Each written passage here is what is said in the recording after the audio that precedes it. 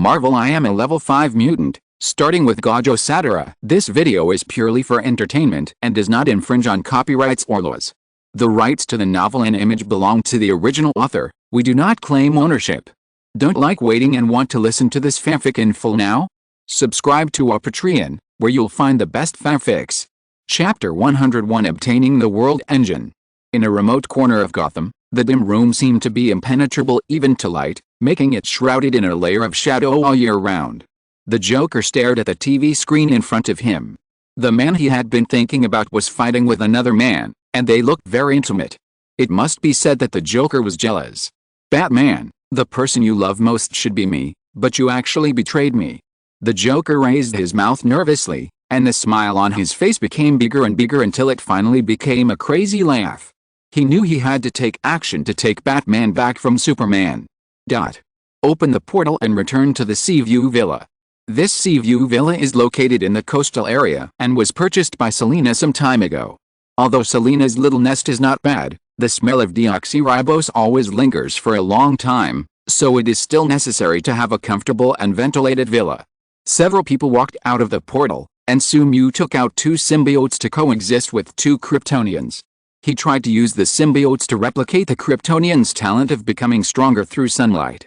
The Kryptonians' talents are extremely unscientific. They can grow to the point where they can push a planet just by being exposed to sunlight. Even the current level 5 energy absorption cannot do this.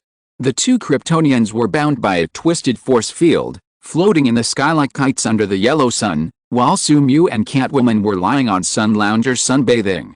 A steady stream of energy was generated in the Kryptonian's body and then absorbed by Sumu using energy absorption. The energy in his body finally began to increase steadily. Fyra stared at the Earthling in front of her. It stands to reason that her physical fitness would become stronger and stronger under the sunlight, but at this time she was getting weaker and weaker. The energy that had just been generated in her body disappeared instantly without a trace. Fyra knew that this was because the energy generated in her body was absorbed by the man in front of her. She tried to find out some information about the enemy. The enemy this time was too powerful.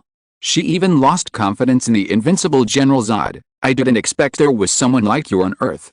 Sumu took a sip of the precious red wine, then said lazily, "Of course, there are other powerful beings besides me, such as Martian Hunter or Thunder Shazam. These are extremely powerful warriors."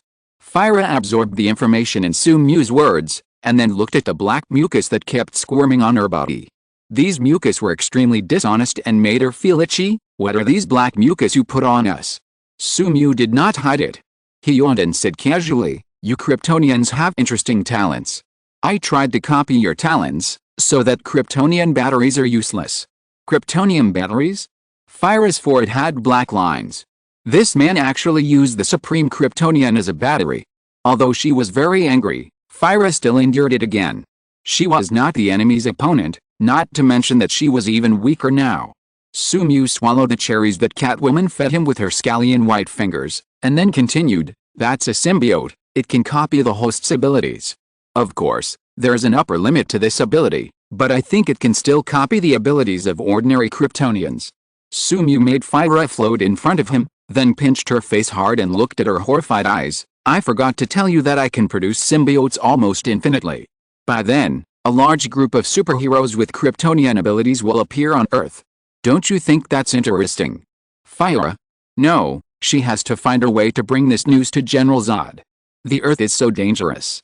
Let's invade other planets.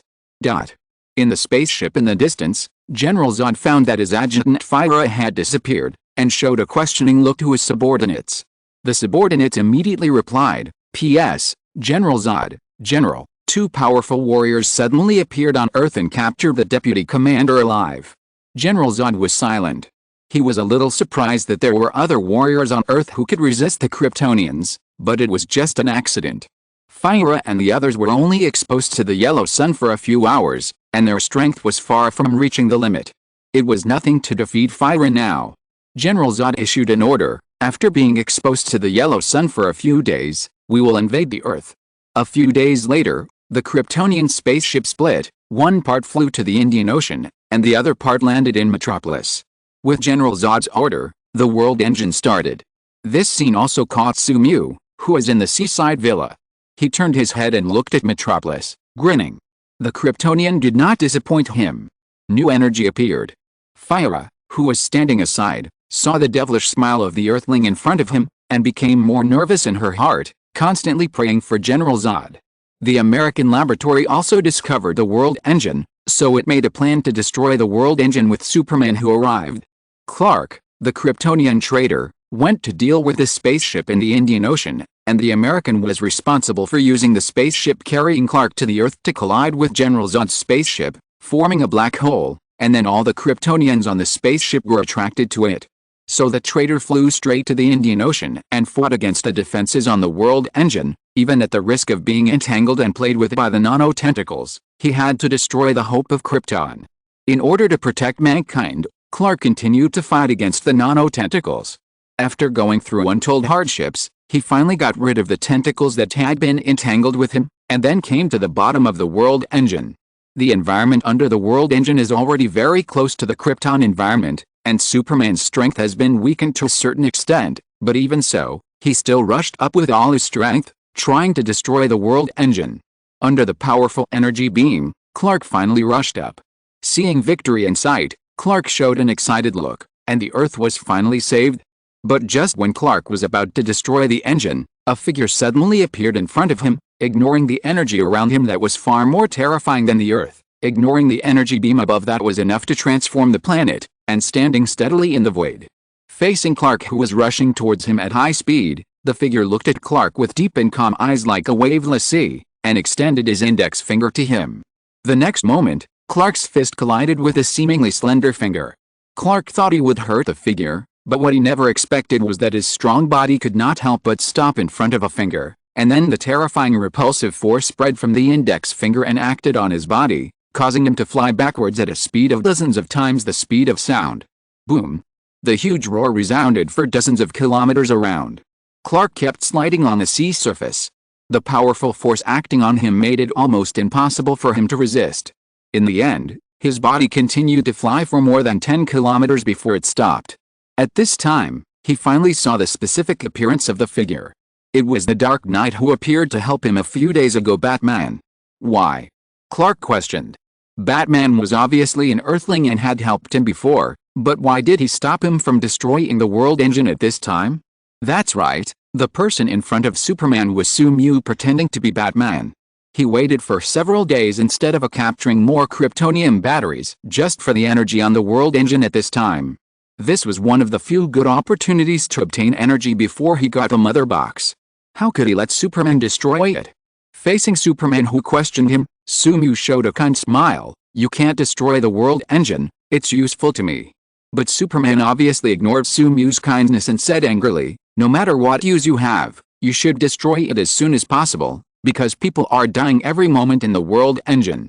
Sumu laughed and then casually said, don't worry, I will stop it.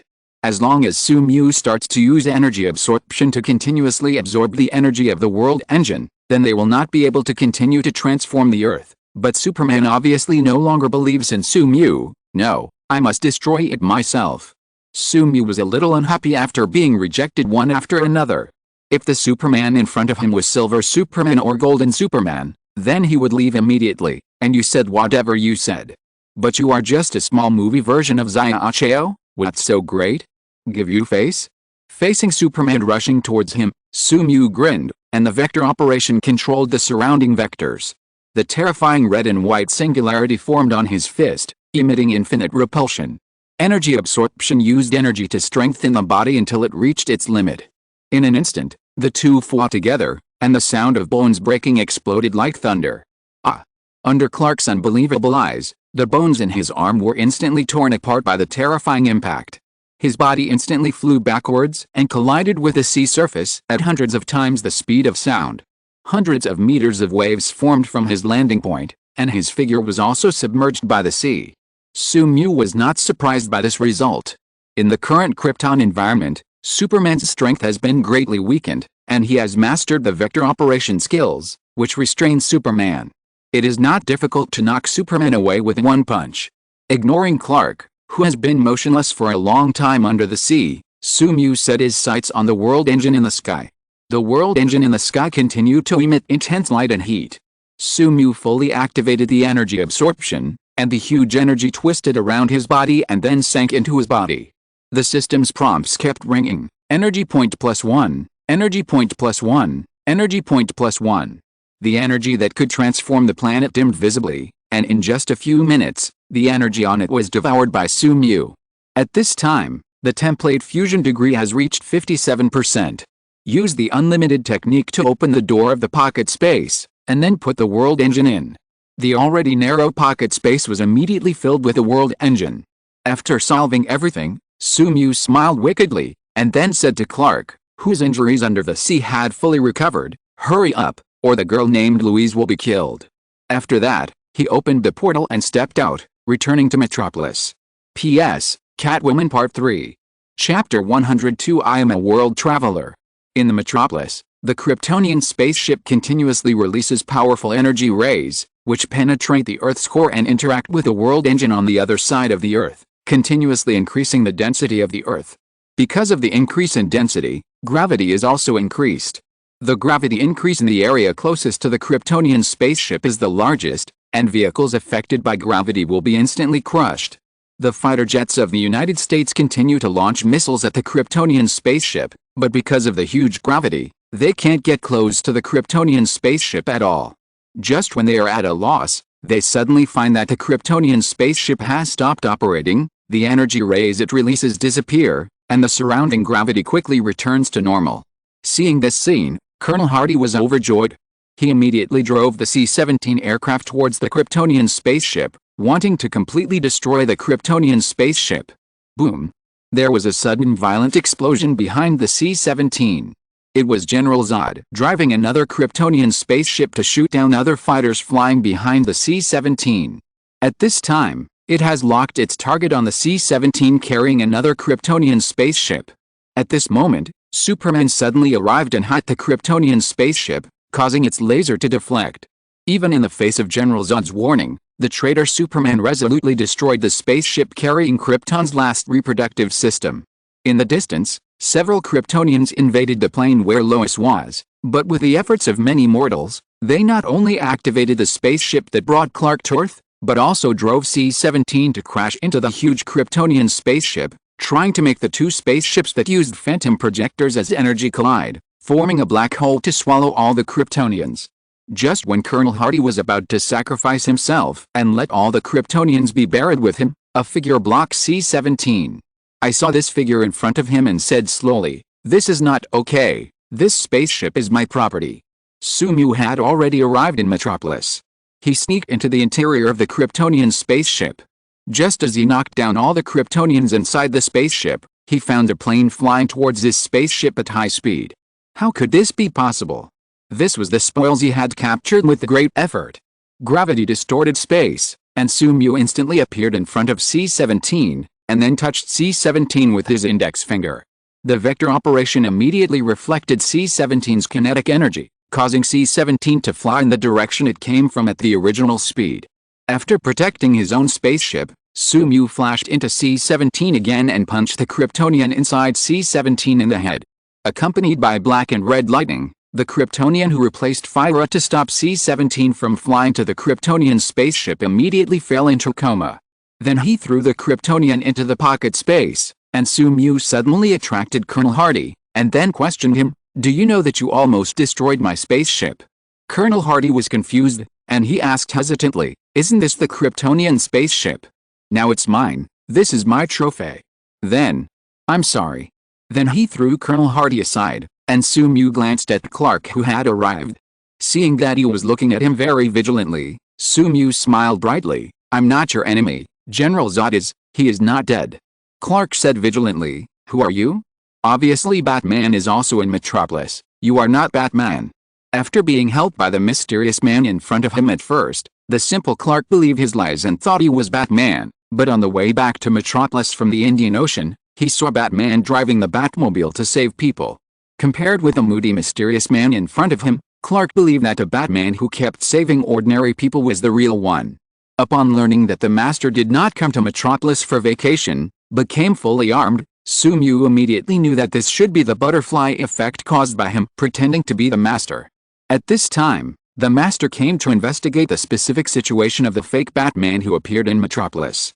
Sumu pinched the beard on his chin, then coughed, lowered his voice and said to Superman in a deep voice, "Ahem, you found me, but I am indeed Batman, but not a Batman of this universe.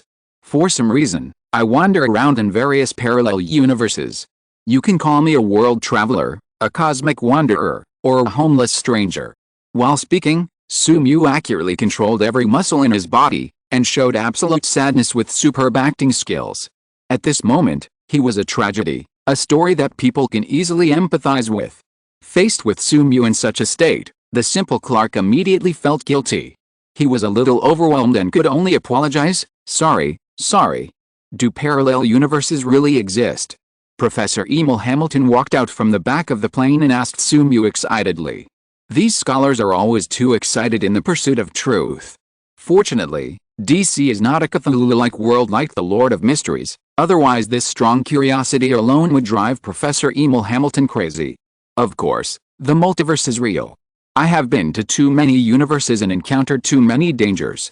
The environment of your universe is relatively friendly and still alive, while many universes have completely lost their vitality, such as the zombie universe where all living beings have become zombies that only know how to devour flesh and blood, or the dark universe where all superheroes have been slaughtered and the world has fallen into chaos.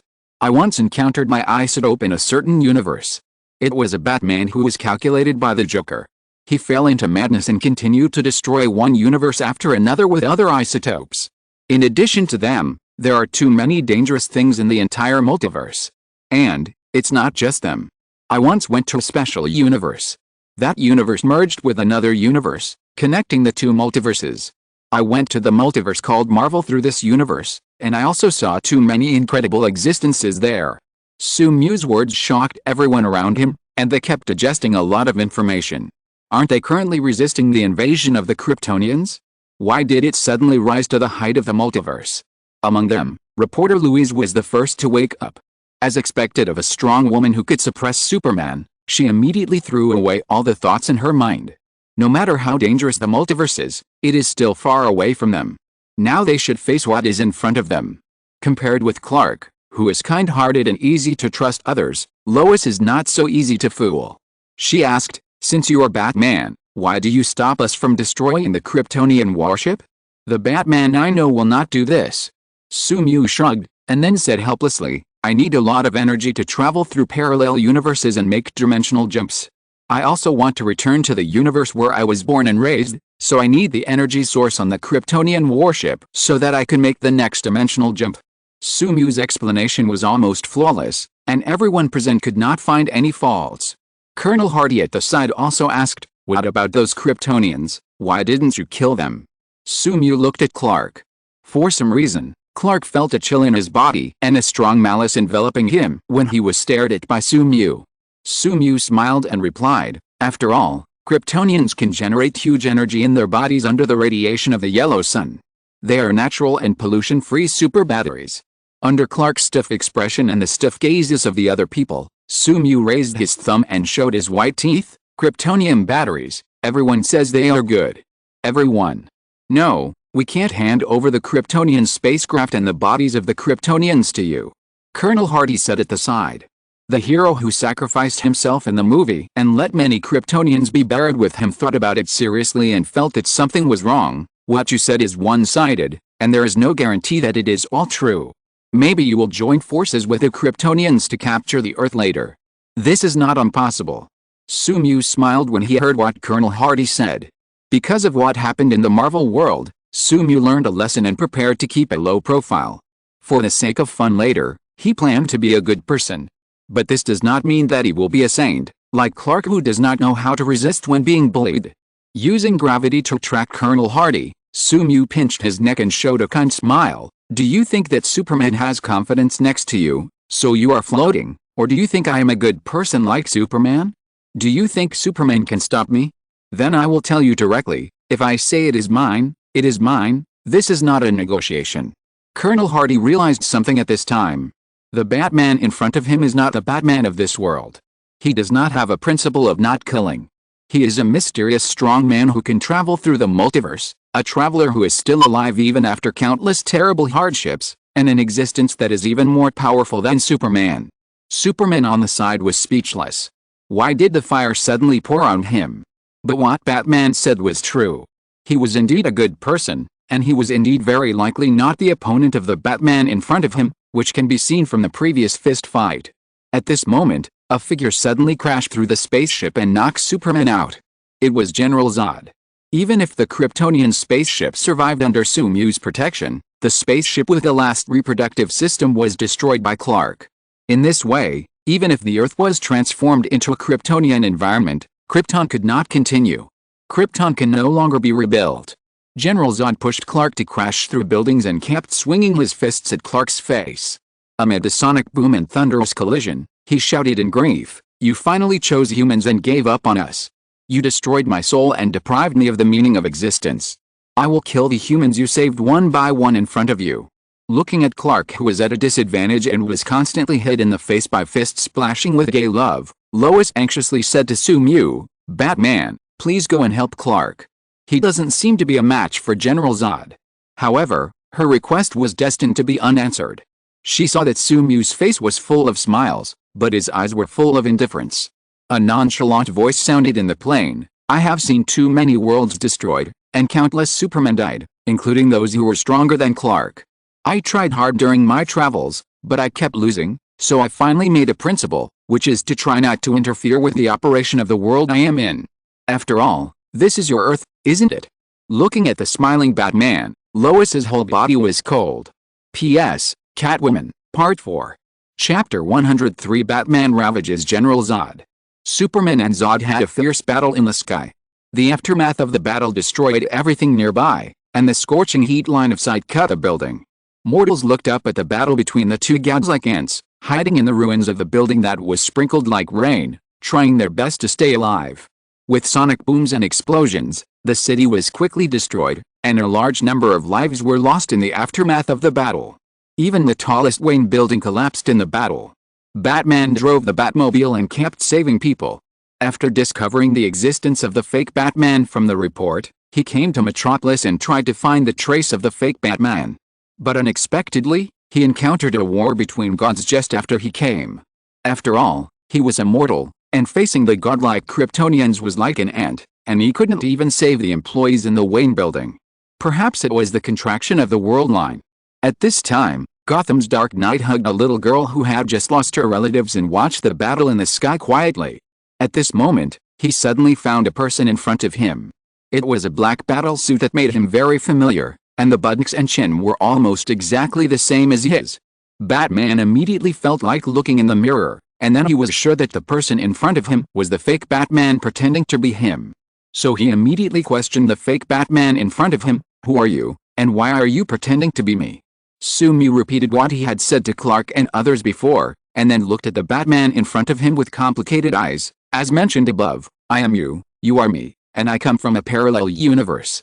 Faced with Sumyu's words, the suspicious Batman did not believe it, and Sumyu did not want Batman to believe it immediately.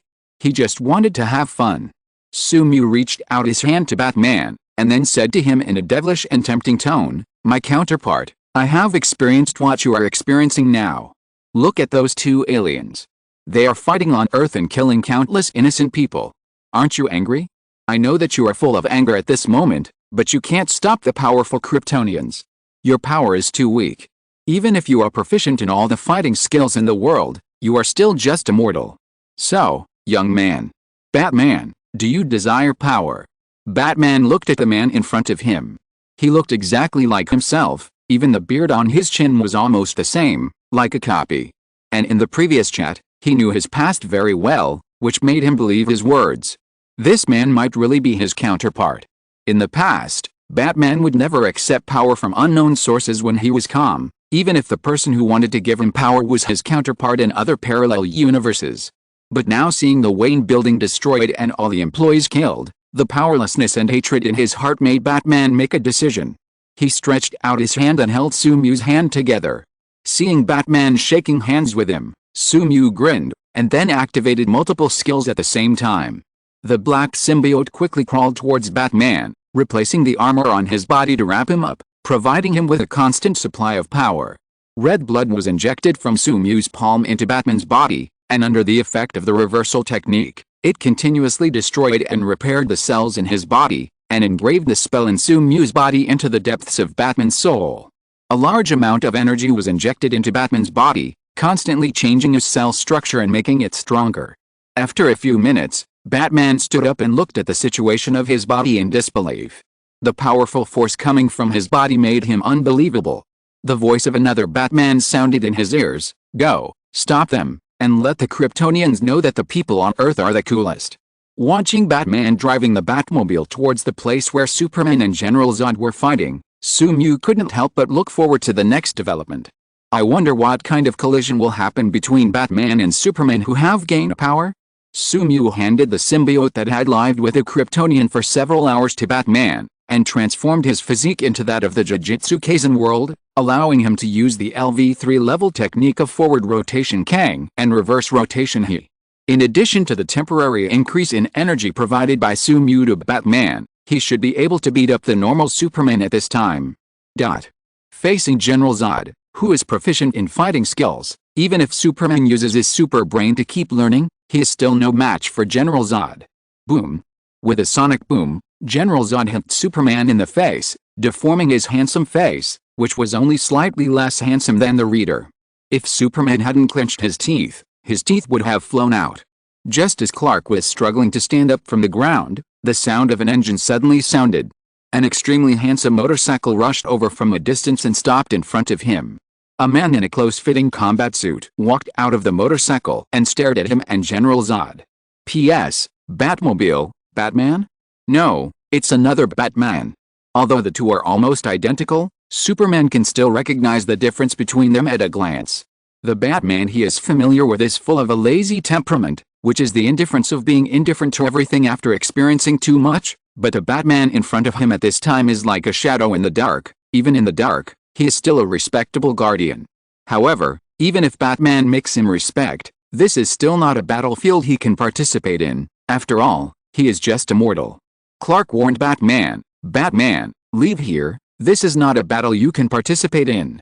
Hearing Superman's warning, Batman set his eyes on him. Although he understood Superman's good intentions, his heart was still full of anger. It was anger for the hundreds of Wayne Group employees who died, anger for the destroyed Metropolis, and anger for the thousands of ordinary people who were affected by the battle between the two Kryptonians and died. At this time, the accumulated anger in his heart finally broke out. Do you think you are so high and mighty that you can deprive others of their lives at will and do whatever you want without regard for the law? Do you think that others are too weak, and only those who are also Kryptonians can be called opponents? No, I tell you that this is not the case. You have killed thousands of innocent people, and now it is time for you to pay your debts. Clark noticed that Batman was not on the right state at this time.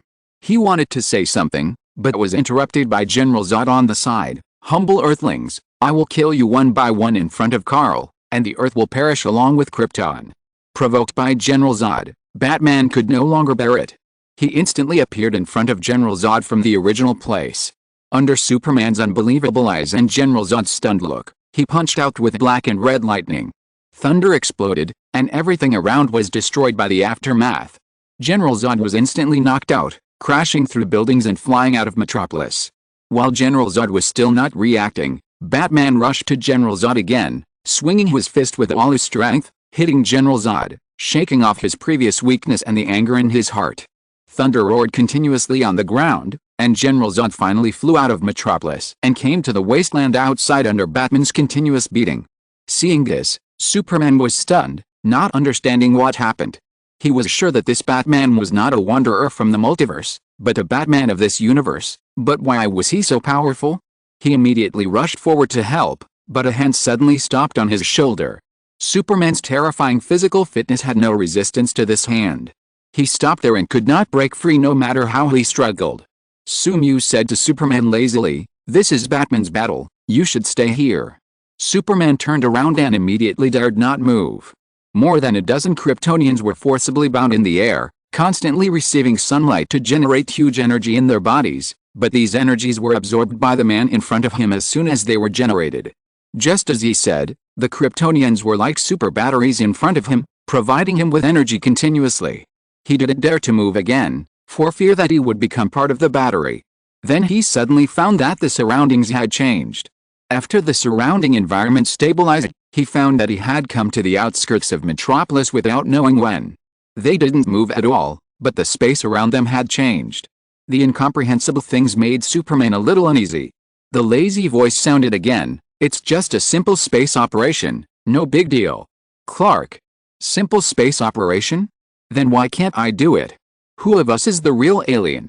After a small pretense, Sumu felt refreshed, and then took out a bottle of happy water from his pocket space and drank it, while enjoying the battle in front of him.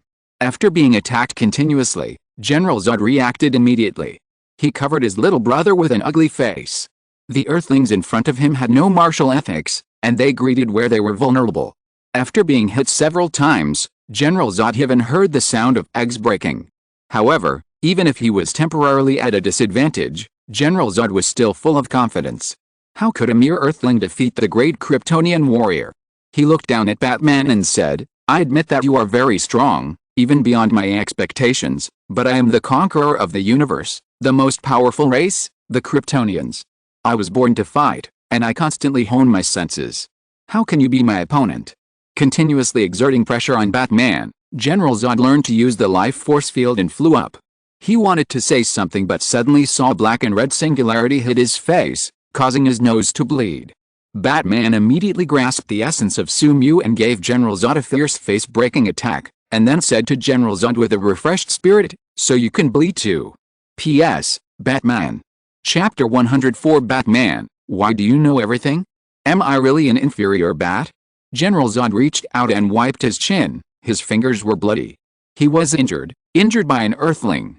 The demise of Krypton and the defeat in the battle made General Zod completely lose his mind. He roared, "Who do you think I am? I was born to protect Krypton. I have the strongest fighting genes. How can you, a backward native of Earth, be my opponent?" Batman did not answer, but rushed towards General Zod again. He had extremely rich combat experience and soon fully adapted to the current power, and combined repulsion and gravity to play new tricks. Under the increase of repulsion and gravity, Batman relied on his physical fitness that was not inferior to General Zod to gain the upper hands in the battle. When the peak fighting techniques of Krypton and Earth collided, Earth still won. As expected of DC's own son, even if it was not a direct fight, but only some information was mastered through observation before, Batman still made various plans against General Zod. Every time they fought, Batman used repulsion and gravity to make General Zod lose his balance. Black, red and blue kept flashing, and his superb fighting skills were pleasing to the eye. Although Batman did not have 6 eyes, he still managed to operate energy extremely accurately. This might be the charm of the master. Superman and Sumu watched the battle from the sky. Seeing that General Zod was completely suppressed by Batman, Superman was quite shocked.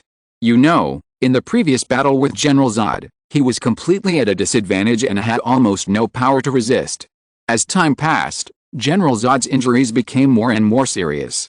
Even if the radiation from the yellow sun continued to replenish his energy, it was far from reaching the speed of consumption. When he was hit in the head again, he could no longer resist and was knocked out, lying in a depression of dozens of meters and no longer moving. Batman rushed up and wanted to give General Zod the final blow. He hated Zod so much now and wanted to kill him and let him be buried with the people who died in the Black Zero incident. When Batman's fist was about to hit Zod, a figure appeared in front of him and easily took his attack. Sumu teleported in front of General Zod and blocked Batman's attack. Facing Batman's puzzled look, he explained, "I need them to provide me with energy." Reason prevailed again. Considering that his strength was given by the Traveler Bat, Batman stopped attacking. He asked Sumu, "What are you going to do with him?" Sumu pointed to the many Kryptonians floating in the air behind him. "This is where he deserves to be, at least until I find a more convenient source of energy." Zod gradually woke up from his coma. Even he could not withstand the continuous punches that broke through dozens of times the speed of sound, and fell into a short coma. After he woke up, he found 2 Batmen talking in front of him, and saw many Kryptonian warriors floating behind one of the Batmen. Through the conversation between Sumu and Batman, General Zod knew Sumu's plan. He said angrily, "How dare you humiliate the powerful Kryptonian warriors? It's better to kill us now, Otherwise we will cruelly kill all humans when we get out of trouble." Facing Zod's cruel words, Sumu grinned. "You don't have this chance." He also placed Zod behind him, broke his limbs like other Kryptonian warriors, and placed a symbiote on him, absorbing the Kryptonian's physique while restraining his movements and blocking his mouth that kept screaming. After a series of operations, General Zod became a pig kept by Sumu like other Kryptonian warriors. Batman was very satisfied when he saw this picture. "This punishment is good, I like it very much." Clark on the side wanted to say something, but finally sighed and said nothing. After connecting the space again, Sumu brought Clark and Batman back to Metropolis from the suburbs in an instant and entered the Kryptonian spaceship, while Catwoman had been waiting inside the Kryptonian spaceship. Looking at this spaceship full of future technology, Sumu was very satisfied with it, but because he did not know how to control the spaceship, he released Fyra from the pocket space and asked her how to operate the Kryptonian spaceship. At first, Fyra was very resistant. Even after Sumu controlled the symbiote attached to her and punished her well, she still gritted her teeth and refused to cooperate with a flushed face. He didn't even know if it was Sumu's illusion. He always felt that Fyra's eyes were full of expectations. After that, no matter how Sumu tortured Fyra, this woman still didn't want to cooperate. She looked like she was enjoying it. How could Sumu dare it? He suddenly thought of something and opened the system panel. Infinite Void LV3, 978. 1000, pull the opponent into the inner side of the Limitless, force the opponent's brain to repeat perception and conduction countless times in order to stay alive, generate a lot of invalid information, make the brain lose function, and can only stand and wait to die. Only those who are touched by the host are not affected. Because he prefers the feeling of crushing with fists and flesh, and has the mind gem, Sumu rarely uses the field expansion, and Infinite Void has become one of the lowest level skills in Gojo Satoru's template. However, in intermittent use, Infinite Void still reached the level of LV3. Compared with before, the LV3 Infinite Void only increases the coverage distance, expanding the initial coverage distance from 200 meters around to 5,000 meters. At this time, Infinite Void is about to be upgraded. Sumu judged intuitively that the upgraded Infinite Void may be able to solve her current problem. Sumu did not hesitate. With the support of the vast amount of energy in his body, he continued to use the Infinite Void that only covered himself. The experience value of the Infinite Void continued to increase, and soon upgraded. Infinite Void Experience +1, Infinite Void LV4, 1/5000, pull the opponent into the inner side of the Limitless, forcing the opponent's brain to repeat perception and conduction countless times in order to stay alive, generating a large amount of invalid information, making the brain lose function, and can only stand and wait to die. The host can finally control the Infinite Void, accurately lock the target, and can extract the memory in the target's mind and implant the memory. The LV4 Infinite Void surpassed Gojo Satoru's Infinite Void and reached a new realm. First of all, the range of action has been expanded from 5,000 meters to 20,000 meters, that is, a range of 20 kilometers. This range is a radius rather than a diameter. This also means that if Sumu stands inside a small country, he can even destroy a country in an instant. Secondly, the operability of the Infinite Void has been improved. The original Infinite Void could only exempt the target that was in direct contact with Sumu from the influence of the Infinite Void. In addition, all creatures within the scope of the domain will be affected by the Infinite Void and pulled into the inner side without a lower limit. Even friendly forces are no exception. Now the Infinite Void can accurately lock the target to prevent innocent people from being harmed. Finally, the Infinite Void has added a very powerful ability, that is, Sumu can use the Infinite Void to obtain memories from the minds of targets within the range, or implant some memories into the memories of others. This ability makes up for Sumu's shortcomings in the spiritual field and can perfectly solve the problems he is facing now. Sumu immediately used the Infinite Void to extract the memories from Fyra's mind. While obtaining the method of using the Arc II, Sumu also discovered that although Fyra looked very serious, she was actually a Daoem deep in her heart. She was very eager to be fixed by the symbiote, which made Sumu very speechless. However, he would not abandon a good tool person because of this, so he implanted the memory of loyalty to him in Fyra's mind, and then released Fyra's control. As soon as Fyra landed, she said to Sumu respectfully with a rosy face, "Sir, I will start the temple I immediately." Catwoman, Carrick and Batman on the side looked at this scene in confusion. In their eyes, The symbiote on Fyra's body kept squirming, and then Fyra showed a weird look, but still did not surrender. After that, Sumu closed his eyes and concentrated, and soon made a weird gesture. Fyra surrendered immediately, and was extremely respectful to Sumu like a tamed Xiugu. Finally, it was Batman who asked Sumu, "Batman the Traveler, what did you just do? Why did this Kryptonian suddenly obey your orders?" Sumu glanced at Batman with disdain, and then said as a matter of course, "Everyone who has been Batman knows that in addition to the physical fitness that can easily defeat Superman, the waist strength that can last for months, and the handsome face, Batman must also have the ability of mind control. Don't you think so, Mr. Wayne?" "Batman. How could I not know? Well, you have been to the multiverse, you are awesome, whatever you say is true." Batman fell into deep self-doubt. Could it be that I am really just an inferior bat? Even Clark on the side looked at Batman with sympathy, and couldn't help worrying about himself. Batman is an inferior bat, then what about me? Would I also be an inferior Superman? Sumu took out the world engine obtained from the Indian Ocean from the pocket space, and then reassembled it with the arc II. He was about to drive the newly received car to outer space for a stroll, but suddenly found that several armed helicopters blocked his way. With a little perception through the 6 eyes, the smile on Sumu's mouth gradually turned cold, and at this time a broadcast came from the outside. "Attention, the few people in the spaceship, hand over the Krypton spaceship immediately and surrender. This spaceship is the spoils of war of the United States and now belongs to the United States." Batman and Superman's faces changed drastically. Even though they had only been together for a short time, they still understood what kind of person the Traveler Bat was. Traveler Batman is usually a kind person. Marvel America is crying, but he is not a saint. He has his own principles, and he is the kind of person who will not offend others if others do not offend me. And if someone breaks his bottom line, then he will definitely be more terrifying than the cruel Kryptonians. And with his strength, he is also a monster that is far more terrifying than the Kryptonians. At this time, the official behavior of the United States has obviously touched the bottom line of the Traveler Bat. P.S. Catwoman Part 5. Chapter 105. The field expands into infinite space. Before Superman and Batman could react, Sumu stepped out and looked at the several combat helicopters in front of him with sarcasm. "You want the Kryptonian spaceship?" he said lightly. Seeing Batman appear in front of the helicopter in an instant, many soldiers immediately became alert, and all kinds of weapons were aimed at Batman at the same time, and they would attack directly if he made the slightest movement. They already knew Batman's strength from the previous battle, but even so, they still rushed over bravely, because they knew that Batman was a superhero, a non-killer, and did not kill criminals, let alone the just army. An officer used the loudspeaker to speak to Sumu. "It's not that we want the Kryptonian spaceship, but the Kryptonian spaceship originally belongs to us.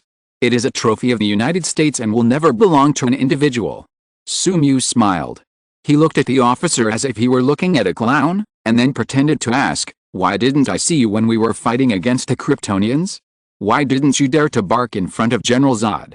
Without waiting for the officer to explain, Sumu continued, "Oh, needless to say, I understand. It's because they will kill you, just like pinching an ant to death, or even easier than pinching an ant to death. Then why do you dare to be so presumptuous in front of me?" "There is no need to answer. I also know, because I am a superhero, the Batman who does not kill, the guardian of kindness in my heart." The officer gradually developed a bad premonition. The Batman in front of him seemed different from the Batman he was familiar with. At this time, the communicator sounded, and Colonel Hardy warned in an urgent tone, "Leave quickly, interrupt the mission. This Batman is not the Batman of this universe, he is from a parallel universe. Therefore, we are not sure whether he is still a kind-hearted superhero, nor are we sure whether he still abides by the principle of not killing. But we can be sure that this Batman is terribly strong." However, Colonel Hardy's warning was a step late, and the commander murmured, "It's too late." In front of him, Batman made a weird pre-seal, with his slender middle finger wrapped around his index finger, and black and red lightning continued to burst around Batman. The harvester from the night said coldly, "But I am different. What a bullshit principle of not killing? I can help you repel the Kryptonians, but this is my kindness, my gift, but it is definitely not an excuse for you to be arrogant." Endless energy bloomed from Sumu's body and spread to the distance at a speed faster than the speed of light. The field enfolded the infinite space, The area within a radius of 20 kilometers with him as the center was covered by the infinite void. The entire metropolis was almost completely covered by the infinite void. With the help of the six eyes, Sumu quickly identified the target and marked all the soldiers in uniform in the area as the attack targets of the infinite void. The next moment, they were pulled into the inner side of the limitless void. In order to stay alive, the brain repeated perception and conduction countless times, generating a large amount of invalid information. The whole person knew everything, but could not do anything. How sad. After a while, the infinite void was retracted, and all the soldiers in the metropolis fell into coma. The helicopter flying in the air immediately fell downwards without the pilot's control, but was lifted up by Superman, who arrived later and placed on the ground. Batman and Superman looked at the soldiers who were in a coma, and they were hesitant to speak. Finally, they asked Sumu what happened to them. After dealing with all the American soldiers, Sumu was refreshed. Hearing the two people's questions, he said nonchalantly, "Don't worry, they are not in danger of life. It's just that there are too many useless information in the brain, so they are in a coma for a short time. It only takes a moment to return to normal." Superman breathed a sigh of relief. It's good that there is no danger of life. But Batman thought more than the simple Superman. He knew that his counterpart would never let go of these soldiers who offended him so easily. He thought for a moment and finally found the problem. Then how long will they be in a coma? Not long, just a few hundred years, and they will wake up after hundreds of years. Sumu grinned at Batman. It's really not long. For Batman, who can live forever, it's just a blink of an eye. Don't you think so, Wayne? Batman. WTF. Are the Batmen in other universes really like this? They can live forever, have powers beyond Superman, and master all kinds of incredible skills? But he had only seen one Batman, Sumu, so he could only believe his words and thought that he was just an inferior bat? Putting aside his unwillingness for the time being, Batman began to think about the current situation. These soldiers are not dead, but there is no difference between them and death. They don't have Batman. They don't have the eternal life of Traveler Batman. They will sleep in the rest of their lives until they die. After dealing with all the soldiers in Metropolis in one breath, Sumu returned to the Seaview Villa, using the Kryptonium battery to absorb energy while adapting to the energy environment of DC. After the Black Zero incident, there were 4 more gods on Earth and the world, namely Traveler Bat, Superman, Batman and Catwoman. Everyone knows that the Traveler Bat from the parallel universe is the real god on Earth. While continuing to stir the glutinous rice, splashing water, he watched the news report on TV. The reporter on the news was no longer Mr. Eddie Brock, whom Sumu was familiar with, but a strange reporter. He was interviewing a military general. "General, what do you think of the 4 gods on Earth?" The general showed a formulaic kind smile and said in a sonorous tone, "Traveler Bat, Superman, Batman and Catwoman are all well-deserved superheroes. They helped the Earth defeat Krypton in the Black Zero incident and protected the Earth from being colonized in the future. Among them, Traveler Batman is the strongest god on Earth and the kindest hero. He made the greatest contribution in the Black Zero incident and was the absolute main force. He is the eternal friend of the American Empire." At this moment, among the crowd watching the interview below, a middle-aged man suddenly said, "But I heard that Traveler Bat used some kind of witchcraft to put all the soldiers in the metropolis into deep sleep, and they could not be woken up no matter what. They are like vegetative people, sleeping soundly and unable to wake up. I don't know how long this state will last. It may be a lifetime." The unexpected situation suddenly caused the reporters to panic, but the general remained calm. He said to the camera with an infectious and friendly smile, "This is a false news. I don't know who or which terrorist organization spread this news wantonly, but for the honor of Traveler Bat and the honor of our friends in the United States, we will definitely arrest the source of the false news. Traveler Bat is a kind person. How could he do such a thing? The reason why the soldiers fell asleep is that the despicable Kryptonians used a consciousness bomb at the moment of failure. This bomb identified the soldiers who could threaten them and put them into deep sleep. But please rest assured, these soldiers have been traumatized for the safety of the Earth, and the country will not ignore them. During their sleep, all their treatment expenses will be borne by the country, and we have been studying their symptoms and will solve their problems as soon as possible to wake these heroes up again." The general made a confident guarantee, just like it was true, and applause from the audience immediately rang out below. After watching the interview, Sumu expressed disdain. When he's hurt, he becomes a lapdog and wags his tail to please you. This is the style of an old gangster. And those soldiers can't wake up. The excessive information has completely destroyed their brains. Now they are no different from vegetative people. Even if they wake up with their brains repaired, they are just idiots without any memory. Turn off the TV and continue to fiddle with glutinous rice. At the same time, Sumu continues to adapt to the energy of the DC multiverse. Suddenly, he showed a happy smile. Catwoman saw this scene, covered his face with her slippery little hands, and asked in a delicate voice, "What's wrong, Master? Is there anything happy?" Sumu smiled and said, "There's something happy. One of my abilities has completely adapted to the energy of this universe. The plan can be changed. We don't have to go to the sea to play dirty play. We will go to Paradise Island to visit the legendary Amazon warriors." Amazon. Catwoman said intermittently. "Yes, they are powerful female warriors created by the gods, living on Paradise Island created by Zeus, the king of the Olympian gods. Because of the blessing of magic, they are immortal, and there are magical protective positions around Paradise Island, making it impossible for humans to observe the existence of the island. Over the long years, they have inherited a mission to guard a supreme artifact in Paradise Island, the Mother Box, which is also our goal. The Mother Box must be very important to them. What if they don't want to hand it over to us? Don't worry, they will hand it over to us obediently." Sumu is very confident about this. Both the overwhelming force and the infinite space can easily do this. After using energy absorption to continuously adapt to the DC environment, the portal and other abilities have been fully restored.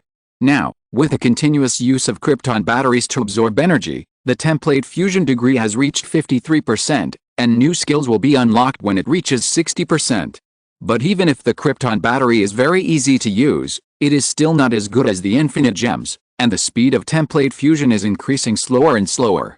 At this time, the portal is restored, and Sumu can easily find Paradise Island to obtain the Mother Box. The speed of improving the template fusion degree will increase instead of decrease. Without much hesitation, Sumu directly opened the portal and stepped out to the wet seaside. And in front of him is the legendary Paradise Island. P.S. Amazon Warrior. Chapter 106 Recovering the Amazons. Paradise Island was created by Zeus, not formed naturally. It is surrounded by a magical protective field. While hiding the traces of Paradise Island, it also isolates the external environmental pollution and protects the ecology of Paradise Island. Under the blue sky, Sumu and Catwoman stepped on the clean and delicate beach, taking in everything in front of them. It was an island covered with green grass, on which stood many towering peaks. An ancient city hovered on the peaks, and the green grass on its walls told of the long years.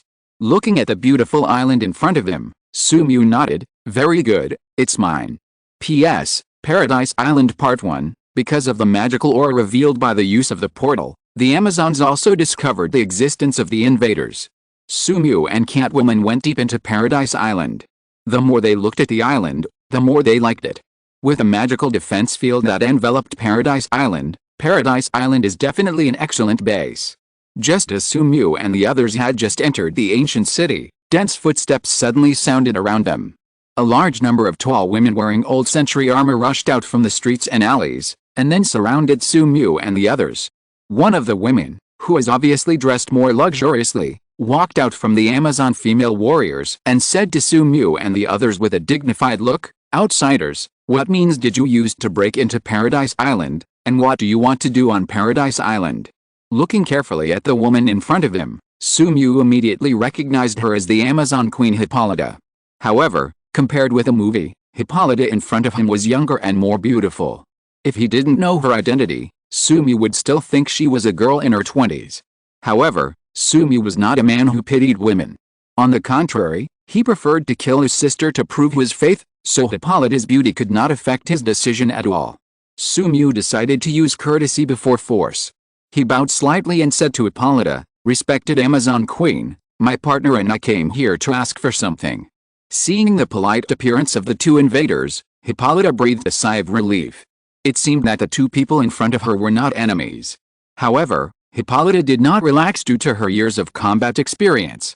She still maintained her dignity and said calmly, "Speak." Sumu showed a warm smile and said brilliantly, Please hand over the mother box to me and I will protect it. When many Amazon female warriors changed their expressions and wanted to attack Sumu, Sumu immediately said, "Soon, Steppenwolf will invade the Earth, trying to collect 3 mother boxes and open a space channel to help Darkseid conquer the Earth. Steppenwolf is extremely powerful. You cannot protect the mother box with your strength, so I should keep the mother box for you." Many Amazon warriors looked horrified. They stopped attacking and set their sights on Hippolyta.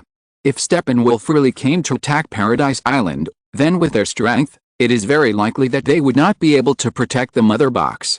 Hippolyta looked at Sumu with a serious expression and asked, "Where did you get this information?" Sumu replied, "I have the ability to predict the future. This is what I saw some time ago. I saw the birth of Doomsday, the death of Superman, the rise of the Justice League, the attack of Steppenwolf, and the countless deaths of Amazon warriors and the final end of the Earth being ruled." Hippolyta was silent. She was persuaded by Sumu and believed his words a little. But even so, she still rejected Sumu's proposal. "Even if I believe in your prophecy, I still can't give the mother box to you. The mother box is too important. It is related to the future of the Earth. Why do you think that the two of you are more powerful than the entire Amazon tribe?" Unexpectedly, they still needed to prove their force after going around in circles. Sumu grinned, "You can try." The surroundings suddenly became silent. Sumu was still smiling and looked very kind, but they instinctively found the difference. That was the pressure from the unknown, the body's instinctive fear of the strong. Their senses were more acute than those of mortals. Their keen senses made them aware of danger, so that their bodies trembled uncontrollably. Among them, Hippolyta, who was the most sensitive, noticed more. The invader in front of him did not seem to be as kind as he appeared, and his purpose was not as simple as he appeared. Hippolyta said in a deep voice, "Then it will be as you wish." After Hippolyta gave the order, many Amazon female warriors attacked Sumu. The rain of arrows fell on Sumu, but before they could get close to him, they stopped 5 meters in front of him. Sumu walked towards Hippolyta calmly. Seeing this, the other Amazon female warriors launched more fierce attacks on him, but these arrows that could easily tear gold and stone also stopped 5 meters in front of Sumu. Seeing this, Hippolyta personally bent her bow and attacked Sumu. The bowstring was full, and in the piercing roar, the arrow shot broke through the sound barrier and flew towards Sumu at a high speed. However, even the arrow shot by Hippolyta herself stopped within 5 meters of Sumu and could not move forward. Looking at Sumu, who had already walked in front of her, Hippolyta said solemnly, "What did you do?" Sumu smiled and said, "It's just a little trick of manipulating space, not worth mentioning. Now you can give me the mother box, right?" Hippolyta was silent. The man in front of her was more powerful than she could imagine. Just a special ability was enough to crush Paradise Island. It would be safer to give him the mother box. But she still had concerns, and after thinking for a while, she said, "I can give you the mother box, but since I'm not sure if you are an accomplice of Steppenwolf, I can't let you go. In the next period of time, you can live on Paradise Island and stay around the mother box to closely monitor it." Sumu nodded slightly, and then continued to ask, "Then there is one last question." Hippolyta looked at Sumu, waiting for him to continue asking questions. But suddenly, her face changed drastically, and thunder exploded beside the man in front of her, destroying the rocks under his feet, and endless energy spread outward, covering him like a flame. Then, the devil asked a question, "Respected Queen of Amazon, I like this island very much, I wonder if you can give it to me." Hippolyta. The Amazon female warriors. "Sorry, did I hear it wrong?" Hippolyta took a step back involuntarily, and then asked Sumu again, but she still got the same answer. "You didn't hear it wrong, I like this island very much, so it's mine." The devil removed his disguise and issued orders to Hippolyta indifferently, with a condescending and matter-of-fact tone. Hippolyta immediately stepped back, away from the man in front of her, and said to the many Amazon female warriors behind her, "Send a distress signal to Diana, and attack the man in front of you. He is definitely not a good person, and he is likely to be an accomplice of Steppenwolf." Many arrows shot at Sumu again, but just like before, the rain of arrows couldn't even get close to Sumu, let alone hurt him. Glancing at the rain of arrows around him, Sumu grinned and made the pre-seal of the infinite void. The next moment, the invisible domain expanded rapidly until it completely covered the entire Paradise Island. Domain expansion, infinite void. After being covered by the infinite void, all the Amazon warriors except Hippolyta stopped attacking. As a large number of false memories poured into their minds, their eyes gradually changed. After a while, under Hippolyta's incredulous and desperate eyes, all the Amazon warriors knelt on one knee and said to the devil together, "Master." Under the kneeling of many Amazon warriors, Sumu smiled at Hippolyta and said, "Respected Queen of Amazon, you don't want to see these beautiful Amazon warriors get hurt, right?" Sumu left Hippolyta with a bad taste, but did not change her mind. At this time, she was desperate and helpless. Even when she was enslaved by Hercules before, she was not as desperate as she is now. What happened? Is this world crazy or am I crazy? Why did all the warriors suddenly kneel on one knee to the man in front of them and call him master? Looking around, the sisters in the past stared at her coldly, and there was no respect in their eyes, only indifference. What did you do?" Hippolyta asked Sumu in a trembling voice. However, Sumu obviously did not mean to answer her at this time. Instead, he reached forward and pinched her mouth hard, and then continued, "This is not what I want to hear." Hippolyta understood what she meant. This was to humiliate her, but for the lives of other Amazon warriors, she had to let him humiliate her. Hippolyta trembled and said, "Master." P.S. Hippolyta, Sumu nodded with satisfaction, and the evil taste in his heart was satisfied. After recaptured the Amazons, Sumu, led by Hippolyta and others, quickly came to the location of the mother box. Sumu and others stopped in an ancient palace. At this time, a crimson cube floated in the air in front of Sumu. In the perception of the six eyes, powerful energy continued to spread outward from the cube, but was intercepted by the mysterious runes engraved on the walls around it, and could not release a single bit to the outside world. P.S. Mother Box, Part 1. This is the Mother Box, an extremely powerful artifact that possesses but is not limited to energy transfer, gravity control, telepathy, instant transmission and other abilities. It is a powerful artifact that DC can use to match Marvel's Infinity Stones. Sumu slowly walked towards the Mother Box and reached out to touch it. But the Mother Box obviously rejected his touch, trembling constantly and releasing repulsive force to prevent Sumu from contacting him. Hippolyta behind him quietly prepared to watch Sumu's ugly appearance. Even though Sumu was very powerful, she still didn't think that Sumu could forcibly control the Mother Box. However, she suddenly saw Sumu suddenly reach out, ignoring the terrifying repulsive force released by the Mother Box, and forcibly pressed on the Mother Box under the continuous outbreak of black and red thunder. Then a huge amount of energy visible to the naked eye was released on the Mother Box, and then absorbed by Sumu, and the vibration of the Mother Box gradually subsided and stabilized. It was conquered by Sumu. It's the last day of this month, please vote for the monthly ticket! Exclamation mark. Chapter 107 Unlimited Technique Level 5.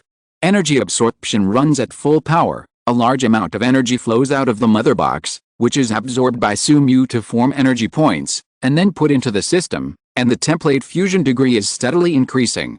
Sumu suppressed the Mother Box forcefully, but he could still sense that the Mother Box was unwilling to give up. It kept trying to break free from his restraints, releasing some signals to the outside, trying to establish a connection with something. Sumu knew that the Mother Box was to connect with the other two Mother Boxes, but under the suppression of the runes engraved on the wall, the Mother Box's attempt could only return in vain. Looking at the Mother Box in his hand, Sumu was thoughtful. Unlike the infinite gems, the Mother Box can still play its due role even if it is taken out of the DC universe. In this way, it can serve as one of the foundations of the embryonic universe. Sumu did it as he thought. He immediately opened the pocket space. The eternal fire and the frost box inside formed the sun and the land. The energy of the two merged under the effect of the barrier to form a higher level energy. This energy is endless. Although the amount is not much, it is also slowly improving the system fusion degree. Sumu put the Mother Box into the pocket space, and then carved more dense runes with the Mother Box as the center. He used the barrier art of the Jujutsu Kaisen world to the extreme, merging the energy of the Mother Box with the energy of the eternal fire and the frost box to form a higher level of energy. With the support of the higher level of energy, the area of the pocket space expanded rapidly, and finally gradually became the size of a town, but even so it still did not stop, it continued to expand. However, when it expanded to halfway, the speed suddenly slowed down. Sumu felt it slightly and found that the level 4 unlimited spell could no longer control such a powerful space. If it was forced to control it, the pocket space would even be at risk of collapse. Sumu's face sank slightly, and he opened the system panel to check the experience value of the unlimited spell now. Unlimited spell level 4, 4856, 5000, interfere with atomic level matter, dominate space. The closer the object is to the user, the slower it will be, and it will never touch the user, and it has partial control over space. Only 100 more experience points are needed to upgrade again, and there is still time. Stay away. He alerted the Amazon warriors and Catwoman behind him. After everyone left, he controlled the pocket space to remain stable while continuously activating the unlimited spell, releasing dense space slashes. The experience of the unlimited spell continued to increase. Unlimited spell experience +1, unlimited spell experience +1, unlimited spell experience +1.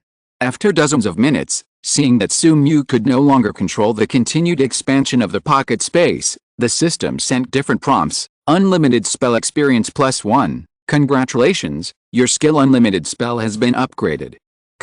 Unlimited spell LV5, 3/20000, interfere with atomic level matter, dominate space. The closer the object is to the user, the slower it will be, and it will never touch the user, and has a very strong ability to manipulate space.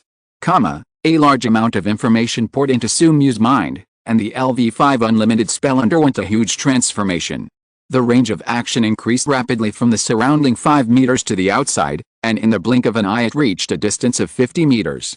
Within 50 meters, Sumu can manipulate space, and the accuracy and power of manipulation have been greatly improved compared to before. If the power of the original space slash can only be used on mortals, it is a mowing skill, then the space slash now can also cause huge damage to enemies like the movie Hulk. In addition, Sumu can even fold the space within 50 meters, or expand the space within 50 meters. This 50-meter range is no longer the traditional 50 meters. Sumu can even expand it to 5,000 meters or 50,000 meters. After the upgrade of the unlimited technique, the space that originally required Sumu to try his best to stabilize was now completely stable, and continued to expand outward under the action of huge amounts of energy. In the blink of an eye, the area of the pocket space surpassed the town and reached the size of a city. At this time, the speed of the pocket space improvement finally slowed down, but it continued until it expanded to a circle with a diameter of 50 kilometers before it completely stopped. Sensing the amazing energy transmitted from the pocket space, Sumu showed a happy face. This energy can already maintain his current needs and keep the template fusion degree increasing at the fastest speed. However, Sumu still had to collect the other 2 mother boxes, not only for energy, but also to complete the pocket universe. Suddenly, Sumu thought of something. Now the pocket space can already accommodate an island, so can Paradise Island be placed in the pocket space to form a floating island like Asgard? Sumu disappeared from the spot in an instant and came to the sky above Paradise Island. In the side of the 6 eyes, an energy shield surrounded Paradise Island, isolating it from the outside world. This is undoubtedly a magical protection position. Fully releasing energy, accompanied by black and red lightning, Sumu unfolded his domain. The next moment, the infinite space completely enveloped Paradise Island, allowing all of Sumu's abilities to act on any area of Paradise Island. Sumu opened a portal in the sky. Just after it was formed, the portal expanded rapidly. When everyone on Paradise Island saw Sumu suddenly disappear from the spot, they immediately went out to look for him. As soon as they walked out of the temple, they saw the rapidly expanding portal in the sky. In a short moment, the portal reached the size of Paradise Island. The desolate space scene revealed inside was like the end of the world, which made all the warriors of Paradise Island panic. Catwoman and Sumu are both people who know each other well, so naturally they know most of Sumu's abilities. She comforted everyone and said, "This is the boss's ability, don't worry." Hearing her words, many Amazon warriors calmed down and looked at the space above them like a sky curtain pressing down on their heads in awe.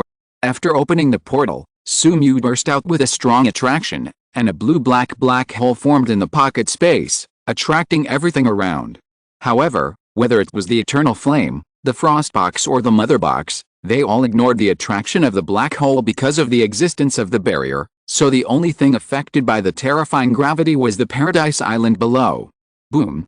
Under the influence of the strong gravity, Paradise Island shook violently, and with a violent roar, Paradise Island and the large area of seawater nearby slowly rose and slowly went to the sky. Sumu used vector operations to control the various forces acting on Paradise Island to prevent it from disintegrating, while using gravity to slowly attract it towards the portal. Amazon warriors and others looked at everything in front of them in disbelief. This godlike action reminded them of Zeus. Even Zeus could not accomplish such an amazing action. It was a power beyond Zeus. The foundation of Paradise Island was completely broken, separated from the Earth, and then entered the pocket space through the transmission channel. When Paradise Island completely entered the pocket space, Sumu immediately retracted the black hole and closed the portal, and also entered the pocket space. Forcibly moving Paradise Island into the pocket space consumed so much that even Sumu could not help but breathe heavily. Most of the energy in his body was consumed, but it was quickly restored with a replenishment of the pocket space. He did not stop, but formed several huge portals under Paradise Island and stabilized these portals. The energy was provided by the pocket space, so that they could be maintained permanently. The sea water flowed out of the portal, and then fell into the sea from the portal above, and this repeated to form tides. Then Sumu engraved the runes again to form a barrier, reflecting the outside sky in the pocket space, forming an illusory image. Sumu stood in the air above Paradise Island and nodded. The environment around Paradise Island was no different from the original one. There was no difference. So this was his base camp, and it was a base camp that he could carry with him. However, there were still a few steps left. For example, he needed to pull over an internet cable. After all, even Kamar Taj could not do without an internet cable, and the same was true for pocket space. After returning to land, Catwoman trotted to Sumu. She and the Amazon warrior had just seen the whole process, and she couldn't help but ask curiously, "Boss, what did you just do?" Hippolyta, who followed Catwoman, also stared at Sumu. Although the environment around Paradise Island was almost the same as the original one, she knew that Paradise Island had definitely undergone a huge change. As the queen of the Amazon, she was eager to know the specific details of this huge change. Putting Paradise Island into the pocket space means that Sumu's world has taken a big step forward and has reached the level of Asgard, so he was in a good mood and explained to the women with a smile, "I moved Paradise Island to this space I opened up a lot of barriers around it to keep Paradise Island running. Now Paradise Island has completely become an independent small world." Catwoman and others looked at Sumu in shock. Even Catwoman, who knew Sumu inside and out, was shocked. She knew that Sumu was very strong, but she didn't expect that he could reach the point of opening up space. This is probably only possible for gods in myths and legends. Unlike Catwoman, Hippolyta, as the Queen of Amazon, has a wider range of knowledge. She knows what opening up space means. This is a great power that even the god King Zeus cannot do. Before building Paradise Island, Zeus also wanted to open up a space for the Amazons to live in, but he couldn't do it and could only choose the magic protection position as a second choice. Obviously, Sumu has now achieved a great power that even Zeus cannot do, plus the terrifying power of lifting an island before, which shows that Sumu's strength has surpassed the god King Zeus.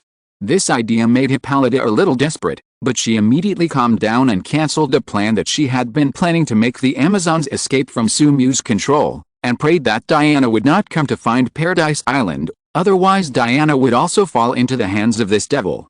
In the following period of time, Sumu built several portals to connect Paradise Island with the outside world, and constantly improved the barrier on Paradise Island.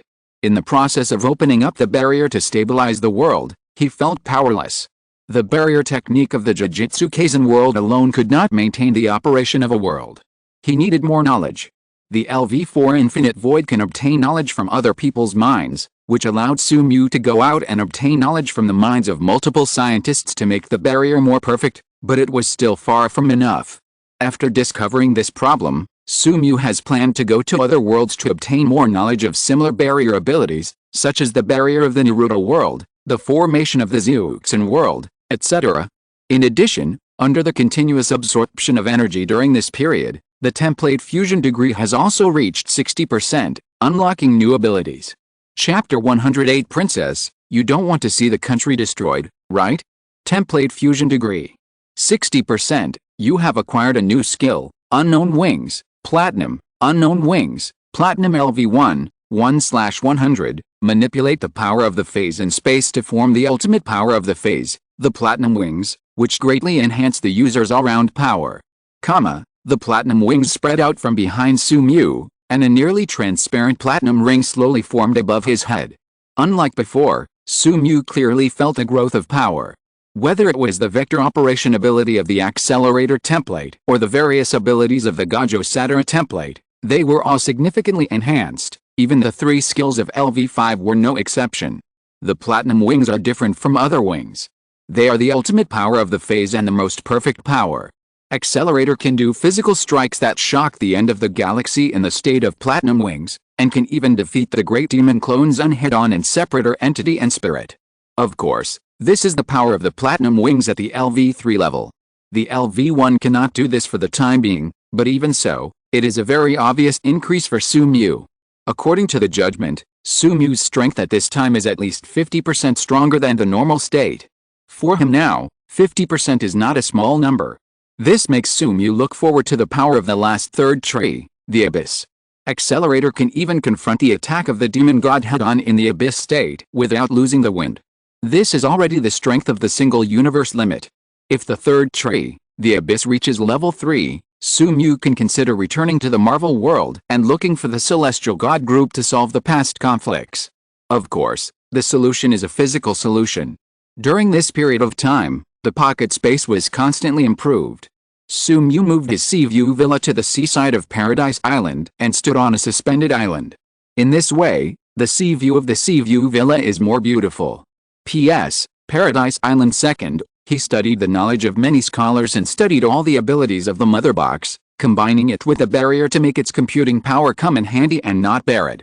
Now all climate changes in the pocket space are controlled by the mother box, just like the real world. The pocket space that has been continuously improved by Sumu can already be called a pocket universe. After sorting out everything, Sumu's strength was greatly improved again, and he was not short of energy for the time being. However, there is no end to the road to becoming stronger. Sumu will not stop until he can punch and kick the author and cross the fourth wall. So he opened the portal directly and went to Atlantis. He was quite interested in those beautiful mermaids. In the Azure Palace, with a futuristic sense of technology, a golden portal opened, destroying the tranquility in the palace. Aquaman's brother, King Orm, looked at the suddenly open portal and the 2 people who walked out of the portal with a surprised expression, but when he found that the visitors were 2 land people, his face immediately became ugly. P.S. King Orm had already had the idea of invading the land at this time. The land people's continuous pollution of the ocean and the killing of marine life completely angered him, so he hated all land creatures very much. At this time, Sumu and Catwoman's arrival undoubtedly ignited the anger in his heart. King Orm held a silver trident, with the tip of the trident pointed directly at Sumu. 2 damn earthlings, dare to break into the core palace of Atlantis, you deserve to die. Guards, kill them. King Orm did not do it himself. They were just 2 humans. Although they mastered some witchcraft, it was still not worth it for him to do it himself. He directly ordered the guards on the side to attack the intruders. The high-tech weapons far surpassed those on the ground were enough to easily kill them. Facing the attacks of many soldiers, Sumu did not react at all. Catwoman on the side could help him solve everything. Sure enough, no matter what form of attack, whether it was energy attack or physical attack, it would be intercepted by the pink tentacles before approaching Sumu. This was the effect of the symbiote on Catwoman. Under the continuous strengthening of Sumu, the nanosymbiote created by Tony Stark has stronger capabilities. While eliminating the will, it has transplanted artificial intelligence and can assist the host in attacking. And under the continuous strengthening of Sumu, the normal nanosymbiote has extremely powerful values, which can be called a little Superman. Catwoman's body instantly broke through the sound barrier. While helping Sumu intercept the attack, she also killed the soldiers who kept shooting at them. The situation was overwhelming, and the soldiers wearing high-tech armor had no power to resist. As for Sumu, he did not pay attention to the battle over there, but focused on the box emitting azure light in front of him. It may be that Atlantis forgot the mission of protecting the mother box, and even placed the mother box casually in the palace without any additional protection measures. But even so, the Atlan Core Palace is one of the safest places in the Kingdom of Atlantis. Except for people like Sumu who have the ability to teleport, It is difficult for others to break through. Put your palm closer to the mother box, and the mother box will also tremble, constantly rejecting Sumyu's approach, but its rejection is always in vain. Sumyu's power is much stronger than hers. Even if it tries its best to resist, it will still be forced by the overlord. The palm touches the mother box, and a large amount of energy is absorbed by Sumyu. The resistance of the mother box gradually weakens. It knows better than humans that since it can't resist, it's better to enjoy it happily. The next moment, the mother box disappeared from Sumyu's hand and appeared in the pocket universe. Sumyu controlled the mother box to place it on the groove left by the door. As soon as the mother box landed on the groove, it reacted with a surrounding enchantment and connected with another mother box in the distance, enhancing the computing power while releasing more powerful energy. This higher level and higher content energy entered Sumyu's body, blended with his body, formed energy points at a faster speed, and then was put into the character template, and the character template fusion degree increased at a faster rate.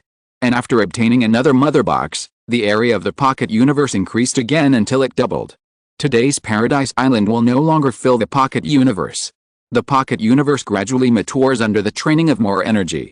After communicating with the paladin and appeasing the Amazon warriors in the pocket universe, Sumyu took back his consciousness from the pocket universe and placed it on the two people fighting on the side. With Catwoman's combat power at this time, she quickly solved the many Atlantis soldiers guarding the palace. Their so-called high-tech weapons could not break through Catwoman's defense at all, let alone cause harm to her. When King Orm saw Catwoman's fighting power, he knew that the Atlantis soldiers around were not her opponents, so he attacked Catwoman himself. However, even with her assistance, Catwoman still defeated all the nearby Atlantis soldiers with her tentacle attack that was in line with Sumyu's essence.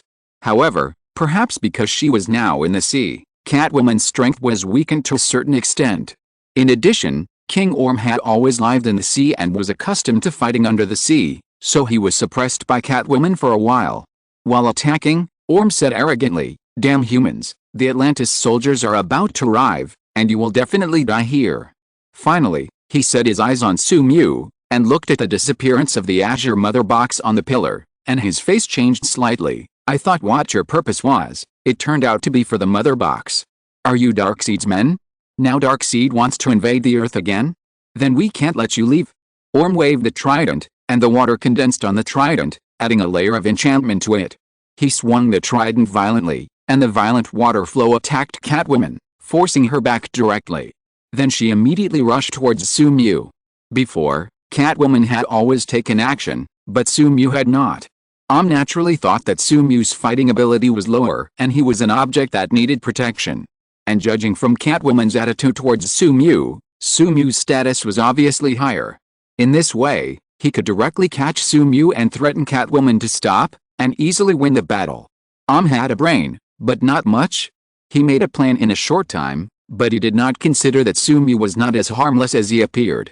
The reason why there was no energy fluctuation on his body was that the refined energy control of the Six Eyes made Sumyu hide all the energy in his body. Just like the big boss in the immortal novel who looked down on mortals, this was a higher realm. Seeing King Orm rushing towards him, Sumyu grinned and activated the unlimited technique.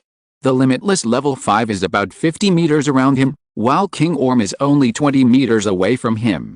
He can manipulate the space around King Orm at will. Sumyu extended the space around King Orm infinitely and used a special space to wrap him. Even if King Orm was moving at a high speed, because the space around him was infinitely extended, his body was shaking constantly, but he did not move at all, and even his hands and feet could not move. King Orm was restricted in an instant, and he looked at Sumyu in shock. He did not expect that his guess was completely wrong. This human who had nothing but handsomeness was actually stronger than he could imagine. Sumyu came to his side and said to him with a smile, "King Orm, relax, I have no hostility. I came to Atlantis for only two purposes. One is to obtain the Mother box.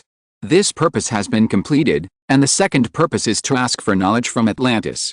I hope King Orm agrees. After all, there is no violent conflict between us, right?" King Orm looked at the corpses around him and was speechless. "Is this what you call no hostility? Kill all the soldiers around?" Catwoman, who was standing by, knew what King Orm was thinking from his expression, so she explained, "They were just restricted by the nano-symbionts, and fell into a state of suspended animation, but they were not really dead. Catwoman took back the nano-robots attached to the surrounding soldiers, and the soldiers who were in a coma immediately revived. The moment they regained consciousness, they immediately wanted to attack Sumu, but they were immediately frozen in space. Seeing this scene, Orm breathed a sigh of relief. Although he was definitely a tyrant for the land, he was a wise ruler for the people of Atlantis, and he still cared about the lives of the soldiers. In this way, Orm fell into hesitation. It was obvious that the strength of the two invaders was extremely strong. If they were to be taken down by force, it would definitely cost a huge price, and there was even a high possibility of failure. Moreover, even if they were successfully taken down, the huge losses would greatly reduce the strength of Atlantis, which was absolutely unacceptable to King Orm, who wanted to launch a war on the land in a few years. If they really came only for the mother box and knowledge, then it would be fine to give these things to them. A lot of thoughts flashed through King Orm's mind, and the balance gradually tilted. At this moment, a red-haired figure came to the core palace, followed by a large number of soldiers wearing exoskeleton armor. In the side of the six eyes, Sumu even saw the energy light cannon aimed at the core palace. The huge energy beam could be fired at any time to destroy everything in the core palace. Seeing this scene, Sumu was a little speechless. He said to King Orm, "King Orm, do you have some conflicts with that woman? She doesn't seem to want to save you? Look at those energy light cannons, but they are also aimed at you." King Orm subconsciously retorted, "Mero is my fiancée, how could she not want to save me? Don't try to sow discord." But he stopped talking immediately. Although Mero was his fiancée, the two did not get along well, or it could be said that Mero's attitude towards his fiancée was always lukewarm, as if there was someone else in her heart. Combined with Sumu's words at this time, King Orm's face darkened slightly. I don't know if it was Sumu's illusion, but his hair seemed to be dyed with a layer of green. Mila came to the core palace, and then immediately rejected Sumu's suggestion to King Orm. "Impossible, the mother box cannot be handed over to you. Atlantis has the responsibility to protect the mother box from generation to generation. It is impossible to hand the mother box over to an outsider. Orm, the mother box is related to the crisis of the entire Earth. If the mother box is handed over to this human, then perhaps Darkseid will occupy the Earth later. In this way, even Atlantis cannot stay out of it. This is a disaster that can easily destroy the race." After being said by Mila, King Orm immediately made up his mind. He could ignore the life and death of humans, but it was his responsibility to protect the people of Atlantis. "Shoot, defeat the invaders!" he shouted to the Atlantis soldiers. Beams of energy beams that could easily melt steel shot at Sumu, but stopped 50 meters away from him and could no longer move forward. Even Superman's heat vision could not advance even a bit within the unlimited spell, not to mention the energy beams in front of him. Seeing this scene, Sumu felt helpless. He seemed to have no talent for negotiation. He always had to use violence to solve problems in the end. He might be a yellow person, but he was definitely not a violent person. But for now, let's calm down these people in front of us. Make a pre-seal, wrap the middle finger around the index finger, and the energy boils in Sumu's body and rushes out. In addition, the platinum wings will open from behind Sumu, providing him with a powerful increase. The domain that could not completely cover Atlantis will expand again until it can easily cover the entire Atlantis. Domain expansion, infinite space. All Atlanteans were pulled into the inner side of the unlimited spell, and a large amount of disordered information was constantly generated in the brain, making them stagnant in place and unable to move. Sumu did not use the ability of consciousness transmission to transform the Atlanteans into his slaves, because the transformed slaves were connected to him and needed to consume his power all the time to maintain control. Controlling the Amazons was not a burden for him, but if he controlled more people, it would gradually become a burden for him, which would undoubtedly reduce the speed of template fusion, which was something Sumu did not want to see. Of course, he could also abandon the Amazons and control the Atlanteans, but he would give up the sweet little sister and control the salty and wet man. The Amazon female warriors in this universe are different from those in the movies. They look as delicate as the elves. Even the oldest one looks like a mature woman in her 30s, which looks unique. All the people in Atlantis fell into a state of stiffness, and only 4 people could still move. 2 of them were of course Sumu and Catwoman, and the other 2 were and Mera. Seeing that many soldiers around her suddenly stopped moving, Mera looked at Sumu in horror and asked, "Human, what did you do?" Nothing, just to prevent them from getting hurt, so let them be quiet for a while. Seeing the doubtful look on Mira's face, Sumu picked up the strange fruit on the table and took a bite, then continued, if you hadn't suddenly barged in, then King Orm and I would have reached a condition, and these poor soldiers wouldn't have to fall into coma for hundreds of years. What, hundreds of years? King Orm screamed. Even though the lifespan of Atlanteans is higher than that of humans, they will still turn into dust and die after hundreds of years. Even the longest-lived Atlantean civilians only live for 300 years, which means that even if these soldiers are alive, they are actually no different from being dead. Sumu nodded seriously, and while eating the strange fruit fed by Catwoman, he said vaguely, yes, but now it has changed again. The infinite void lasted for tens of seconds, which is thousands of years. The entire Atlantean people will sleep for thousands of years. I believe that it won't be long before Atlantis, as the orthodox ancient Atlantis, will be destroyed. She is worthy of being Princess Mira of the Kingdom of Nereus. She destroyed the most powerful enemy of the Kingdom of Nereus with a breeze. What? The entire Atlantis? King Orm stared at Sumu in disbelief. Sumu shook his head, then said jokingly, no, King Orm, you underestimate me too much? My domain covers the entire Atlantis, and even covers more distant areas. Now you should think about what to do after the demise of Atlantis. If I were you, I would definitely take revenge, but my strength is too strong, and you are not my opponent at all, so revenge on Mira who tempted you to attack me is undoubtedly the right choice. After Sumu continued to add fuel to the fire, King Orm suddenly turned his head, stared at Mira, gritted his teeth and said, you bitch, you wanted to use the energy beam cannon to kill me as soon as you appeared, and now you have destroyed the Kingdom of Atlantis. Everything that happened suddenly made Mira panic. Facing King Orm's questioning, she kept shaking her head, no, the energy beam cannon is just a deterrent. If I hadn't discovered that the enemy's defense was too strong, I would never have ordered it to fire. And with your physique, even if you were hit by the energy beam cannon, you would only be seriously injured, not die. I just want to protect the Earth. Yet, the Earth is not Atlantis, and she is not an Atlantean. Even if Atlantis is destroyed, what does it have to do with her? Sumu interrupted Mira and continued to add fuel to the fire. No, shut up. Mira yelled at Sumu, but was interrupted by King Orm, who frantically said to Mira, bitch, I'm going to kill you. However, King Orm was still bound by Sumu and could not move at all. Seeing this, Sumu knew that the time was ripe, so he said to King Orm with an infectious warm smile, King Orm, our previous deal still works. If you bring the most outstanding scholar of Atlantis to me, I will remove my ability and awaken all the Atlanteans. And I will also help you deal with this woman. The situation suddenly reversed and hope appeared. After learning that Atlantis did not need to perish, King Orm immediately grabbed Sumu's olive branch and said respectfully, my lord, as long as you are willing to let Atlantis go, Atlantis will be at your disposal in the future. As for this woman, King Orm looked at Mira with hatred, she will be your slave from now on, you can do with her as you please. Mira looked at King Orm in disbelief, I am your fiancé. Fiancé? The fiancé who caused the destruction of Atlantis? I declare that our engagement is completely cancelled, and there is no contact between us anymore. Ignoring the look of despair on the face of his future maid, Sumu released his control over King Orm, came to him, patted his shoulder, and then said in a tone of confidence, very good, Atlantis will be under my protection from now on. King Orm was delighted and said, thank you, boss. After using the infinite void to resolve the messy information in the minds of the Atlanteans, with the assistance of King Orm, Sumu gathered all the scholars of Atlantis in front of him without searching one by one. Used the infinite void to search for information in the minds of these scholars and copy them in his mind. Even Sumu felt a little dizzy after absorbing so much information in one breath.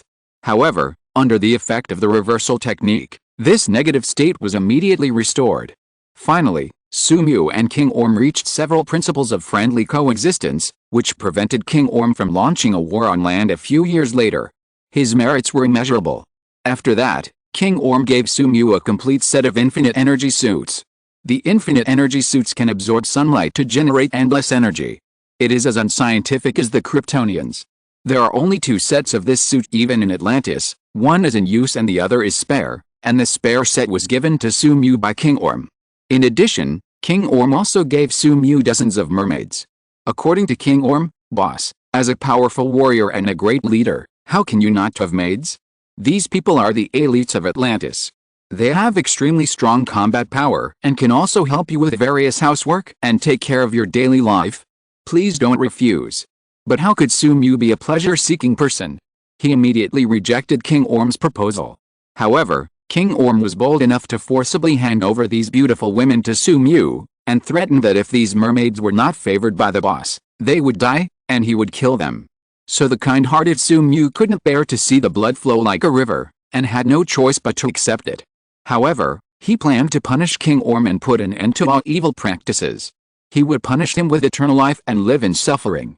Afterwards, Sumu returned to the pocket universe, and a beautiful woman with red hair accompanied her. She was the captured Princess Mera. Faced with Mera who refused to obey, Sumu did not use the infinite space to directly control her, but whispered in her ear, "Your Highness, you don't want to see your country flow like a river of blood, do you?" P.S. Princess Mera, Part 1.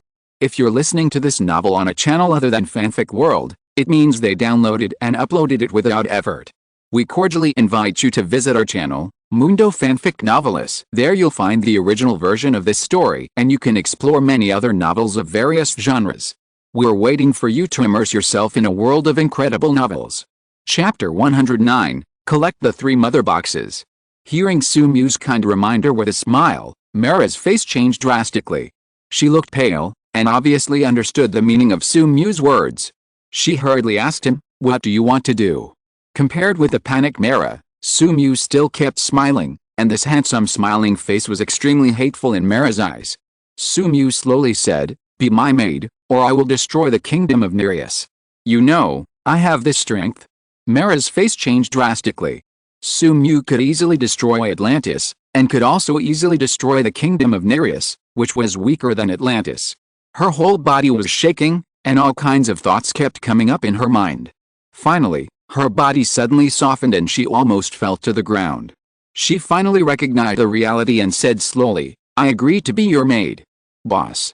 Sumu was obviously dissatisfied with her words and hummed softly, Mera was silent for a moment, and finally bowed respectfully to Sumu and said, "Master, that's right, dear." P.S. Mera second. After regaining Mera, Sumu stabilized the barrier in the pocket universe and placed infinite energy in the middle of Paradise Island. Through the barrier, the sunlight from the outside world was put into the pocket universe, and endless energy was constantly generated from the endless energy device. However, because this energy was not lasting and could not remain stable, Sumu did not add it to the energy cycle of the pocket universe, but used it as daily energy on the island. A complete set of infinite energy devices is enough to support a country and is more than enough to power Paradise Island. A few days later, Sumu continued to absorb energy and train skills, and the level of the mirror space was improved. Mirror space LV2, 1/300, create a temporary space dimension, isolated from reality, and anything that happens inside will not affect reality. Compared with LV1, the huge range of LV2 mirror space has been increased several times, and now it can form a mirror space of about 5,000 meters. Sumu has high expectations for the mirror space. He doesn't know whether it can create an independent space when the level of the mirror space exceeds LV3 and reaches LV4, or whether it can merge with the pocket universe when the level is higher, completing the pocket universe and making it a real world. After a period of time, the template fusion degree has been increasing in an orderly manner, reaching 67%. After the template fusion degree reaches 80%, the last skill of the accelerator template, the third tree, Abyss, will be unlocked. This skill must be a greater improvement for Sumu. Floating on a small floating island above Paradise Island, Sumu finished his exercise and was sweating all over. Catwoman and Mera who exercised with him were the same.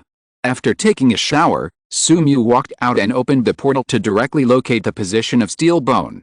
In the past period of time, because he needed to continuously improve the pocket universe, he did not have extra time, and considering that the 3 mother boxes might mutate when they converged, Sumu did not immediately look for Steel Bone and get the 3rd mother box. However, during this period of time, the barrier was strengthened, which gave Sumu enough confidence to control the 3 mother boxes and prevent them from merging together, so now it was time to get the 3rd mother box. Cutting open the space in front of him, a portal was formed in an instant, and a room full of future technology appeared in front of Su-mu. He did not hesitate and stepped into the room. As soon as he entered the room, a hot energy ray flew towards him at a high speed. However, facing such an attack, Su-mu did not even open the unlimited spell. The energy ray came to Su-mu and was controlled by him, forming a small glowing point at his fingertips. Without looking back, Su-mu controlled the glowing point to fly behind him, and the condensed energy burst out with even more powerful power, directly knocking Steelbone, who was rushing towards Su-mu, away. Reaching out and slightly grasping the metal wall on the side, under the strong gravitational force, the mother box passed through the metal wall and was held in Su-mu's hand. Looking back, the knocked-off cyborg came again, aimed his energy cannon at Su-mu, and issued a warning: "Put down the mother box, it's very dangerous, it's not something you can hold."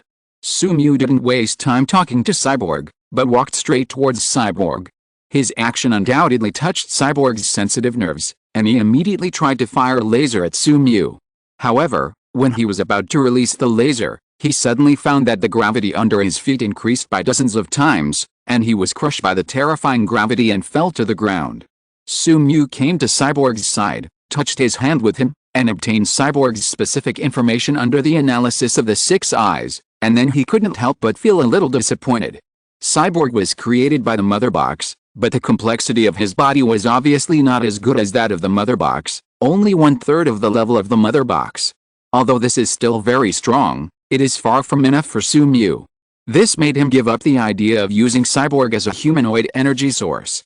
He squatted down and said to Cyborg with a smile, "Although the mother box is not yours, I can help you restore your original human body for the sake of keeping the mother box for me. Are you willing?" "What?" Cyborg's original name was Victor Stone. He was seriously injured in an accident and was about to die, but he was saved by the mother box and became a half-human, half-machine cyborg. For a long time afterwards, he kept wandering between machines and humans, not understanding where he belonged, and because of the huge changes in his appearance, he was out of touch with society, and the strong loneliness and confusion made him fall into pain.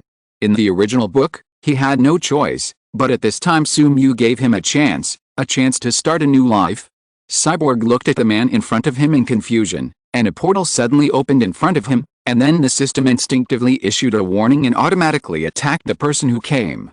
Just when he was worried about the person who came, he suddenly found that the person who came easily resolved the attack and used the energy he released to knock him away. After seeing the visitor get the mother box, he fell into panic, because his father warned him that the mother box was an important treasure related to the survival of the Earth and could not be obtained by others. So he united with the will of the system, his strength increased significantly, and attacked the visitor, but the visitor easily suppressed him without any action, which made him feel incredible. Especially now that the visitor said that he could help him become a human again, he was shocked. "Is this true?" he subconsciously asked. "Who are you?" Su-mu did not answer. I don't know why the first sentence many people said to him was, "Who are you?" "Did you collude?" He said directly, "Hurry up, I'm in a hurry. Tell me your request. Do you want to become a human?" After being reminded by Su-mu again, Steelbone finally reacted. He hesitated for a moment and finally made a decision: "I want to become a human." Although he has gained powerful strength now, he's out of touch with society. He will never forget the strange look his friends gave him before. If he had a choice, he would rather become a human. Su-mu nodded. "It would be better if you just said that. Come, let your uncle treat you." He touched the head of the steel bone with his hand, and the power of the reversal technique acted on the steel bone. The level 4 reversal technique can act on non-living things and restore them to their original state. Under the effect of the reversal technique, the mechanical structure on the steel bone gradually transformed into a physical form. During this process, the mechanical intelligence on the steel bone kept issuing warnings, but in the face of the increasingly amazing gravity, it had no power to resist and could only let Su-mu do it.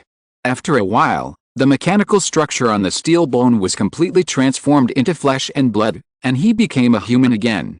Su-mu nodded, and then suddenly thought of something, so he casually took out a group of symbiotes whose will had not been erased from the pocket universe and threw it on the face of the steel bone. The symbiote and the steel bone quickly merged, but in the end it was not the appearance dominated by the symbiote, nor the appearance dominated by humans, but the hybrid state formed by the fusion of the symbiote and the human, which was somewhat similar to the original appearance of the steel bone. Sumu looked at this and nodded, as expected of a superhero. Even a fused symbiote has its own appearance. Since you are in a good mood, this is a gift for you. After that, he opened the portal again and returned to Paradise Island. Cyborg, who was standing there, looked at Sumu, who was leaving at a loss, sensing the powerful force that continued to surge in his body, as well as another consciousness that kept talking, with a complicated expression. He seemed to have not only become a human, but also did not lose his identity as a superhero. This needle is not a poke. Returning to Paradise Island, Sumu placed the last mother box in the energy hub that had been prepared long ago. The mother box and the energy hub are connected to each other, and huge energy is released from the mother box, and then blends with the energy of the other two mother boxes, and merges with the energy of the eternal fire and the frost box into higher level energy. In this process, the three mother boxes interact with each other, generating huge gravitational forces on each other, trying to merge together, but under the suppression of the barrier, they did not completely merge, but the energy completed the initial fusion, releasing more powerful power. The area of the pocket universe is rapidly expanding, and the border is constantly expanding outward. When all the abnormal movements stop, the area of the pocket universe has reached the size of dozens of cities. At this time, the energy released by the pocket universe finally exceeded the limit of LV5. Before the energy absorption reached LV6, Sumu didn't have to worry about energy. In this way, the most important things in his DC universe were completely completed. He could only continuously improve his skill level and template fusion. After the portal reached LV5, he could try to go to other worlds. As for the DC world, according to the plot, the famous scene of Batman vs. Superman will happen later, and General Zod's body will be transformed into Doomsday. However, the timeline of this universe has undergone obvious changes due to Sumu's existence. General Zod did not die, and it is unknown how Doomsday will be formed, or whether a monster like Doomsday will appear. And because Sumu collected all three mother boxes, it is unknown whether Steppenwolf will invade the Earth. The plot of the entire DC universe has changed beyond recognition because of his intrusion, but Sumu doesn't care too much about it. The timeline of the DC universe is always disordered and chaotic, just like the movie universe, not to mention that the universe he is currently in is just an unknown parallel universe close to the movie universe.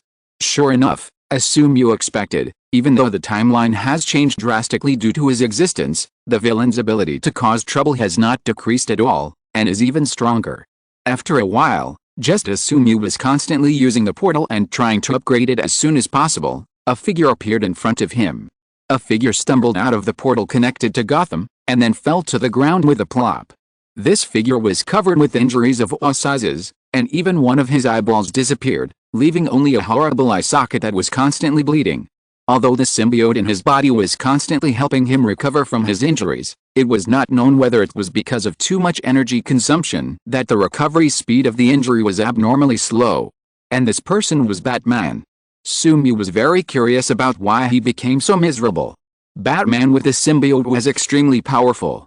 Even if the energy enhancement Sumu applied to him had disappeared, he could still punch Arkham Asylum and kick the Court of Owls. Without Sumu asking, Batman said while spitting out blood, "Traveler Bat, help us." The Joker obtained the power of the 7 deadly sins from the Rock of Eternity, and his twisted mind completely covered the will of the 7 deadly sins, becoming the true incarnation of the 7 deadly sins. And Lex Luthor sneaked up on me, obtained a part of the symbiote from me, and had a brand new symbiote. For some reason, he is stronger than me. Even if my fighting skills are better than his, I am still no match for him. More importantly, Lex Luthor teamed up with the Joker, using the flesh and blood of General Zod obtained from the Black Zero incident to give birth to a clone of General Zod, and tried to create a monster called Doomsday. Wait, speak slower. Too much information made Sumu confused, even he had to slow down. You mean the Joker became one of the 7 deadly sins? Lex Luthor got the symbiote, and teamed up with the Joker to create Doomsday. Sumu was shocked. Wow, these supervillains are really good at making trouble, especially the Joker, who is really a real lunatic. His thoughts are even more filthy than the 7 deadly sins, and he directly covered the will of the 7 deadly sins. So the injuries on your body were caused by them? Then where is Superman? Where's he now? Sumu continued to ask. Batman kept coughing, trying to answer Sumu's question but was stuck by coughing, until Sumu once again provided energy to the symbiote in his body and used the reversal technique to repair his injuries, and the coughing stopped. Batman exhaled a deep breath and continued, "Yes, I was injured by them, and Superman was restrained by kryptonite when fighting with me, and was easily defeated by Lex Luthor, and now he is in crisis. Tisk tisk tisk, isn't there a new fun coming?" Sumu put his hand on Batman's shoulder and said to him seriously, "Don't worry, we are friends. As your counterpart, I will definitely help you." Sumu was looking forward to the birth of Doomsday. Such a good sandbag is rare. He directly opened up the space and pulled Batman in. At the same time, his costume kept squirming and turned into bat armor. At this moment, Batman suddenly realized something and asked Sumu, "By the way, aren't you my counterpart? Why do you look different from me?" Sumu explained calmly, "Although we are counterparts, there are still some differences. After all, even in the multiverse, there are no identical people." Batman thought for a moment, "I see, but why are you an Asian?" Sumu turned his head and looked at Batman with disdain, then said as a matter of course, "Wayne, your idea is too superficial. Parallel universes are full of wonders and represent infinite possibilities. Not to mention Batmans of other skin colors, there are even Batmans of different races. For example, Vampire Batman, or Female Batwoman, or Doomsday Batman who incarnates as Doomsday. Don't make a fuss and affect Batman's style. You should know that the Legion of Batman in the multiverse is a feared existence in all universes." Batman was silent. "Is Batman so awesome? Why do I keep getting beaten up every day, and can only fight back and win at the last moment?" Batman suddenly felt that he had really failed as a Batman. If he encountered other Batmen besides Traveler Bat in the future, he would not even dare to tell his past deeds. At this moment, Batman suddenly thought of something, so he asked Sumu, "Traveler Bat, who is the strongest Batman in the multiverse that you know?" Sumu was silent, and then slowly said, "There are too many Batmen in the multiverse. The most powerful ones are White Lantern Batman. He obtained the White Lantern ring, which is the embodiment of life, and he has become a godlike existence. Among them is the God of Knowledge Batman. He sat on the Mobius chair and became the God of Knowledge. He is omnipotent. He constantly travels through time and repeatedly tortures Joe Chill, the murderer who killed his parents. In addition, there is the evil god Batman, who became the judge of the night.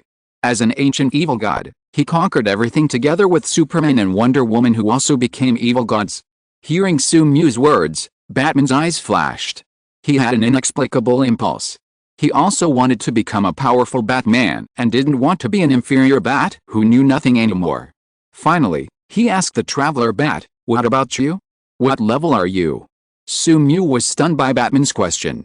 After all, he was just a disguised Batman, so he hadn't thought about this question. After a brief thought, he slowly said, "As for me, I can probably rank in the top 10, but unlike other Batmen, I am in a quantum superposition state and can travel through parallel universes or other worlds at will. So my potential is higher. Their upper limit has long been determined, but I can reach a higher level, even surpassing the Supreme God." Batman seemed to understand. He didn't know what quantum superposition meant, nor did he know what the Supreme God represented, but he knew that the Batman next to him was definitely a very special existence, even the most special one among Batmen. Using the infinite void to sense what the Master was thinking, Sumu held back his smile. Isn't he the most special one, because he not only came from another universe, but he is not a real Batman? After walking out of the portal, Sumu and his companion came to a remote warehouse, and in front of them was the Joker who was laughing wildly and Lex Luthor who was covered by the symbiote. The portal directly teleported Sumu to the area closest to them. When the Joker saw Sumu and his companion coming through the portal, he laughed loudly, "Ho ha ho ha ho ho ha ho ha. Two Batmen, it's more fun." However, when he saw Sumu's appearance clearly, the smile on his face suddenly stopped, and then gradually became more hideous. "No, you are not Batman, who are you?" He was shrouded in a sudden black mist, one of his eyes emitting an ominous blue, and he said to Sumu fiercely. Batman said on the side, "The Traveler Bat comes from other parallel universes." Before he could finish, the Joker continued, "No, he is not Batman, he is a liar, a pretender. Damn it, you dirty bug, you ruined my expectations. I thought I would have double the happiness next." After hearing what the Joker said, Sumu understood what the Joker meant. He couldn't help but sigh at the bond between him and Batman. It was obvious at a glance that he was pretending to be Batman. Could it be that the Joker really had a Batman detector? Facing the Joker's questioning, Sumu hadn't said anything yet. Batman looked at the Joker with a look of contempt that Sumu was very familiar with, and then said something that Sumu was also very familiar with. Joker, your vision is too narrow. The multiverse is full of wonders and represents endless possibilities. There are too many Batmen besides me. Among them, there are even bats that are more powerful than gods. Batman said seriously while despising the Joker. Although his tone was very serious, Sumu still felt a sense of pride between his words. It was obvious that the Master had always been defeated by the Joker, and was even almost killed by him some time ago. He would never miss the opportunity to ridicule the Joker. He was a little excited. The Joker obviously didn't believe what Batman said. He laughed loudly and said, "My little bat, you have been deceived by him. I am your sweetheart no matter which universe we are in. We are connected and understand each other. Even you and I in parallel universes can be easily distinguished." The Joker's affectionate confession failed to move Batman's heart after all. He felt only a chill in his heart, so he rushed towards the Joker and shouted, "We have never been friends, not now, and not on the future." The two collided with each other, and Sumu's energy was amplified. Batman gained the strength to defeat General Zod. Even if he confronted the Joker who had obtained the power of the 7 deadly sins, he was not at all inferior. Sumu watched the young couple in love for a while, then looked at Lex Luthor, smiled under his vigilant gaze. "Hurry up and create Doomsday, I can't wait." Lex Luthor. Superman who was stepped on by Lex Luthor. This was different from what the two imagined. They thought that the Traveler Bat came to stop Lex Luthor from creating Doomsday, but why did he urge Lex Luthor to create Doomsday? And it seems that he is even more looking forward to it than Lex Luthor. P.S. Merit, Part 3. Chapter 110 Killing Doomsday. Even though he was suppressed by kryptonite and his whole body strength was only 1/10 of what it was, and he was in an absolutely weak state, Superman still struggled to say to Sumu, "Bat Traveler, what are you doing? Why don't you stop the birth of Doomsday?" Sumu smiled and then said calmly, "I think Doomsday is a very durable sandbag, and it is possible to test the limit of my current strength." Hearing Sumu's answer, even Lex Luthor showed a look of shock, and the symbiote in his body said to him, "I have said that this man is an absolute lunatic. Even if he only inherited the broken memory from Batman's symbiote, I still instinctively feel fear of him. Run away, don't waste time. No, I must create Doomsday, his arrogance will be the key to my victory." Lex Luthor rejected the symbiote's proposal, and he immediately manipulated the symbiote on his body to condense many tentacles and began to experiment on the Zod replica placed behind him. Under his continuous experiments, a monster quickly bred in Zod's body. Seeing this, Superman became more nervous. He shouted to Sumu, "Traveler Bat, stop him quickly. Doomsday is an extremely powerful creature. He can grow almost infinitely and revive unconditionally. His strong adaptability allows him to adapt to any attack that kills him. No form of attack can kill him twice. It is not a sandbag, but an ultimate biological weapon that can destroy the world." Sumu looked calm and looked forward to what would happen next. He came to Superman and crushed the kryptonite on him. Superman's superpowers recovered quickly. However, he was still in a weak state for the time being, even weaker than ordinary people. He could only pray to Sumu to stop Lex Luthor, but how could Sumu stop the fun that was about to happen? He said calmly, "Don't worry, it's just a newborn Doomsday. It's easy to deal with. He was just born and even weaker than you. He can't reach the strength of the ancient Doomsday. I have in ways to kill him." Although the Traveler Bat is very powerful, Superman knows the horror of Doomsday. With its immortality and ability to grow continuously, if it is not restricted, it will sooner or later become the most powerful existence in the universe. Even if the Traveler Bat can kill Doomsday several times, Doomsday will keep resurrecting and adapt to the attacks of the Traveler Bat to make his attacks invalid. If the battle continues for a long time, Doomsday will definitely win. Superman was filled with fear at the thought that Doomsday would destroy the Earth or even the entire universe in the future. He rushed towards Lex Luthor and wanted to stop his experiment, but a hand was placed on his body to stop his action. It was the Traveler Bat? Sumu easily grabbed Superman and stopped his action. With his current strength, even the normal Superman can be easily subdued, let alone the weak Superman now. Facing Superman's puzzled expression and anger, Sumu boasted in a deep tone, Clark, you underestimate me too much? How can a newly born Doomsday be my opponent? When traveling in the multiverse, I killed more than one destroyer. The most powerful one even killed Darkseid and evolved to the final stage. He has adapted to almost all the powers in the world. His strength crushes Superman, his speed can catch the Flash on the move, his regeneration ability has reached the point of immortality, and he has superpowers such as space teleportation and control of machinery. He even evolved a field that can be maintained permanently. He will devour all the life around him and use their vitality as nutrients to continue to grow. More importantly, even so, he is still evolving at a very fast speed, and the speed of evolution is even far beyond the previous evolution speed. But even so, I still killed him. I collected 6 infinite gems, at the cost of permanently reducing my own strength, snapped my fingers, sacrificed half of the creatures in that universe to gain power, and then killed him and prevented the destruction of the universe. Hearing his words, Superman and Lex Luthor were stunned. They didn't think that the Traveler Bat was bragging. The words of the strong are always convincing. I didn't expect that the Traveler Bat actually had such an experience, killing a Doomsday who had grown to the final stage. Although the cost of killing Doomsday was extremely high, not only did he lose most of his strength, but he also sacrificed half of the lives in the universe, but he still saved a universe. More importantly, the Traveler Bat is now extremely powerful, but now it is only a small half of his strength at his peak, so what will he achieve in his complete form? Thinking of this, Superman and Lex Luthor looked at Batman, who was fighting with the Joker to the side, and couldn't help but sigh that Batman was better than Batman, and Batman was angry to death. Perhaps he noticed Superman's psychological activities. Sue-Mew couldn't help but laugh. You think Batman is just an inferior Bat, but you don't know that you are just an inferior Superman.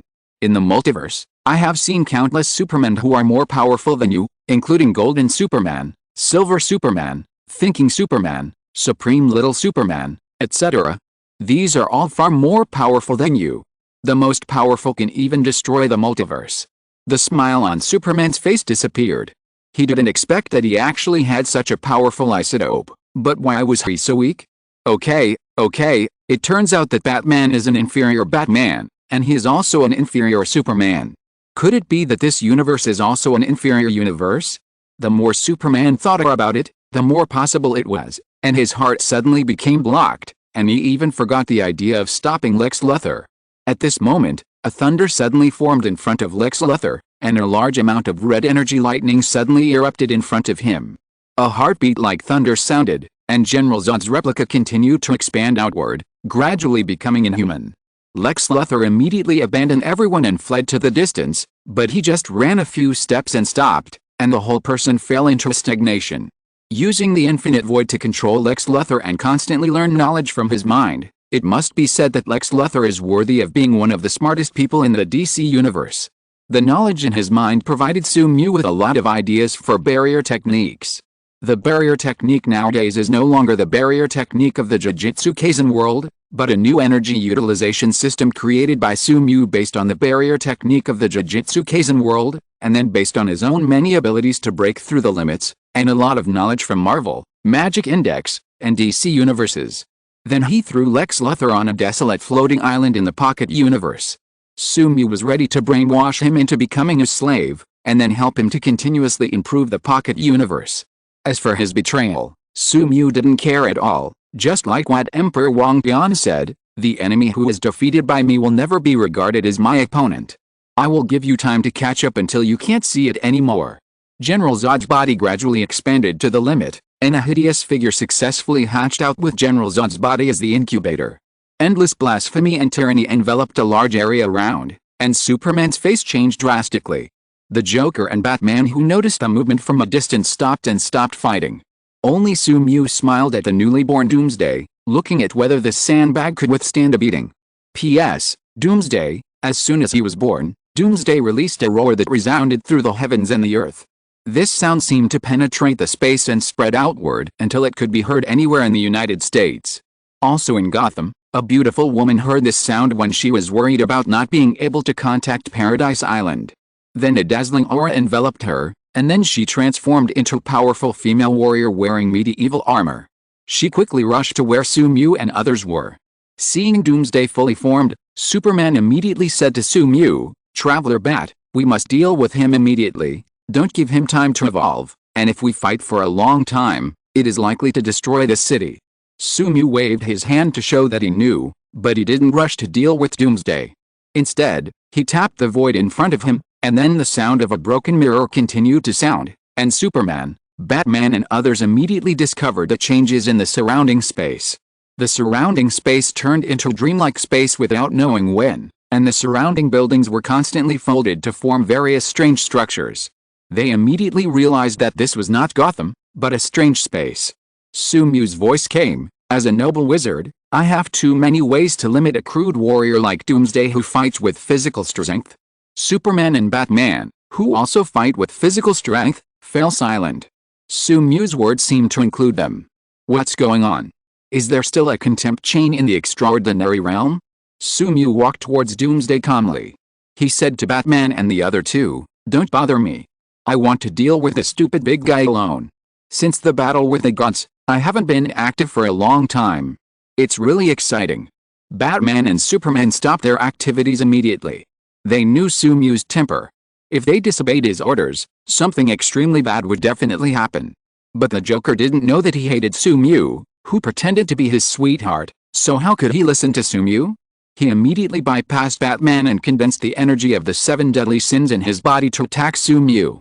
Seeing the blasphemous lightning hitting Sumu, the clown laughed. This is what happens when you interrupt my tryst with my sweetheart. The clown naturally didn't believe what Sumu said before, thinking that he was bragging. Of course, the clown was right. Sumu was indeed bragging, but his strength was not bragging. A figure suddenly crossed the space and came to the clown, pinching his cheek tightly. The clown was stunned and immediately resisted with all his strength, but with only the power of 5 fingers, he couldn't break free even if he tried his best.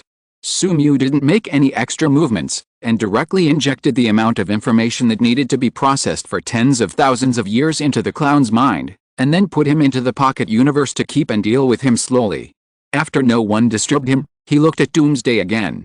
Doomsday just shook off the mucus on his face at this time, and also looked at Sumu, who had the highest energy index among the people present. Seeing this, Sumu's smile became more and more joyful. He didn't need to suppress himself in the mirror space. Black and red lightning bloomed around his body, and the terrifying energy fluctuations enveloped him like a wave of air. He instantly disappeared from his original position and appeared in front of Doomsday, with a red and white sphere wrapped around him and waving at his face. Reversal of the RD. The newly born Doomsday could not resist this attack at all. His head was instantly torn into pieces, and then the remaining flesh and blood turned into powder in the twisted force field. Sumu had expected this. The newly born Doomsday was even weaker than Superman. The reason why he was strong was because of his immortality and adaptability. These two characteristics can make him grow almost infinitely. Sure enough, the next moment, Doomsday's head was visibly repaired, and he was resurrected immediately after an instant. After it was resurrected, Sumu hit his head with another reversal of the RD, but the attack that could easily kill him before could only cause him some minor injuries, and these injuries were still recovering at a faster rate. Just one death, Doomsday adapted to the repulsion of the reversal of the RD and improved his recovery ability. Sumu nodded in satisfaction. This sandbag has the ability to self-repair, which is good, but he is still not satisfied. This sandbag is too fragile and can't withstand being fucked. He used energy to enhance his physical fitness, then held Doomsday's head with both hands and smashed it on his knees. Doomsday's head shattered again. After killing Doomsday twice in just a few breaths, Doomsday also recovered quickly and his strength became stronger, but Sumu was still not satisfied. He used his fingers as a knife to slash at Doomsday. The two instantly crossed, and Doomsday's arm was cut off at the root, and even only half of his head was left. He died again. After this death, Doomsday's physical fitness increased again in all aspects. He was already stronger than Superman, and he could even fight a few moves in front of Sumu. However, as Sumu forcibly stuffed the blue-black twisted gravitational field into Doomsday's back garden, his body, which was harder than steel, immediately twisted inwards, and finally most of his flesh and blood were torn apart, turning into nothingness in the twisted force field. After that, the black and red lightning attacks, space attacks, and Doomsday were killed several times again, and Doomsday's strength was greatly improved again. At this time, Doomsday could finally compete with Sumu head-on when Sumu only relied on physical combat, and he would not fall into disadvantage immediately, which made Sumu even more excited. It is worthy of being a monster created by all the cutting-edge technology of Krypton. It is really a good sandbag. As the intensity of the battle between the two continued to increase, even Superman and Batman in the distance could not see the movements of the two. The speed of Sumu and the others was about to break the limit of their dynamic vision. And for the two people fighting, the range of 5 kilometers in the mirror space was too small. Even if Superman and Batman tried their best to resist the aftermath of the two people's attacks, their bodies were gradually injured and damaged. Batman found that if the two did not leave the mirror space, they might be killed alive by the aftermath of the battle between the two. After being nearly cut in half by Doomsday's heat vision, Batman and Superman immediately shouted to Sumu, "Traveler Bat, let us out." The two shouted with all their might, and finally attracted Sumu's attention. Seeing the miserable state of Batman and Superman bleeding, Sumu felt a little embarrassed. After hitting the sandbags hard, he opened the portal and let the two leave. After leaving the mirror space, Batman and Superman breathed a sigh of relief, and the life and death crisis was over. However, the two immediately became worried again. Doomsday was growing too fast. What if Traveler Bat was no match for it? If Doomsday defeated Traveler Bat, left the mirror space, and returned to the real world, then no one would be its opponent, and the entire universe would even be torn apart by him. Batman thought for a moment, then said, "It shouldn't be. If what the Traveler Bat said is true, then even the most powerful Doomsday is not his opponent, let alone the Doomsday who was just born now." Hearing Batman's words, Superman's heart gradually settled down, but he suddenly thought of something, and asked Batman, "Did the Traveler Bat tell you who is Batman's most powerful isotope?" Batman was stunned, then said, "It is said that the strongest Batman is more powerful than God, and can even travel through time at will." Upon hearing this, Superman showed a proud look on his face. "I see, but the strongest Superman can destroy the multiverse." Batman then knew what Superman said, but he shattered Superman's pride with just one sentence, "What's the use? It's not you, you are just an inferior Superman." Superman. Family members, the defense is broken. In the mirror space, Sumu collided with Doomsday again, and the surrounding area of dozens of meters was destroyed instantly. Whether it was the interlaced buildings in the air or the floating concrete ground, they were all turned into dust by the terrifying force. However, these things were immediately formed as soon as they were destroyed.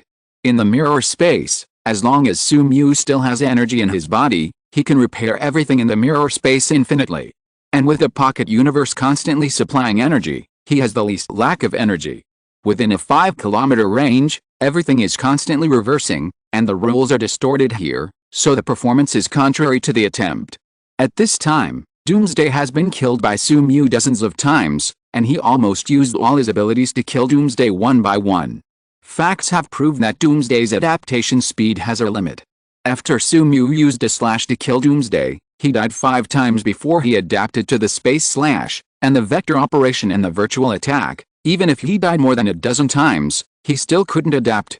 Although Doomsday's speed and power are still increasing, it is no longer a threat to Sumu. Doomsday's means are too simple, and he is still just a crude warrior. Sumu has too many ways to kill him. Manipulating the mirror space, controlling a building to rush towards Doomsday at a multiple factor, the building hit Doomsday like a huge pillar, but he easily tore it apart, unable to cause him any harm. Fighting Doomsday for a few minutes again, the system sent a prompt sound of skill upgrade, mirror space experience +1, congratulations, your skill mirror space has been upgraded, mirror space LV3, 1/1000, create a temporary space dimension, isolated from reality, anything that happens in it will not affect reality. A large amount of information poured into Sumu's mind, and then he digested it instantly. After the mirror space was upgraded, the area continued to expand, and in a short moment it grew from 5 kilometers to tens of kilometers, and then stopped at 50 kilometers. In addition to the increase in area, Sumu's control over the mirror space was improved. During this time, he gently waved his hands, and a building continued to compress, and finally formed a short spear several tens of centimeters long. Under Sumu's control, this short spear stabbed Doomsday at hundreds of times the speed of sound. Facing an attack of the same mass, Doomsday could not do it as easily as the Doomsday building, and even if he blocked it, he still received some injuries. Seeing the short spear piercing Doomsday, Sumu nodded with satisfaction. This power had exceeded his expectations. Seeing the changes after the mirror space was upgraded, Sumu could not help but look forward to its future. Only the LV3 mirror space can reach such a level. Then can the LV4 mirror space create objects in the mirror space like a creator, and can the LV5 or higher level mirror space directly create a latitude called mirror? Seeing Doomsday rushing towards him again, Sumu kicked it in the face with ease, and black and red lightning burst from Sumu's feet. Doomsday's face immediately deformed, and then flew backwards at a faster speed. Then Sumu made a pre-action, interlaced his middle finger and index finger, and slowly said, "Domain expansion, infinite space." Doomsday, who struggled to get up from the ruins in the distance, just rushed towards Sumu, but immediately fell into stiffness. However, because the infinite space had poured a lot of memories into his mind before, causing brain death, Doomsday had a strong resistance to the infinite space. After a few seconds, he broke free and rushed towards Sumu again. But for Sumu, the most powerful ability of the infinite space has never been to pull the enemy into the inner side of the infinite space, making the enemy lose the ability to resist. The characteristic of being sure to hit within the domain is its most powerful ability. He slid his fingers slightly, and the endless powerful space slash enveloped Doomsday. Doomsday's body immediately repeated the cycle of breaking and repairing. Seeing this, Sumu yawned, and then came to Doomsday, who was in a state of stiffness due to the continuous repair of his body, and covered his head with his hand. The energy absorption was fully running, and a large amount of energy flowed out of Doomsday's body and was then absorbed by him. However, Sumu stopped immediately. Doomsday's energy was too disgusting, like a filthy polymer. Although the rank was not high, the disgusting power was extremely amazing. If the energy of the mother box is as delicious as a high-quality cake, Doomsday's energy is as disgusting as shit. Sumu was disgusted, and red, white, blue and black intertwined in front of him, and then formed a fist-sized purple sphere. He suddenly stuffed the sphere into Doomsday's other mouth, and then used space teleportation to teleport Doomsday to dozens of kilometers away. The next moment, the imaginary sphere suddenly exploded, starting from Doomsday's lower body, completely annihilating him. Under the effect of the imaginary sphere, Doomsday, who had not even a single cell left, could never be resurrected. P.S. Paradise Island, Part 3. Chapter 111 Vector Operation LV4, Control Scalar. After dealing with Doomsday, Sumu closed the mirror space and returned to the real world. Superman and Batman had been waiting outside. When they saw Sumu coming out of the portal, they immediately asked, "Where is Doomsday? Is he still alive?" Although the moment they saw Sumu, they had roughly confirmed that Doomsday had been defeated by Sumu, they still wanted to hear Sumu admit it personally, so that they could completely put their minds at ease. The excitement on Sumu's face disappeared and turned into sadness. This change gave Superman and Batman a bad premonition, and then they heard Sumu slowly say, "Hey, Doomsday." Superman and Batman's heart was immediately lifted. Could it be that Doomsday is still alive, and even Sumu has no way to deal with it? If this is really the case, what should we do? Who can stop Doomsday? It will eventually destroy the universe. Just as the two were thinking about how to destroy Doomsday, they heard Sumu continue, "Of course I destroyed him." Superman and Batman. Then why did you look so depressed just now? Of course I was sad because of your distrust. Am I so weak in your mind that I can't even kill Doomsday who has just been born? I told you that when I was traveling in the multiverse, I killed countless Doomsdays, including the ultimate Doomsday that evolved to the final stage. Batman and Superman finally realized that they were fooled and looked at Sumu speechlessly. However, they were not angry, but relieved. Being fooled is better than Doomsday being alive. After using the Doomsday sandbag to test his current strength and upgrading the mirror space to level 3, Sumu felt refreshed and couldn't help wanting to return to the suspended island to fight with dozens of mermaid maids for 300 rounds. But just as he was about to cut through the space, the six eyes caught two figures approaching his current location quickly. When he found the people coming, he stopped and his face gradually became strange. Oh my god, the last fragment of Paradise Island has arrived. A few seconds later, Superman and Batman also noticed two figures rushing here quickly. A few seconds later, a hot and beautiful woman and a strong man came to the ruins that were completely destroyed by the aftermath of the battle. The hot and beautiful woman was Wonder Woman Diana, the daughter of Zeus and Hippolyta, and the identity of the other strong man was beyond Sumyu's expectations. He turned out to be Thunder Shazam. Thunder Shazam's identity is actually a 14-year-old boy, Billy Batson. By chance, he obtained the wisdom of King Solomon, the strength of Hercules, the endurance of the Titan Atlas, the power of Zeus to manipulate thunder and lightning, the courage of Achilles, and the speed of Hermes. A total of 6 superpowers, becoming a powerful superhero. According to the timeline, Billy Batson should not have been blessed by the ancient wizard Shazam to become Thunder Shazam, but at this time he has become Thunder Shazam and went here with Wonder Woman. Sumyu guessed that it was because of his intrusion that the Joker accidentally gained the power of the 7 deadly sins, and it was because of this that the butterfly reaction caused Billy Batson to become Thunder Shazam earlier. Wonder Woman arrived at the ruins, saw Sumyu and the other two, looked around and then asked, "I sensed an extremely evil breath, I wonder if you saw it." As soon as she arrived at the ruins, she saw Sumyu and the other two in the center of the ruins and immediately recognized their identities. Since the Black Zero incident, the reputation of the 4 powerful gods of the world has become almost a household name. For some reason, the governments of various countries have vigorously promoted these 4 gods of the world, but no matter what their purposes, it is precisely because of their propaganda that the crime rate in the world has dropped a lot recently. Batman, the calmest of the 3, said, "It is a super monster hatched from the body of a Kryptonian. It can adapt to any damage and constantly resurrect, and has almost unlimited growth. But don't worry, the Traveler Bat has killed Doomsday." Doomsday. After hearing Batman's analysis, even though Wonder Woman had never seen it, she could still imagine the horror of the monster, but she didn't expect that such a terrifying monster would be killed by the Traveler Bat. As expected of the strongest god on Earth, his strength is indeed very strong. Wonder Woman looked at Sumyu, then said slowly, "Thank you, Batman from the parallel universe. Thank you for protecting this parallel universe. I'm very curious, how did you kill Doomsday?" According to Batman, it can adapt to almost all attacks and can be resurrected unconditionally. It is almost immortal. Sumyu looked at the Wonder Woman in front of him. Unlike the movie, the Wonder Woman in this universe is more divine, with a majestic but gentle expression, and delicate facial features and skin, unlike ordinary people. Although the looks of other Amazon warriors on Paradise Island are already quite delicate, they are still inferior to her. Compared with the movie version of Wonder Woman, she is more like a noble demigod. P.S. Wonder Woman, Part 1. Facing Wonder Woman's question, Sumyu smiled and answered, "Although Doomsday is very powerful, it has a huge weakness, that is, when it has not fully evolved, it is afraid of kryptonite like ordinary Kryptonians."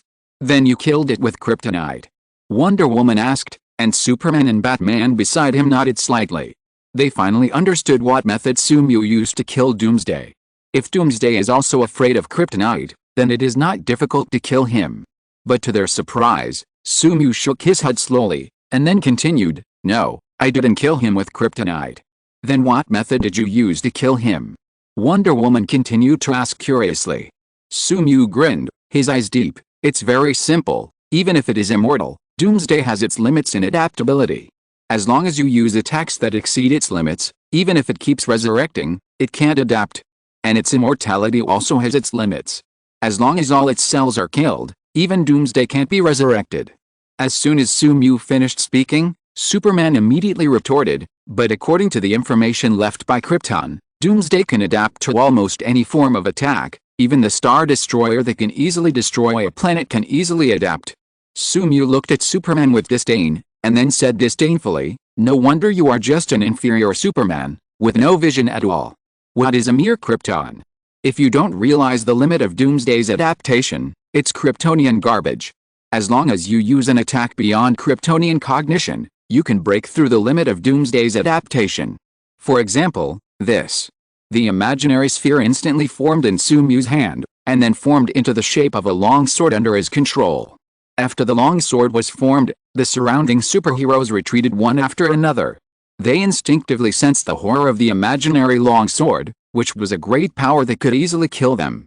Sumyu's voice continued to sound, "For example, use an attack that is enough to annihilate space and cut off the rules. Even Doomsday can't adapt." Batman and Superman were silent until this time they finally understood the gap between themselves and the Traveler Bat. Wonder Woman looked at the imaginary longsword in shock. She sensed a power on it that was even more majestic than Zeus's power. Thunder Shazam was stunned. When he just became Thunder Shazam and gained powerful extraordinary power, he was still very surprised. He thought that even if he was not as good as the four gods of the world, he was still a superhero of the same level as them. But at this time, the Traveler Bat hit him hard in the face. He finally knew that the Traveler Bat was the Traveler Bat, and the other three gods of the world were gods of the world. Although they were all called gods of the world by the government, they were not at the same level at all. Sumu pretended to be a little bit cool, and then he looked at Wonder Woman and continued, "Wonder Woman, have you not returned to Paradise Island for a long time?" Hearing Sumu's words, Wonder Woman looked at him in shock. Except for a few people, she had never told others that she was from Paradise Island. Why did the Traveler Bat know? Because of the existence of the LV4 Infinite Void, even if Sumu did not actively activate it, he could still easily perceive the inner thoughts of others. At this moment, he knew Wonder Woman's doubts from her expression, and then smiled mysteriously and said, "In many parallel universes, we are very good friends, so I know everything about you, not only that you are from Paradise Island, but also your relationship with Zeus and your battle with Ares. Of course, I also know that you are now unable to return to Paradise Island, so do you want to return to Paradise Island?" Since leaving Paradise Island, Wonder Woman can no longer return to Paradise Island. The magic defense stance surrounding Paradise Island not only isolates humans, but also isolates her from the outside. From Sumu's words, Wonder Woman learned that he had a way to let her return to Paradise Island, and she couldn't help showing joy, and then asked eagerly, "Do you have a way to make me return to Paradise Island?" Of course, Sumu nodded, and then slowly said, "But I have a request." "What request?" Now Wonder Woman is eager to return to Paradise Island to meet her mother and friends. As long as Sumu's request is not too excessive, she will agree. Sumu said calmly, "I want you to be my maid for 10 years. Wonder Women in different worlds have different powers. The strongest Wonder Woman can even compete with Superman head-on, but Wonder Women in most universes cannot do this. I think the power in the weak Wonder Woman has not been fully revived, so I have been studying this problem, so you need to cooperate with me to do some research in the next 10 years. Wonder Woman was silent, but before she could speak, Shazam on the side was unhappy. P.S. Thunder Shazam. Although Shazam is still young, he already understands the fun of adults. At a young age, he has become Wonder Woman's #1 licking dog. At this time, when he heard that his goddess was going to become someone else's maid and was going to be studied, he immediately expressed his dissatisfaction, even if the object was the Traveler Bat, who he could not match. You know, this is 10 years, a full 10 years. Wonder Woman will be forced to do this, and that is the maid of the Traveler Bat? What if the two of them have some sparks and something happens? What should I do? When Shazam thought of this, he trembled all over and felt a pain in his heart. How should he spend these 10 years? No, we must stop the evil demands of the Traveler Bat. Thinking of the terrifying 10 years ahead, Shazam said quickly, "No, how can Wonder Woman be your maid? She is so perfect, so holy and dazzling, she can't serve you. What's more, you just want to study the power in Wonder Woman's body. Why do you want her to be your maid?" Looking at the exasperated little licker in front of him, Sumu said as a matter of course, "I am happy. What do you care? I am not forcing her to do this, I am just giving a condition for the transaction. The choice is still in Wonder Woman's hands." And Wonder Woman hasn't spoken yet. "What are you talking about? You?" Before the licker Shazam could say anything, Wonder Woman on the side spoke, "I agree, but I can only be your maid for 1 year." Hearing Wonder Woman's agreement, even if 10 years was reduced to 1 year, Sumu immediately agreed, "Deal. As long as you become a maid, can you still run away?" Shazam looked at Wonder Woman in disbelief. He kept fighting for better conditions for Wonder Woman, but why did she agree? This made him feel betrayed. But even so, Shazam was still unwilling to get angry at Wonder Woman, but at this time, the anger in his chest was burning fiercely and he needed to vent it urgently, so he aimed his vent at Sumu and then lost his mind, waved his fist at Sumu and said, "No, I will never allow you to humiliate Wonder Woman." Seeing this, Sumu was quite speechless. Sure enough, there are love brains in every universe, even in a high-level universe like DC.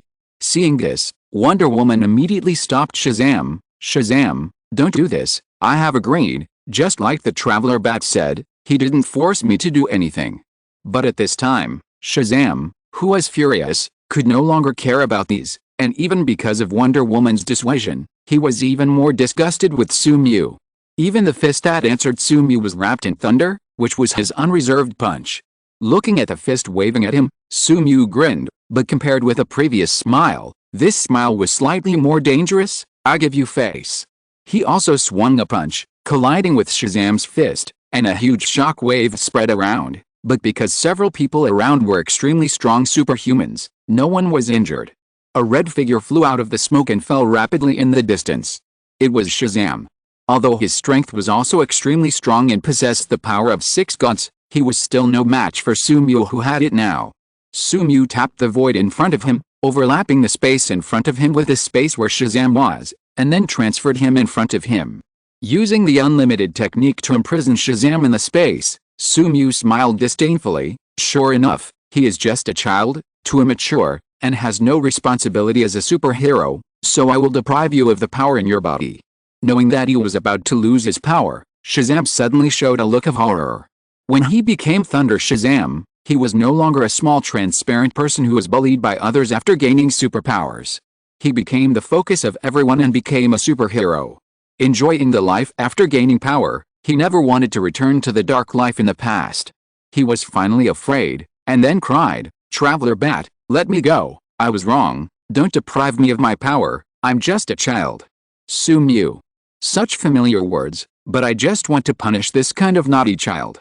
Wonder Woman on the side wanted to say something, but Sumu immediately said, "Don't forget, you are my maid now."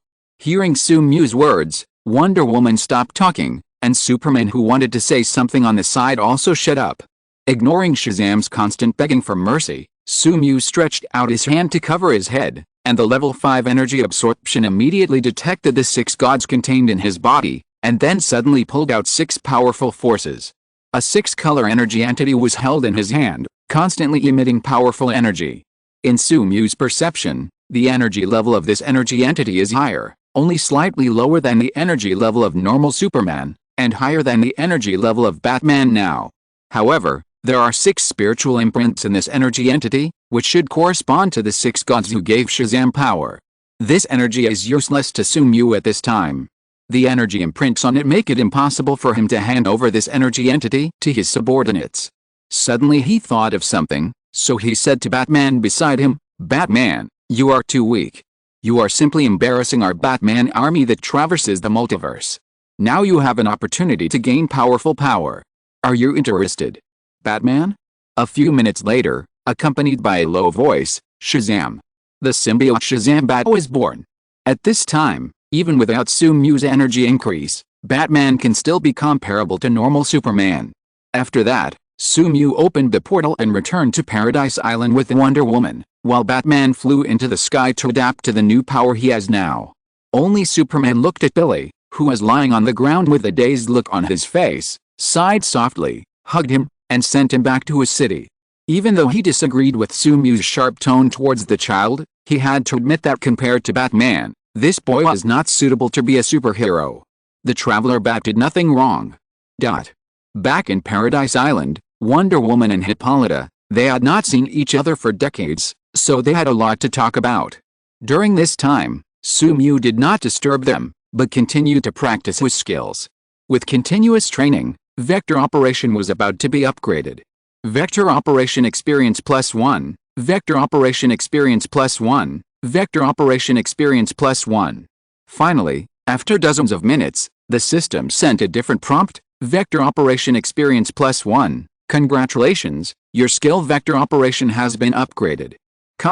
Vector Operation LV4, 1/5000, control the direction of all understandable vectors, and then create a fictitious vector axis. After continuous practice, Vector Operation breaks through the original limit and can even operate on some scalar energy, including mass, density, temperature, work, energy, etc. A lot of information kept rushing in Sumu's mind. Vector Operation and Virtual Style are both Sumu's 2 strongest skills now, and they are far more powerful than other skills at the same level. Of course, they are also the 2 most difficult skills to upgrade. Under the same training conditions, other skills can gain 5 points of experience, while they can only gain 2 to 3 points of experience. Among them, vector operation is easier to practice than virtual style because of the skill effect, so it is also easier to gain experience. At this time, vector operation has broken through the original limit and reached level 4. There is no doubt that a huge transformation has occurred. First of all, Sumu can now manipulate any understandable vector and can also control a part of the scalar. At first, Sumu could only control the direction of the vector. The vector is a quantity with a direction. Through the ability to control the vector, Sumu can ignore defense and cause huge damage with very little force. However, vector operations can only operate the direction of the vector, not the size of the vector. Therefore, the destructive power of vector operations increases exponentially based on the initial force. In other words, if there is no initial force, even if Sumu can control the direction of the vector, he still cannot cause any damage. Now, the level 4 vector operation has changed this weakness. The level 4 vector operation can not only change the size of the vector, but also control the size of the scalar. Unlike vectors, scalars are physical quantities with no direction but only size, such as length, temperature, mass, density, power, etc. At this time, Sumu can control the size of the scalar, increase the temperature out of thin air, control the mass, and change the power. This ignores the law of conservation of energy and the law of conservation of matter, and is already a powerful ability to change the rules. You must know that in Marvel, Iceman only has the mutant ability to ignore any thermodynamic definition at the molecular level, and he was evaluated as an Omega mutant. Now Sumu not only ignores the thermodynamic definition, he almost ignores all the definitions of physics. And this is only the level 4 vector operation. What kind of power will the level 5 vector operation or higher level vector operation have? Sensing the huge improvement in strength, Sumu grinned. He was more confident to go and take revenge on the Celestials, but he needed to be more steady. After all, his strength improvement was far from reaching the limit. For a period of time afterwards, Sumu lived a happy life again. During this period, Sumu studied Wonder Woman's body. Because the research process required close contact, Wonder Woman and Sumu naturally became close friends. P.S. Wonder Woman. Second, it must be said that the addition of Wonder Woman made Catwoman and Mara feel deeply relieved. After all, with a continuous improvement of Sumu's physique, it was difficult for them to compete with Sumu alone. Every time they were beaten with a big stick. Time passed like this. One day, when Sumu just finished exercising and walked out of the bedroom, he suddenly found a person with blood oozing out of the portal set outside. This person was Batman. The scene in front of Sumu was very familiar. He teleported in front of Batman and said unhappily, "Why are you injured again? What happened?" Seeing Sumu, Batman finally relaxed completely. Perhaps because of the serious energy consumption, his injuries recovered slowly, but he didn't care about his injuries, but said anxiously, "Apocalypse invaded the Earth. Even if I set up a superhero team, I can't be their opponent, so I came here to ask you for help." Apocalypse? Sumu naturally knew that Steppenwolf would invade the Earth later, but now Superman is not dead, and the 3 mother boxes have been taken in by him, but he didn't expect Apocalypse to invade the Earth again. But Sumu didn't care. Isn't this a new fun? It's just right that after solving the invasion of Apocalypse, he can go to Apocalypse again. Chapter 112 Kill the 3 Generals of Apocalypse. A few days ago, Apocalypse. This is a planet full of tyranny and desire, and even the air seems to emit a faint smell of sulfur. This planet is not hell, but it is worse than hell. Countless hideous demons are flying in the sky, patrolling the entire planet. These demons transformed by the most evil technology of Apocalypse are endless, and each of them is as powerful as the Atlantis warriors. They are the most feared legion in the universe. Behind the endless demons are the bones of countless natives of the planet. The formation of each demon requires the consumption of an innocent life. In the dark corners under the high-rise buildings full of future technology on the surface, countless slaves from various planets work non-stop, day and night. They are enslaved and have no human rights. Even their thoughts are erased, and they become tools that only know how to be loyal to Darkseid. Even if someone comes here to rescue them, they will betray that person without hesitation, and then continue to work for Darkseid. Although they are alive, they are essentially dead. At the top of a towering building comparable to a mountain in the center of Apocalypse, Darkseid looked down at his own planet and checked his country. He likes this because everything in front of him always reminds him of his past achievements. For him, the wailing and blood in his memory are the best soul food. 3 figures have knelt behind Darkseid for a long time, but even so, they still dared not move. They admired and feared their leader, the strongest new god, the Dark Lord, and the ruler of Apocalypse from the bottom of their hearts. After an unknown amount of time, Darkseid slowly turned around and looked down at the 3 subordinates who had been kneeling for hours.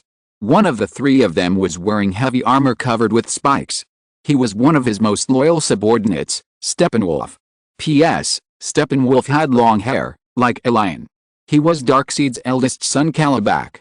The last person was wearing green armor.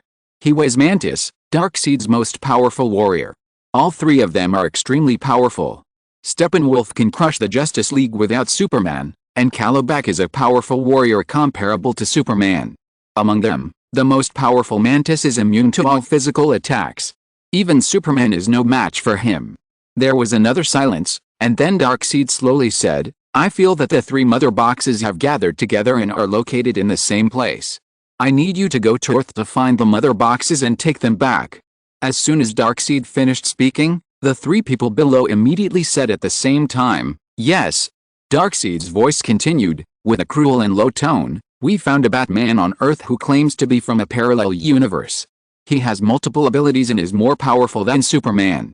This is the instrument I use to store Omega Rays. Find him, kill him, and take back the mother box. Yes, for Darkseid. Looking at the 3 people in the distance, Darkseid grinned. Although he, a Batman who calls himself the Traveler Bat, is extremely powerful, his Omega Rays can completely erase the existence of the object hit. In addition to Superman who is protected by the Wall of Origin, he can resist the Omega Rays. Even if a strong man at a multiverse level is hit head-on by the Omega Rays, he will be injured. He doesn't think that the Traveler Bat can reach the level of the multiverse, so he will definitely die. What's more, he didn't think that the Traveler Bat was stronger than the 3 Mantises, and the Omega Ray was just an insurance. The mother box, after all, belongs to him. A few hours later, endless demons and 3 generals went to Earth through the transmission channel. The war has begun. Faced with a sudden attack, Batman reacted immediately and summoned all the superheroes in the world. Batman, Superman, Cyborg, Flash, Aquaman, Green Lantern and other superheroes gathered together to deal with the invasion from Apocalypse. But unlike the movie version, in addition to the almost endless army of demons and Steppenwolf, there are 2 other extremely powerful warriors in this invasion. In the subsequent battle, Mantis used his ability to be immune to physical attacks to fight Superman. Because his ability was restrained, Superman fell into a disadvantage.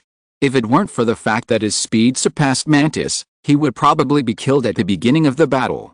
Batman fought with Kalibak, because the various bonuses provided by Sumu made him much stronger than in the movie, but even so he could only fight Kalibak to draw. Steppenwolf, on the other hand, is crushing the other superheroes.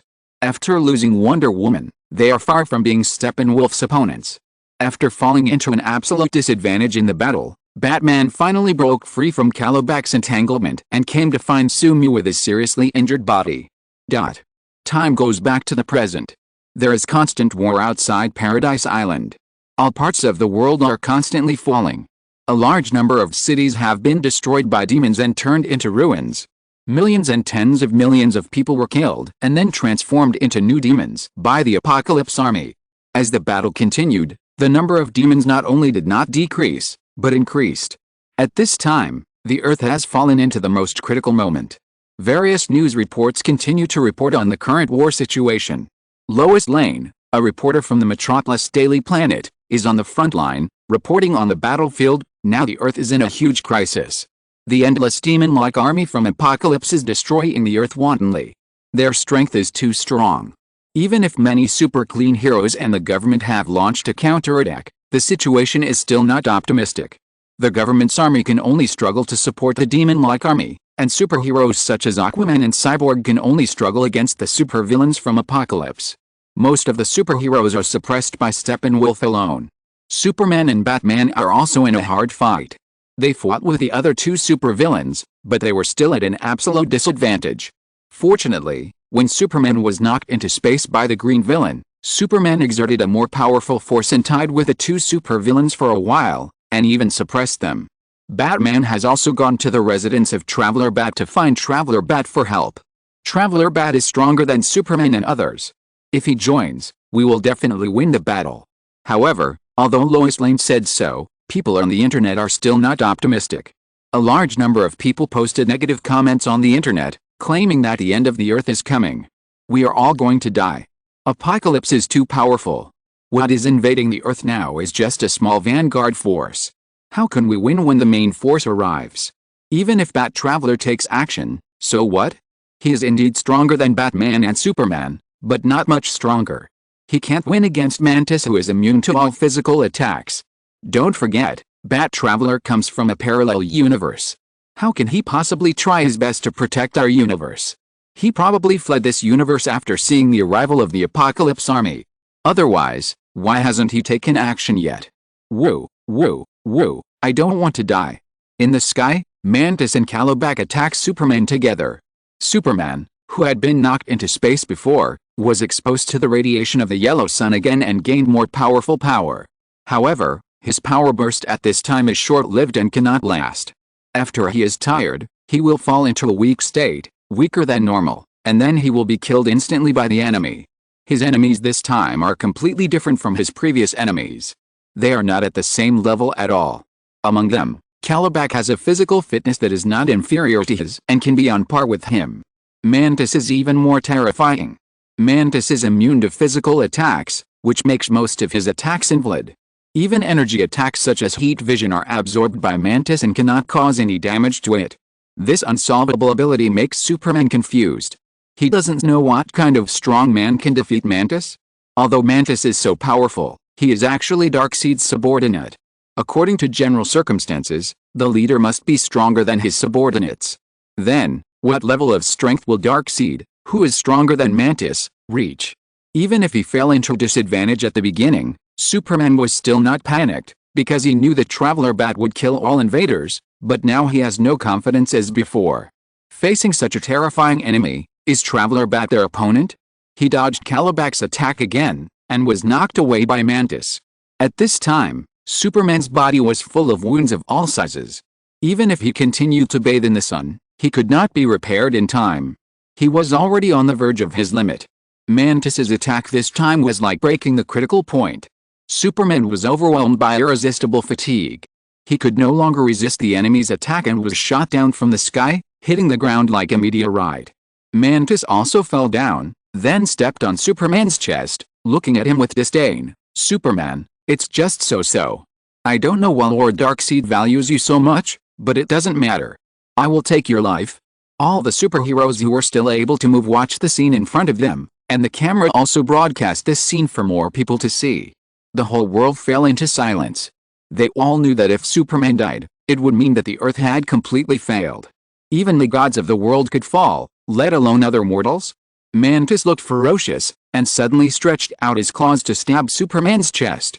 He intended to crush Superman's heart directly. But when his claws were about to pierce Superman's chest, he suddenly flew backwards at dozens of times the speed of sound.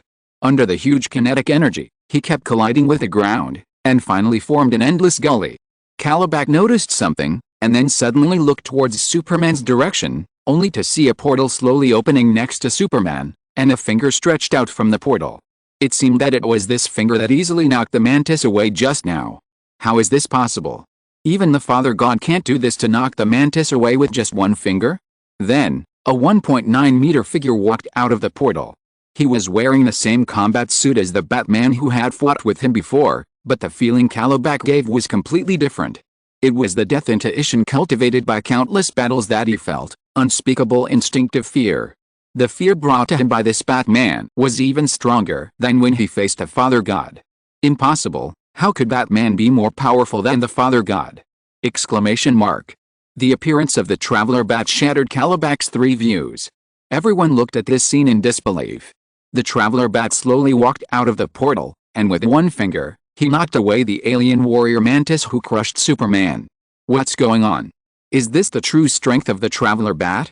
Behind Sumu, Batman, Catwoman, Wonder Woman, and Mara walked out of the portal one by one. At this time, Batman and Catwoman were strengthened by Sumu again, and they had strength that was not inferior to Superman. The energy in Wonder Woman's body had also been fully revived during Sumu's continuous research, awakening the different abilities given to her by the 12 main gods of Olympus. With the blessing of several artifacts and symbiotes, she was more powerful than the normal Superman. Mara was also given a symbiote by Sumu, and also received Sumu's energy enhancement, which allowed her to exert an extremely powerful force in a short period of time. As soon as they appeared, they rushed towards the demon-like army in the distance. In the movie, the demon-like army that made Batman fall into a difficult battle had no power to resist them and was slaughtered at will. Batman went to find Steppenwolf, knocked him away with a punch, and then sneered at him, "You are too weak." While the others were hunting down the demons, Sumu slowly walked towards Kalibak. Under Kalibak's vigilant eyes, he twisted the space, disappeared from the spot in an instant, and appeared in front of Kalibak.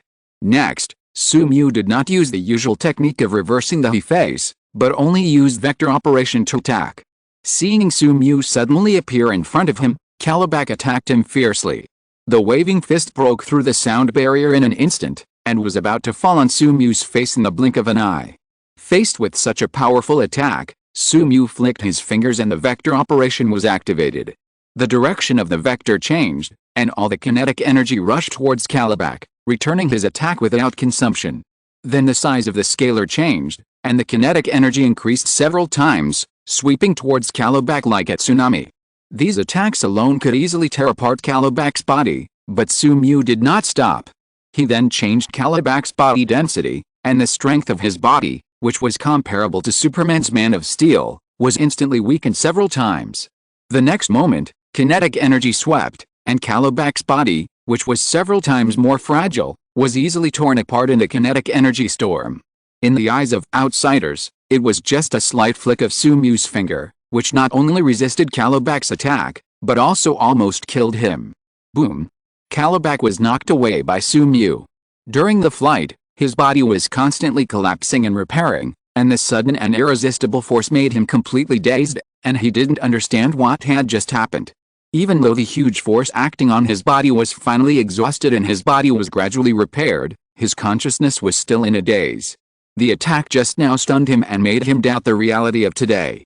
Was he pulled into a real illusion by a superpower who was good at spiritual environment? Otherwise, how could he be so fragile? Exclamation mark. Mantis rushed over from a distance. Although the previous attack knocked him far away, he was immune to physical attacks and was still not hurt. However, being knocked away made him extremely angry. Being knocked away by a native of a low-level planet was a humiliation to the Apocalypse Warrior. However, as he rushed towards Sumu, he suddenly found a shadow flying towards him at a high speed. When the shadow approached him, he found that it was Kalibak. At this time, Kalibak was in a very bad state. Most of his body was torn apart by the terrifying force. If it were not for his strong self-healing ability, I am afraid that this injury could easily kill him. Mantis caught Kalibak and asked, "You?" Mantis just uttered a word, and Kalibak immediately replied, "Run away, we are not his opponent." Before Kalibak finished speaking, the two suddenly felt something. A black figure appeared from nowhere behind Mantis. It was Sumu. Mantis immediately used all his strength to hit Sumu, but the power that could crush Superman head-on seemed cowardly and powerless when facing Sumu. Sumu stretched out a finger to block the fist that was bigger than his head, and then flicked his finger slightly. All nearby vectors and scalars were disordered, the surrounding rules were completely distorted, all the basic laws of physics were modified, and all kinds of mysterious changes occurred at the same time. All these changes made the power of the slight finger flick continue to increase exponentially, and finally reached an incredible level. Just like a Star Destroyer cannon fired from the surface, endless kinetic energy continued to spread outward from Sumu's fingertips.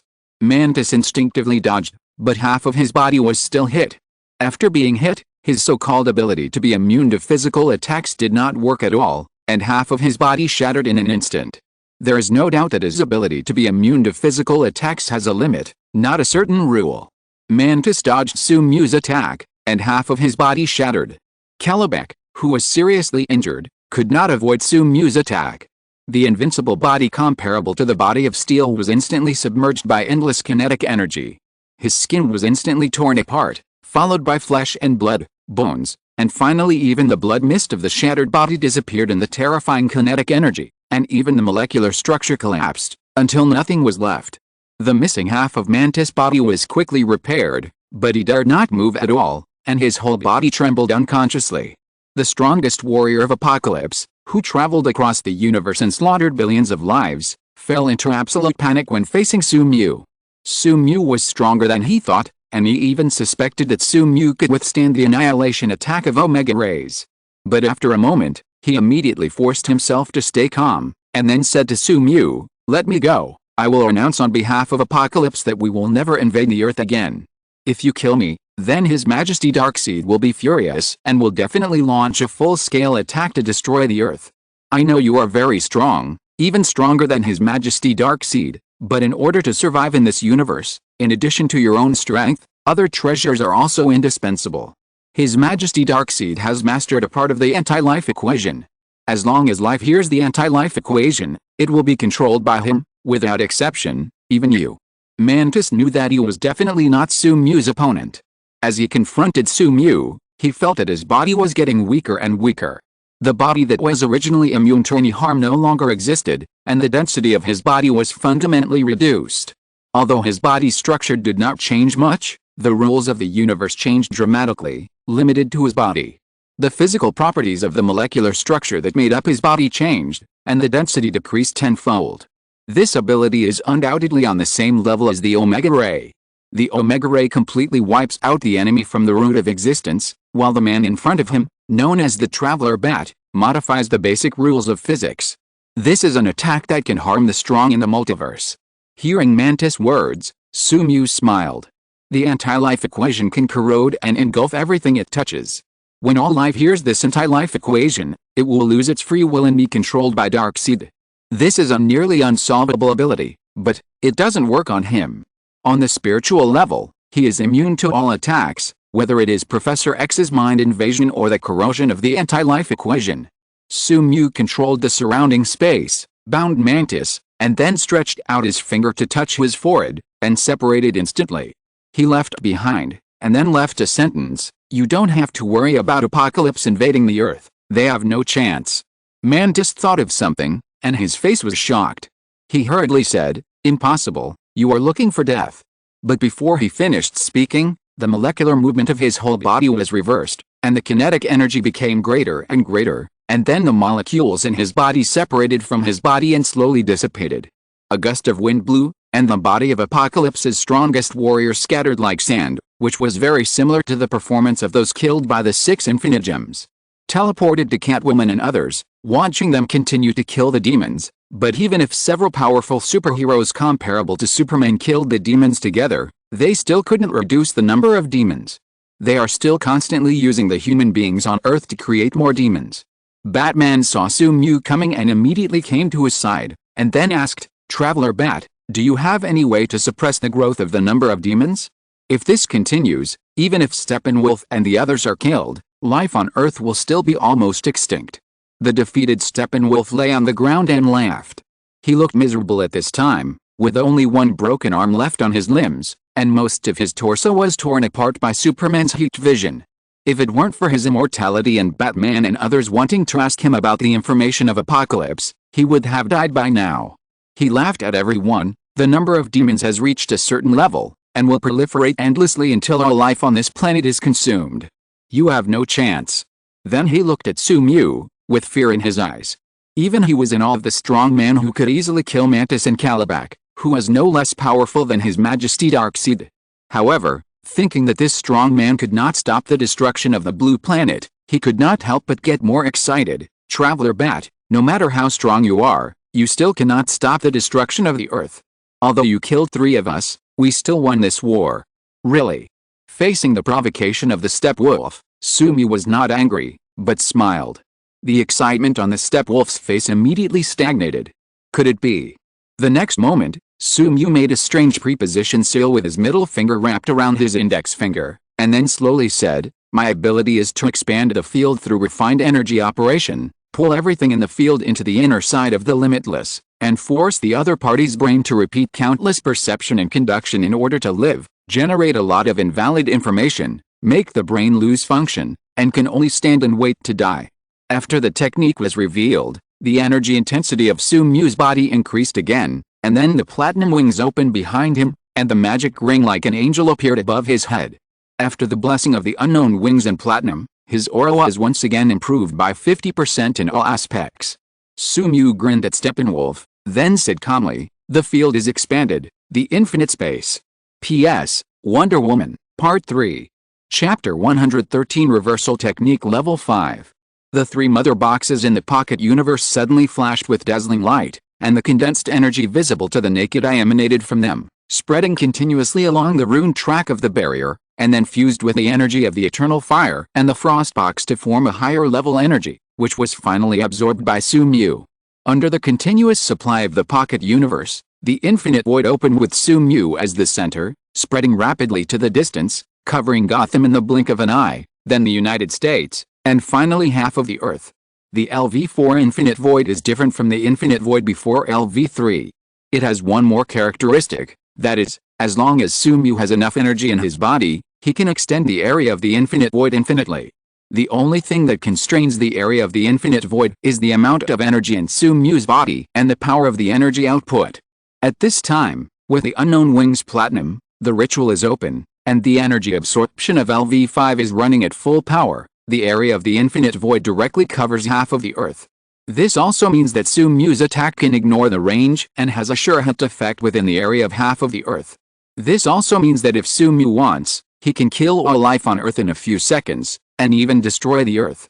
After covering most of the Earth, Su-Mu directly selected the demons and pulled them into the inner side of the Limitless. Then Su-Mu lightly tapped the void in front of him, and all the demons were affected by the vector operation in an instant. Their bodies immediately became stiff, and all the vectors in their bodies shifted and began to run irregularly. After a moment, their flesh and blood immediately shattered, and then the shattered flesh and blood shattered again, back and forth several times, until all the flesh and blood disappeared in place, and nothing was left. Most of the Earth fell into silence in an instant. They stared blankly at the bodies of the mad demons that were shattered in an instant, turned into dust and disappeared, and didn't know what happened. Only the people around Su-Mu and the people watching the live broadcast of the battlefield understood what happened. The attack of the Traveler Bat just now killed hundreds of millions of demons in an instant. Catwoman unconsciously opened her mouth slightly, her face full of surprise. Although she already knew how powerful the boss was, she didn't expect the boss to be so powerful. Unlike Catwoman, who can only observe the surrounding area, Superman's supervision allows him to see more. He tells everyone what just happened. Just now, half of the demons on the Earth were turned into dust and dissipated by the wind. The Traveler Bat just killed hundreds of millions of demons, disintegrated the offensive of the growing demon army, and pulled the Earth back from destruction. Batman thought of what the Traveler Bat said before. Could it be that those unbelievable things are true? He really killed a large number of destroyers and used a powerful treasure called the Infinity Stone to kill the ultimate doomsday at the cost of sacrificing half of the creatures in the universe and greatly reducing his strength? Batman basically believed the story that he was skeptical about before. At this time, Su-Mu already had the power to destroy the Earth. Even if his power was not damaged, he could really sacrifice half of the lives in the universe and kill Doomsday, who had evolved to the final stage, with a treasure. Because the demons descended from Gotham and then spread to other places, Su-Mu's attack at this time killed most of the demons, leaving only a few demons escaping, but they were immediately killed by the local government using various hot weapons. After the demons were killed by Su-Mu and turned into powder, the news on the internet was constantly refreshed again, and the processors of major forums were overloaded. I don't know what happened to all the demons here, they died suddenly. We too. +1 I can see you didn't watch the live broadcast. Traveler Bat used some method to kill most of the demons at once. What, is Traveler Bat so strong? Not only that, the three generals of Apocalypse, who crushed Superman, Batman and other superheroes and almost defeated all superheroes, were easily killed by the arrival of Traveler Bat? That's right, Traveler Bat is not at the same level as other superheroes. I doubt that he can defeat all other superheroes in the world by himself. No doubt, this is the fact. I apologize for doubting Traveler Bat before. He is indeed a powerful hero who can travel in the multiverse. His strength is beyond the limit of my imagination. Me too, I will be the #1 fan of Traveler Bat in the future. He will always be my brother. The doubts about Traveler Bat on the internet disappeared instantly, and the rescued people became fans of Traveler Bat. Governments around the world also immediately began to analyze the strength of Traveler Bat, and then helplessly found that they could not do anything even to the other 3 gods of the world, let alone Traveler Bat. At this time, everyone knows that Batman, Catwoman, and Superman are gods on Earth, and Traveler Bat is no longer a god on Earth. He is a real god. On the battlefield, after hearing Superman's words, Steppenwolf looked ferocious and stared at Sumu. He was very sure that if His Majesty Darkseid did not use Omega Rays and anti-life equations, he would not be the opponent of Traveler Bat. But the next moment he relaxed again. Even if Traveler Bat was strong, he was not the opponent of His Majesty Darkseid. And, because of his super regeneration ability, most of his injuries have recovered, and his arm, which was the least damaged, has also recovered. He took out a palm-sized instrument from his armor, then suddenly clenched it and threw it towards Sumu. After the instrument was activated, it began to release terrifying crimson energy, which was the Omega Ray that could erase the existence of life from the root. Seeing that the Omega Ray had already erupted and could no longer be stopped, Steppenwolf laughed loudly. "Damn Traveler Bat, no matter how powerful you are, you will eventually die in the face of His Majesty Darkseid's Omega Ray. After your death, Apocalypse will send a more powerful army to invade the Earth, and the Earth will eventually be ruled by the great His Majesty Darkseid." The other superheroes were too exhausted from the previous battle, and even Superman was too relaxed to notice Steppenwolf's actions. By the time they noticed it, it was too late. The Omega Ray had completely erupted, and the deep red Omega Ray flew towards Sumu at a high speed. No. Even though they were very confident in Sumu's strength, Steppenwolf's absolute tone still made Catwoman and others feel uneasy. Sumu might really be killed by the Omega Ray. Everyone threw weapons to intercept the Omega Ray, but the speed of the Omega Ray was too fast. When they just threw their weapons out, the Omega Ray had hit Sumu. Everyone looked at Sumu nervously.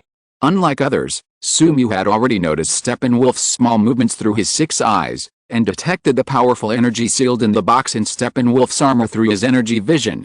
The level of that energy is extremely high, only slightly lower than the level of the energy of the 3 mother boxes fully combined, and it is not inferior to the power of the Infinity Stones. He immediately realized that this was the power of Omega Rays, an attack that is even more powerful than Superman's heat vision. This attack can vaporize, erase, explode as energy beam, or transform any form of matter, whether it is living or non-living. Except for Superman, who is protected by the wall of origin of the ancient DC gods, it is almost impossible for others to survive under the Omega effect. But he is different. He has too much power comparable to Omega Rays. He stretched out his hand to block the path of Omega Rays, and the next moment his palm began to shatter. Seeing the scene in front of him, many superheroes exclaimed. But Sumu remained calm, and the next moment the reversal technique was activated. The level 4 reversal technique can return any object to its previous state, whether it is a living thing or a non-living thing. Under the effect of the reversal technique, Sumu's gradually annihilating palm immediately stopped annihilating, and then recovered at a speed visible to the naked eye. If it was the Omega Ray released by Darkseid himself, then Sumu would need to take it a little more seriously, but at present it was just a rootless Omega Ray energy, which could not pose a threat to him at all. His palm gradually recovered, and he blocked the Omega Ray with one hand, and then used energy absorption to forcibly control this extremely high-level energy, twisting it into a sphere. Finally, Sumu suddenly clenched it, and this group of Omega effect was completely absorbed by him and disappeared. Seeing this, many superheroes breathed a sigh of relief and showed joy on their faces. As expected of the Traveler Bat, even the Omega Ray that can annihilate everything cannot affect him. Steppenwolf was in a state of panic, his eyes were filled with fear, and he kept repeating, "Impossible, impossible, how can you resist the Omega Rays of His Majesty Darkseid? Who are you?" Sumu ignored the reactions of the crowd, because after this battle, the levels of 2 more skills were upgraded. Unknown Wings, Platinum Experience +1, congratulations, your skill Unknown Wings, Platinum has been upgraded. Unknown Wings, Platinum LV2, 1/300, manipulate the phase power in space, forming the ultimate power Platinum Wings of the phase, greatly enhancing the user's all-round power, because Unknown Wings, Platinum is the final form of the previous Unknown Wings skills. There is a strange correlation reaction between them, and finally the average is averaged. Now the experience of Unknown Wings, Platinum and the previous Unknown Wings skills has been completely intertwined and synchronized. The level of all skills has reached the current level of Unknown Wings Platinum. When the experience of Unknown Wings Platinum is improved, the experience of the previous skills will also be improved simultaneously. This means that Sumu only needs to practice Unknown Wings Platinum. In this way, the experience of all Unknown Wings skills will be improved, which greatly saves Sumu's time.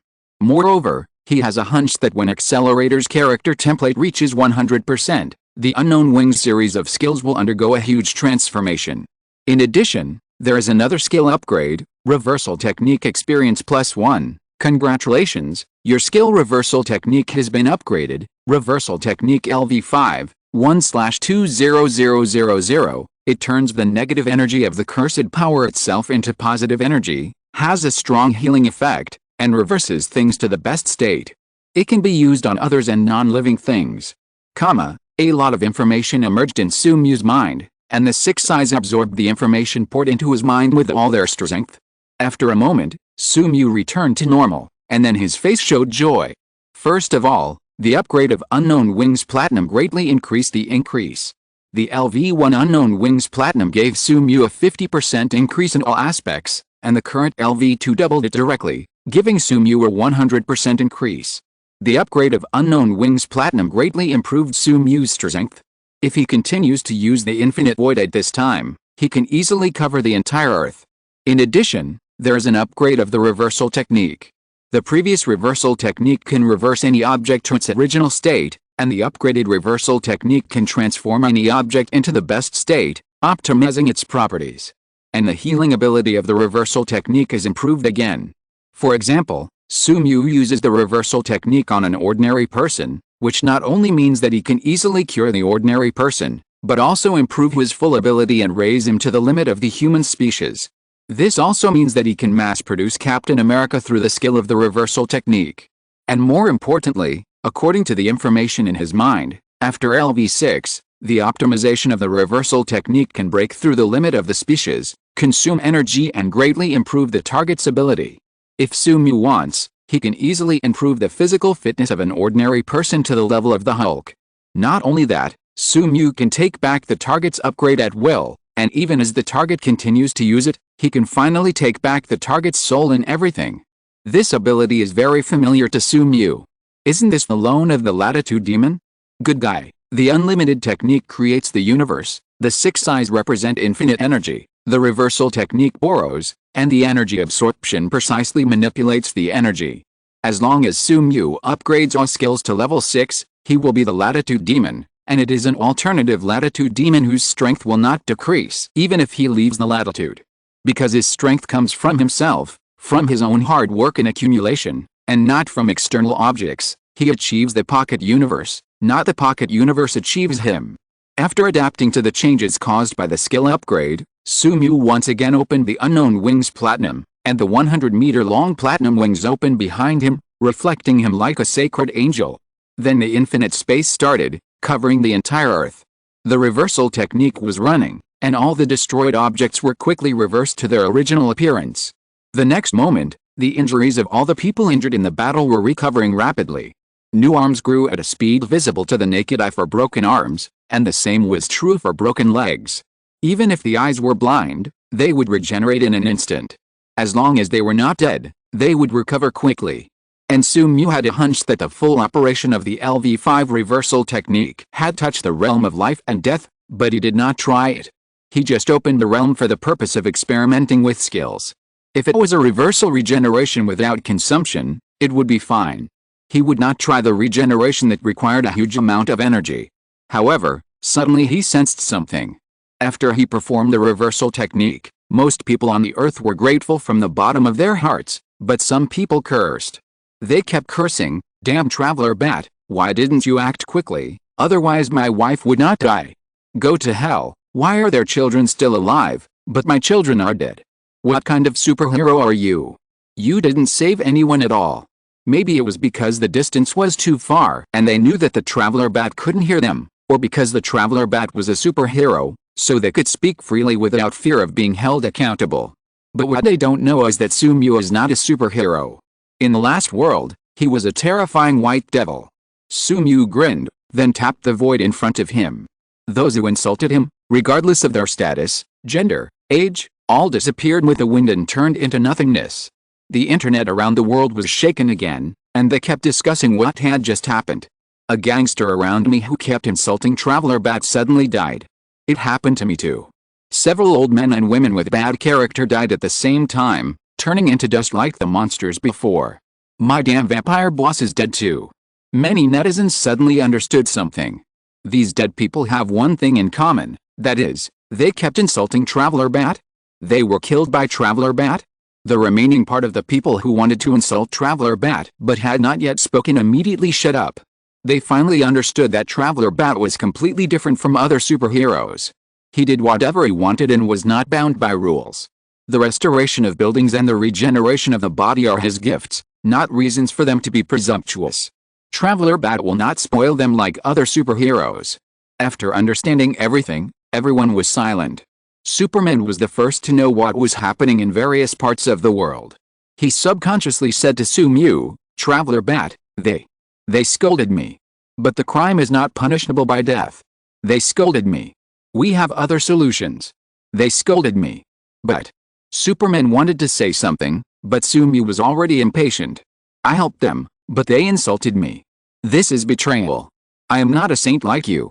Betrayal means death. If you disagree with my point of view, it is the same as treating me as a supervillain. You can attack me as long as you can. Superman was silent, and all the superheroes were silent. Traveler Bat was too powerful. How could they be his opponents? And Traveler Bat's merits far outweighed his faults. He saved the Earth and now he just killed some scum. Sumu ignored Superman. He respected Superman very much, but respect did not mean that he wanted to be like Superman. If possible, he is more likely to be a native. Coming to Catwoman, under the longing gaze of her and Mara, Sumu slowly said, You guys go back to Paradise Island first, I'm going to Apocalypse for fun. Batman realized something, and then asked, Why are you going to Apocalypse? I don't like them, especially Darkseid. I want to kill him and destroy Apocalypse. Many superheroes? We just worked hard to defeat the elite monsters, and you want to run to the boss's lair to kill the boss? Even the copy is going to be destroyed? Exclamation mark. Batman dissuaded, It's too dangerous for you to go alone. According to the information revealed by Steppenwolf, in addition to the Omega Rays, Darkseid possesses even more powerful powers. We should take the long-term view and formulate a detailed battle plan. As soon as Batman finished speaking, he saw Sumu looking at him with contempt. He immediately understood what Sumu wanted to say afterwards. Batman, you really shame the Batman caller. In the multiverse, whether it is the righteous Batman or the evil Batman, they are extremely powerful existences. Darkseid is just a mere thing, not worth mentioning at all. Batman. Sumu directly cut through the space, and a portal was generated in front of him. In front of him was a planet called Apocalypse filled with despair and fear. A figure stood in the most central building of Apocalypse and looked at the open portal, and his eyes crossed with Sumu's. Sumu walked into the portal, leaving only one sentence, Wait for me, I'll be back soon. Batman, Superman and others watched Sumu leave, and could only pray for his victory. The portal that Sumu opened was in the air, and he was discovered by many slaves as soon as he appeared. These slaves were residents kidnapped from other planets. Most of them were called lowly people. They were at the bottom of society and were often abused by the upper class. In the end, they could only end up dead and had a miserable life. But even so, they were still brainwashed and became Darkseid's most loyal servants. As soon as Sumu appeared, Apocalypse sounded the alarm and announced that there was an invasion by outsiders. The lowly people around immediately discovered Sumu's existence, and then all rushed towards Sumu without hesitation. They were weak, even worse than the demons, and could only use stones or the tools in their hands to attack Sumu. This low-level projectile floated in the air when it approached Sumu's surroundings, and could no longer move forward. The lowly ones knew the gap between them and Sumu, but they still attacked Sumu with all their strength, for their master, His Majesty Darkseid. Sumu looked at the many lowly ones under his feet indifferently. Most of them were cowards from their respective planets. The warriors with a little courage were transformed into demons or slaughtered. Watching them attack continuously, Su-mu couldn't help wondering, facing Darkseid's army, would they also be as reckless as they are now? Or did they not resist at all, and then were brainwashed and captured? But Su-mu didn't care about this, he just wanted to destroy Apocalypse now. The powerful repulsive force spread rapidly towards the distance with him as the center, and the lowly ones around him instantly turned into blood mist, and then disappeared completely in the repulsive force. Killing many lowly ones at will, Su-mu looked around, and endless demons surrounded him at some point, constantly shooting at him with energy weapons.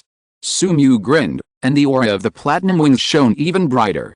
He made a pre-seal, and then smiled and said, "The field is unfolded, the infinite space. P.S. Demon." Chapter 114 Destroy Apocalypse Alone. Su-mu opened his domain for the second time in one day, but with the support of endless energy, he did not feel tired at all, and his state remained at the peak level. Especially at this time, the unknown wing platinum was upgraded again, providing him with a 100% increase, which increased the scope of his domain again and directly covered the entire apocalypse. He smiled indifferently, then hooked his fingers forward, and the space slash from the unlimited technique covered all the demons. The demons all over the world were killed by the endless space slash at the same time. Attacking countless demons at the same time was a big burden for Su-mu. After a slight breath adjustment, he wanted to launch an attack again, but the space around him kept shaking. Su-mu noticed a special energy fluctuation emanating from the center of the city, disrupting the surrounding space and neutralizing his infinite space. The energy center of Apocalypse stopped supplying energy to other places, and fully released the weird energy shock to barely neutralize Su-mu's domain. And Apocalypse is the second most technologically powerful planet in the universe, second only to the new Genesis star. Its energy center is extremely powerful, even comparable to the 3-in-1 mother box. However, even though the total amount of energy is large, the rank is far inferior to Su-mu, so he is still not Su-mu's opponent. In a laboratory in the core palace of Apocalypse, Desid gave an anxious order, "Quick, go and stop him from cracking the energy interference device. If he adapts to the interference and releases his ability again, Apocalypse will be destroyed by him in a short time." As Darkseid's chief scientific advisor, Desid has achieved too many achievements in his life. He manages many high-tech devices on Apocalypse and creates a demon-like army that the whole universe fears. In the long years in the past, he was an invader and a sadist, but today everything turned around and he became a victim.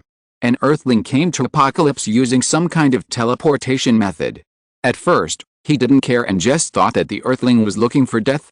Until the Earthling used the energy field covering the entire Apocalypse with his own strength, he felt a fear from the soul.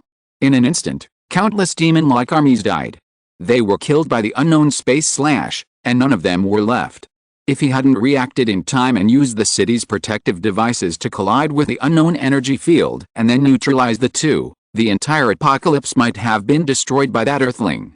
Thinking of this, his body couldn't stop shaking. What kind of strong man is this? Is he really from Earth? Desid roared to the side, "Dr. Chaos, why haven't you been able to control the will of that Earthling?" I don't know." Dr. Chaos' face was pale. He had tried his best to control the Earthling, but what made him desperate was that he couldn't even sense the will of that Earthling. You know, he is the top master of spiritual thoughts in the universe, and he can even control the minds of all the lives on an entire planet. But now facing the Earthling who broke into Apocalypse, his ability seemed to be ineffective, and he couldn't even sense the will of the Earthling. If he hadn't been able to sense the will of the experimenters around him, he would have thought that his ability had failed. He trembled and said, "No, I can't sense his will at all, let alone affect him." What? Desid couldn't believe it. Is that Earthling so powerful in mind? You know, even His Majesty Darkseid will be affected by Dr. Chaos's ability. The situation was worse than he thought, but he still forced himself to calm down, and then used the communicator to continue to convey orders. "Grandma Kind, quickly order the Nemesis team to attack, and be sure to stop him. I have charged the energy light cannon. You only need to hold on for 1 minute so that I can use the energy light cannon to kill the damn Earthling."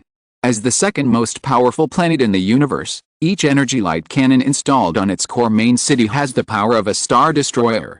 As long as the energy of multiple star destroyers is used to hit the Earthling, he will definitely be burned to death by the energy. Grandma Kind received the message and immediately replied, "The Nemesis team has already attacked, they should be here by now." At the same time, Sumu noticed several figures rushing towards him. When he saw the detailed appearance of these figures, he immediately recognized that they were the notorious Nemesis in the universe. The Nemesis team is a group of new gods loyal to Darkseid. They are all women who have been trained by their kind grandmother to become the elite troops of Apocalypse. Each of them has the strength of a god on Earth. It seems that his previous actions have frightened the top leaders of Apocalypse, and they directly sent the Nemesis team to attack him. But they are still too naive. Do they really think that the Nemesis team can stop him? Looking at the Battle of the Statue of Liberty attacking him, Sumu grinned, then took a step forward and came to a woman in a green battlesuit. These members of the Nemesis team are all very crazy, but the genes of the gods also make them beautiful enough, and each of them is a crazy beauty. But Sumu is not a person who will be soft-hearted to beautiful women. He prefers to kill his sister to prove his truth. Before the woman in front of him could react, he pressed the red and white singularity on her face. Being hit head-on by a supernova, even gods can't bear it. Her beautiful face was immediately torn apart, her head shattered, and the blood of the gods dyed the crimson sky of Apocalypse red, tearing a crack in Darkseid's eternal rule. The captain of the Goddess of Vengeance, Corelli, died. Seeing the death of the captain, the other members of the Goddess of Vengeance were not sad at all. On the contrary, they were more excited, because they wanted to compete for the position of captain all the time. At this time, Corelli represented their possibility of becoming captain. Lashina, wearing a black battlesuit and holding a long whip, swung the long whip in her hand and swept towards Sumu. Through the special material of the long whip, she can continue to use the long whip to continuously stack kinetic energy, and the speed of the top of the long whip can even reach hundreds of times the speed of sound. She used the long whip to kill too many gods, and now she wants to use it to pave her own way to become the captain. But when the long whip was about to hit Sumu, the smile on her face froze, and she saw that the powerful long whip was easily held by Sumu, and the attack that could easily injure the gods could not cause any damage to him. The next moment, Sumu appeared above her and suddenly hit her chest with his knee. With a piercing sound of bones breaking, Lashina was crushed into a ball of regular meat by the huge force. Lashina died. Seeing this, the other goddesses of vengeance became more careful, but they were not afraid, because they were brainwashed for many years and could sacrifice their lives for Darkseid at any time. Harriet and Gelatino attacked Sumu together. One of them had sharp claws that could tear anything apart, and the other had two swords that could cut any object. When Sumu killed Lashina, they used the sharp weapons in their hands to hit Sumu. They just showed excitement, thinking that the sharp weapons in their hands that could pierce everything could easily pierce Sumu's body, but in fact, these equipment that claimed to be able to pierce everything did not even pierce Sumu's clothes. Because when they approached Sumu, the kinetic energy on them had been absorbed. Of course, even if Sumu did not use energy absorption to absorb the kinetic energy, Vector Operation could also do it without damaging the clothes. Even if he did not use the above two abilities and let them attack, the so-called equipment that could pierce everything could not pierce his current steel body. At most, the clothes might be pierced and damaged, but the nanosymbiote would recover instantly afterwards. Sumu used repulsion to knock the two people away and touched his kidneys. Because his kidneys were tired from the hard work during this period, and now he was hit by two people's kidneys.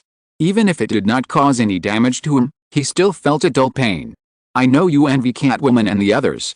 After all, Darkseid is too small, but it is wrong for you to attack my darlings. What if it hurts Catwoman and the others? Seeing that the Goddess of Vengeance was still looking at him seriously, guarding against his next attack, and not paying any attention to his words, not even an apology, Sumu was slightly unhappy, and he really killed them. The purple imaginary sphere in his hand formed instantly, and then became an exquisite long sword, and then extended infinitely, instantly passing through the bodies of all the remaining goddesses of vengeance.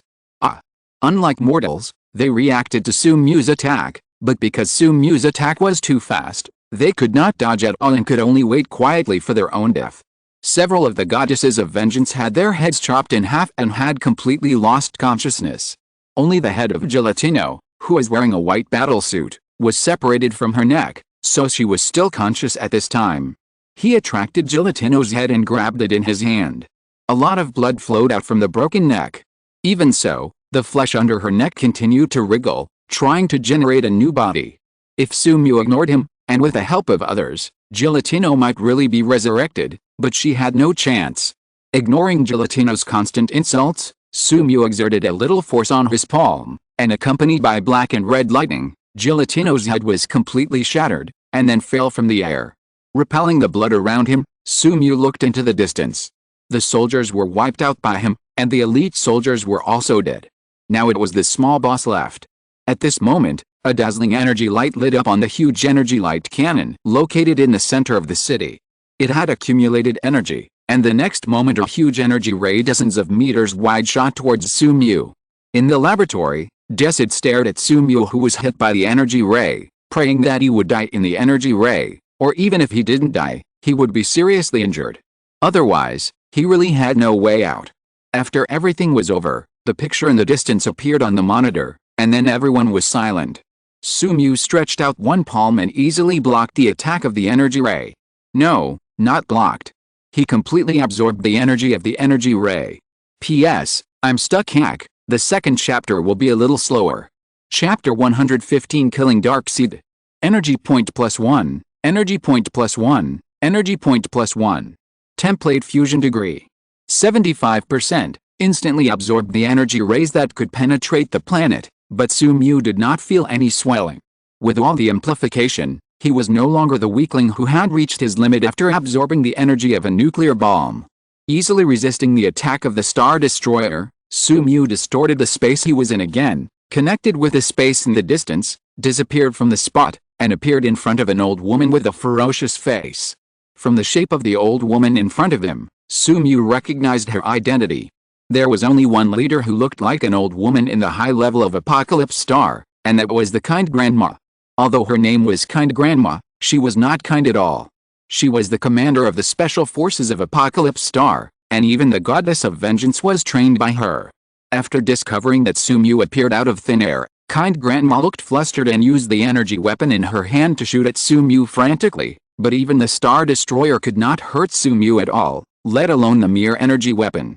Sumu glanced at the Kind Grandmother and waved his palm gently. The powerful repulsive force crushed the Kind Grandmother. The broken bones and flesh stuck to the wall and then slowly flowed down. The Kind Grandmother, the commander of the Special Forces of Apocalypse, died. After that, Sumu rushed to the core area, which was the core of the city's protective device. As long as the core was destroyed, the domain would no longer be affected. He could also use the domain to cover the planet and quickly end the battle. However, he did not use the portal to go directly there, but walked slowly. After all, it was destined to be the same result. Why not enjoy the fun of the journey? Several figures rushed towards Sumu's direction at a high speed to stop him from moving towards the core area. Any one of these figures is a threat to the entire universe. Kant, who is known as the strongest fighting master, the strongest assassin and tracker in the universe, the Green Titan holding a scorching scepter, Darkseid's military advisor Wyman Wandeba and other strong men attack Sumu together. Any one of them could easily destroy a planet, but at this time they attacked together, but there was no relaxation, but more tension. The enemy in front of them was the most powerful enemy they had ever encountered. He was a monster that could destroy a planet in seconds if he was not stopped. Everyone attacked together, with fists that broke through dozens of times the sound barrier, scorching energy rays, and sharp battle blades attacking Sumu from all directions, but these attacks could not advance an inch when they were 50 meters away from him. What kind of ability is this? Kant sensed the invisible barrier in front of him that easily resisted everyone's joint attack, and his palms trembled violently because he was too strong. He used a dagger to kill too many strong men, some of whom could fight him for a long time, but he had never encountered the current situation. He couldn't even get close. And this was not an attack from him alone, but an attack from several of them. But even so, their attacks were easily resolved. Knowing that the enemy in front of them was completely different from the enemies they had faced before, Kant moved his palm slightly to ensure that the sweat seeping from his fingers would not affect his wielding of the dagger, and adjusted his condition to the best. Everyone, go all out, otherwise you will die. Everyone nodded, knowing the seriousness of the current situation, and exerted all their strength to attack Sumu continuously. But even so, their attacks were still ineffective. The earthlings in front of him were obviously much shorter than him, but at this time they were like a deep sky pressing on their heads, making them unable to breathe. Facing the siege of everyone, Sumu smiled, then stretched out his hand to make a bow-drawing gesture. The surrounding vectors were manipulated by him, and quickly merged around him to form a vector axis. The powerful forces merged together and distorted the surrounding space.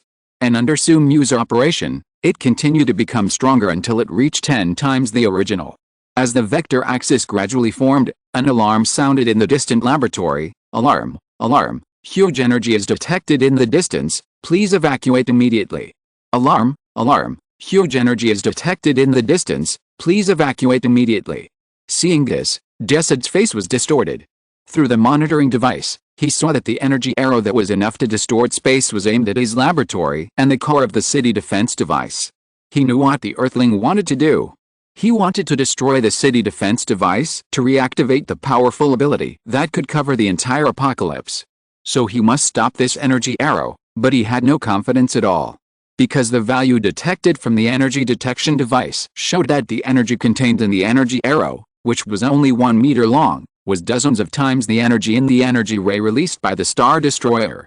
Although he knew that he could never stop this attack, he still did not dodge, but kept entering codes on the instrument to compress the city defense device, trying to use the city defense device to resist the next attack. If he escapes at this time, even if he survives this energy arrow, His Majesty Darkseid will still kill him, and his means will definitely be more cruel than those of the Earthlings. Thinking of this, Decid shuddered subconsciously, and then continued to adjust the parameters of the city protection device. Sumyu ignored the many apocalypse leaders who were constantly attacking him 50 meters away, and fully manipulated the vector axis that had been formed. He naturally noticed the shrinking protective shield in the distance, but he didn't care. The attack method of the vector axis is different from the traditional energy physical attack. Although the vector axis on the surface is only a 1 meter long entity, in fact, the vector axis has spread to an endless distance. On the path of the vector axis, the direction of all vectors will be manipulated, and when they come into contact with the vector axis, they will merge with it to enhance the strength of the vector inside it, even the vector that blocks the attack of the vector axis. And because Sumyu can control scalars, the power of all vectors integrated into the vector axis will be increased tenfold. This is also the maximum multiplier that the LV4 vector operation can increase. When the vector axis was completely constructed, Sumyu let go of his hand, and endless vectors intertwined together, forming the shape of arrows, and flew away. No, it is not appropriate to say that they are arrows, because the volume of the arrows released from the string continued to expand, and finally formed a spear hundreds of meters long. Distance seemed to have no meaning to the vector axis. Even the six eyes could not catch the trace of the vector axis's advance. Everything in front of them was destroyed by the vector axis and reached the laboratory area in an instant. Decid and Dr. Chaos were unable to react to the attack of the vector axis spear, and were pierced by the vector axis spear along with a protective shield. The power of their bodies to resist the rebound of the vector axis attack was also absorbed by the vector axis, expanding 10 times and enhancing the power of the vector axis. Finally, everything was over. The core of the city's protective device disappeared, and Sumyu also sensed that he could activate the infinite space again. Many apocalypse leaders on the side stared blankly at the kilometer-wide ravine that seemed to have no end in the distance, not knowing what had just happened. For them, they just saw Sumyu loosen his palm, and then a dazzling white light flashed, and when their vision was restored, it became what it is now. The city's protective devices disappeared, the city was divided into two, and even the area where His Majesty Darkseid was located was also reduced to ruins. No, His Majesty Darkseid. What did they realize? Could it be that His Majesty Darkseid also died in the previous attack? Everyone looked at Sumyu angrily, and then fell into madness and continued to attack him. Seeing this, Sumyu smiled calmly, and then opened his domain again. The domain expanded and the infinite space. The entire apocalypse was once again pulled into the inner side of the limitless limit. As Sumyu's mind moved slightly, the bodies of several apocalypse leaders around him were immediately torn apart, and then turned into powder with the surrounding strong wind. In this way, all the leaders of Apocalypse died. But it is still not enough now. Sumyu's ultimate goal is to destroy Apocalypse. Just when he wanted to take action, he suddenly found a figure in the distance rushing towards him at a high speed. The powerful Omega Ray wrapped him and isolated him from the infinite space. This person was Darkseid, and he was not killed by the vector axis. He rushed towards Sumyu at high speed, and obviously sensed what Sumyu wanted to do. Veins popped out on his skin, and he shouted loudly, "Stop!" Facing Darkseid's heart-wrenching roar, Sumu smiled at him calmly, and the vector operation directly destroyed the entire apocalypse. Boom! Under Darkseid's bloodshot gaze, the vectors and scalars in the entire apocalypse began to change disorderly. This change tore apart the gravitational field that maintained the planet, and the result was that the entire apocalypse fell apart, like a broken glass ball, shattering. However, Sumu did not stop his actions. Endless space slashes enveloped all areas of apocalypse, tearing the broken earth apart, and annihilating the broken mountains. Then endless purple covered apocalypse. This attack was silent, but when everything was over, the entire apocalypse no longer existed, leaving only scattered cosmic dust and Sumu and Darkseid. Darkseid knelt in space, looking at everything in front of him in despair. His planet, his glory, the foundation he gained by killing his brother and father, were all shattered like a dream, leaving nothing behind. No. I will kill you. Kill you. The overlord of the universe rushed towards Sumu like a madman, releasing omega rays from his eyes without cost, but these omega rays were easily mastered by Sumu, and then absorbed. The attack that annihilated everything from the source was also offset by the reversal technique. Seeing this, Darkseid changed his attack method and said frantically, anti-life equation equals loneliness plus alienation plus fear plus despair plus self-worth percent mockery percent condemnation percent misunderstanding x guilt x shame x failure x judgment n equals y where y equals hope and n equals folly, love equals lies, life equals death, self equals dark side. This is undoubtedly the anti-life equation. All creatures that hear the anti-life equation will lose their independent will and be controlled by the user. Darkseid stared at the Earthling in front of him with hatred, and saw that this Earthling did not isolate his hearing and immediately showed a more crazy smile. No one can be exempted from the anti-life equation, even this Earthling is no exception. As long as this Earthling hears the content of the anti-life equation, he can control the Earthling. He wants to torture this damn Earthling severely and use his power to rebuild Apocalypse. But the excitement on Darkseid's face froze immediately, because the Earthling in front of him showed no signs of being manipulated, but looked at him sarcastically. Then his eyes blurred, and he found that the Earthling came in front of him. He subconsciously attacked the Earthling, but suddenly found that he was completely unable to move. He was imprisoned by the surrounding space, which was a force far beyond his limit. His whole body was shaking, and his meridians were constantly squirming, but he could do nothing and could only watch a hand holding his head. Then, the hand holding his head suddenly exerted force, accompanied by the explosion of purple lightning, and the overlord of the universe, the strongest new god Darkseid died. P.S. Darkseid P.S. Soon Accelerator's template will be completely integrated, and the journey to the new world will begin. If you're listening to this novel on a channel other than Fanfic World, it means they downloaded and uploaded it without effort. We cordially invite you to visit our channel, Mundo Fanfic Novelis. There you'll find the original version of this story, and you can explore many other novels of various genres. We're waiting for you to immerse yourself in a world of incredible novels. Chapter 116 Portal Level 5. After killing Darkseid, Sumu directly opened a portal and returned to Earth. At this time, Superman, Batman and other superheroes were still waiting in the same place. They kept praying for Sumu, praying that he could return safely. The reason why the Earth can now withstand the attack of Apocalypse is all because of Sumu. He defeated Mantis and Kalibak to prevent the Earth from being ruled by Apocalypse. If Sumu encounters an accident on his way to Apocalypse, then the Earth will no longer have any ability to resist the invasion of Apocalypse. Although Sumu easily defeated the 3 Apocalypse leaders, they are still worried that Sumu will be defeated by Apocalypse, not only because of the unknown technology of Apocalypse that far exceeds the Earth, but also because of the many treasures owned by Darkseid. There are too many variables caused by various means, and even the strongest people may overturn. Just when Superman and Batman were about to gather other superheroes to discuss ways to go to Apocalypse to help Sumu, the Flash first discovered something, and then pointed to space and said, "I think, no need. Batman."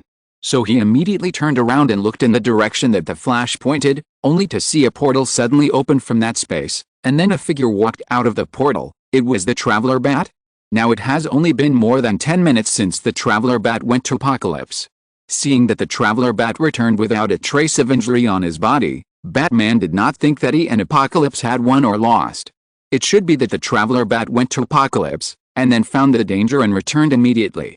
Thinking of this, Batman comforted Sumu, "Traveler Bat, you are right to return immediately when you find danger. Safety is the most important thing. Later, we will make a detailed plan to go to Apocalypse together and destroy it."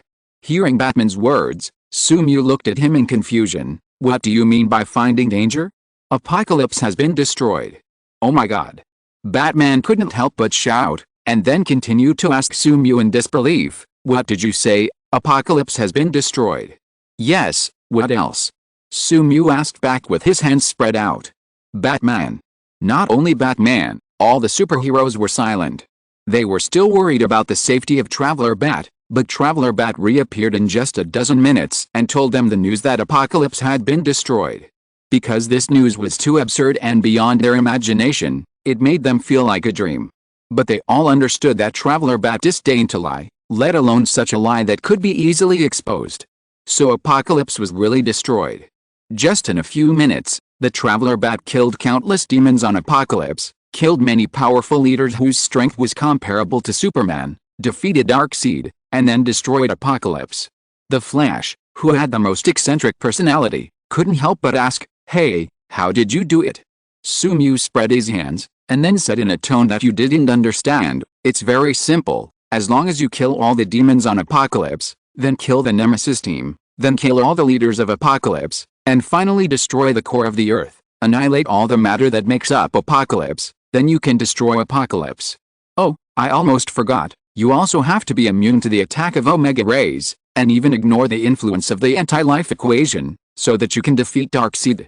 "Cool," Flash said subconsciously, and Cyborg beside him asked him, "So you know what Omega rays and anti-life equations are?" Flash replied embarrassedly, "I don't know, but I just think it looks amazing." Cyborg, "Okay, I think it looks amazing too." After saying goodbye to everyone, Sumu returned to Paradise Island. He needed to sort out the gains he had gained from Apocalypse this time. First of all, there was a lot of high-tech information obtained. As the second largest technological planet in the universe, Apocalypse technology is undoubtedly extremely powerful. They can conquer most planets with technology alone. Sumu gained a lot of knowledge from the brain of Apocalypse's chief scientific advisor, Desid. Based on this knowledge, he gained a lot of inspiration and could further optimize the barrier technique. So Sumu used this knowledge to transform the core barrier of the Pocket Universe and tried to merge the three mother boxes together. Initially, he separated them to prevent Apocalypse from manipulating the mother boxes from a distance. Now that Apocalypse has disappeared, there is naturally no concern in this regard. With LV5 energy absorption and 6 eyes, Sumu's control over energy has reached the extreme, so he quickly completed the modification of the barrier. After several hours, Sumu placed the mother boxes in the central area of Paradise Island one by one, and then accompanied by violent vibrations, the three mother boxes merged together, and more pure and powerful energy emanated from the mother boxes, merging with other energies through rune patterns. Buzz! The familiar sound sounded again, and the area of the Pocket Universe expanded again, until it expanded to several times the original size before stopping, and now the area of the Pocket Universe is larger than most small countries. When the Pocket Universe stabilized, Sumu checked his other gains again. After completely absorbing all the energy of the Star Destroyer, plus the energy of the Pocket Universe that he had been absorbing during this period, and the huge energy released by the three mother boxes just now, Accelerator's template fusion degree increased rapidly. Energy point +1, energy point +1, energy point +1. Template fusion degree. 81%, you have unlocked a new skill, the third tree, Abyss. The third tree, Abyss LV1, 1/100, crossing the abyss, integrating magic technology with his soul, providing unparalleled amplification, and can release vector guns that ignore immortality. A large amount of information poured into Sumu's mind. Even the LV1 skills contained more information than the information at LV2 of Platinum Wings. After a while, the information in his mind was completely absorbed by Sumu, and he also fully mastered the new skills. Accelerator's third tree, Abyss, is connected to the overall consciousness of Q Magic and Misaka Network. The vector operation has been improved by a dimensional level, and can release guns that ignore immortality, and finally reach the point where it can injure the demon god Nephthys. He who has mastered the third tree is already a strong man at the level of a single universe. However, Sumyu's third tree, Abyss, is different from Accelerator. It is a fusion of magic technology and soul, reaching a new realm. His state is undoubtedly better than Accelerator's state, without the constraint of not being able to use magic. However, the third tree, Abyss, which is only LV1, is undoubtedly not as good as Accelerator. It will probably reach the level of Accelerator when it reaches LV3, becoming a strong man at the level of a single universe. However, even if it is only LV1, the skill improvement is greater than the improvement brought by the LV2 Unknown Wings, Platinum, which can provide Sumyu with a 200% all-round increase. And after obtaining the third tree, Abyss, the ability of the Unknown Wings has been completely integrated and turned into part of the third tree, Abyss. At this time, Sumyu does not need to open his wings, and can enter the enhanced state at any time, and his appearance has not changed at all. Of course, he can still use all the abilities of several Unknown Wings, and he has not completely lost these abilities. After destroying Apocalypse Star, Sumyu had nothing to do.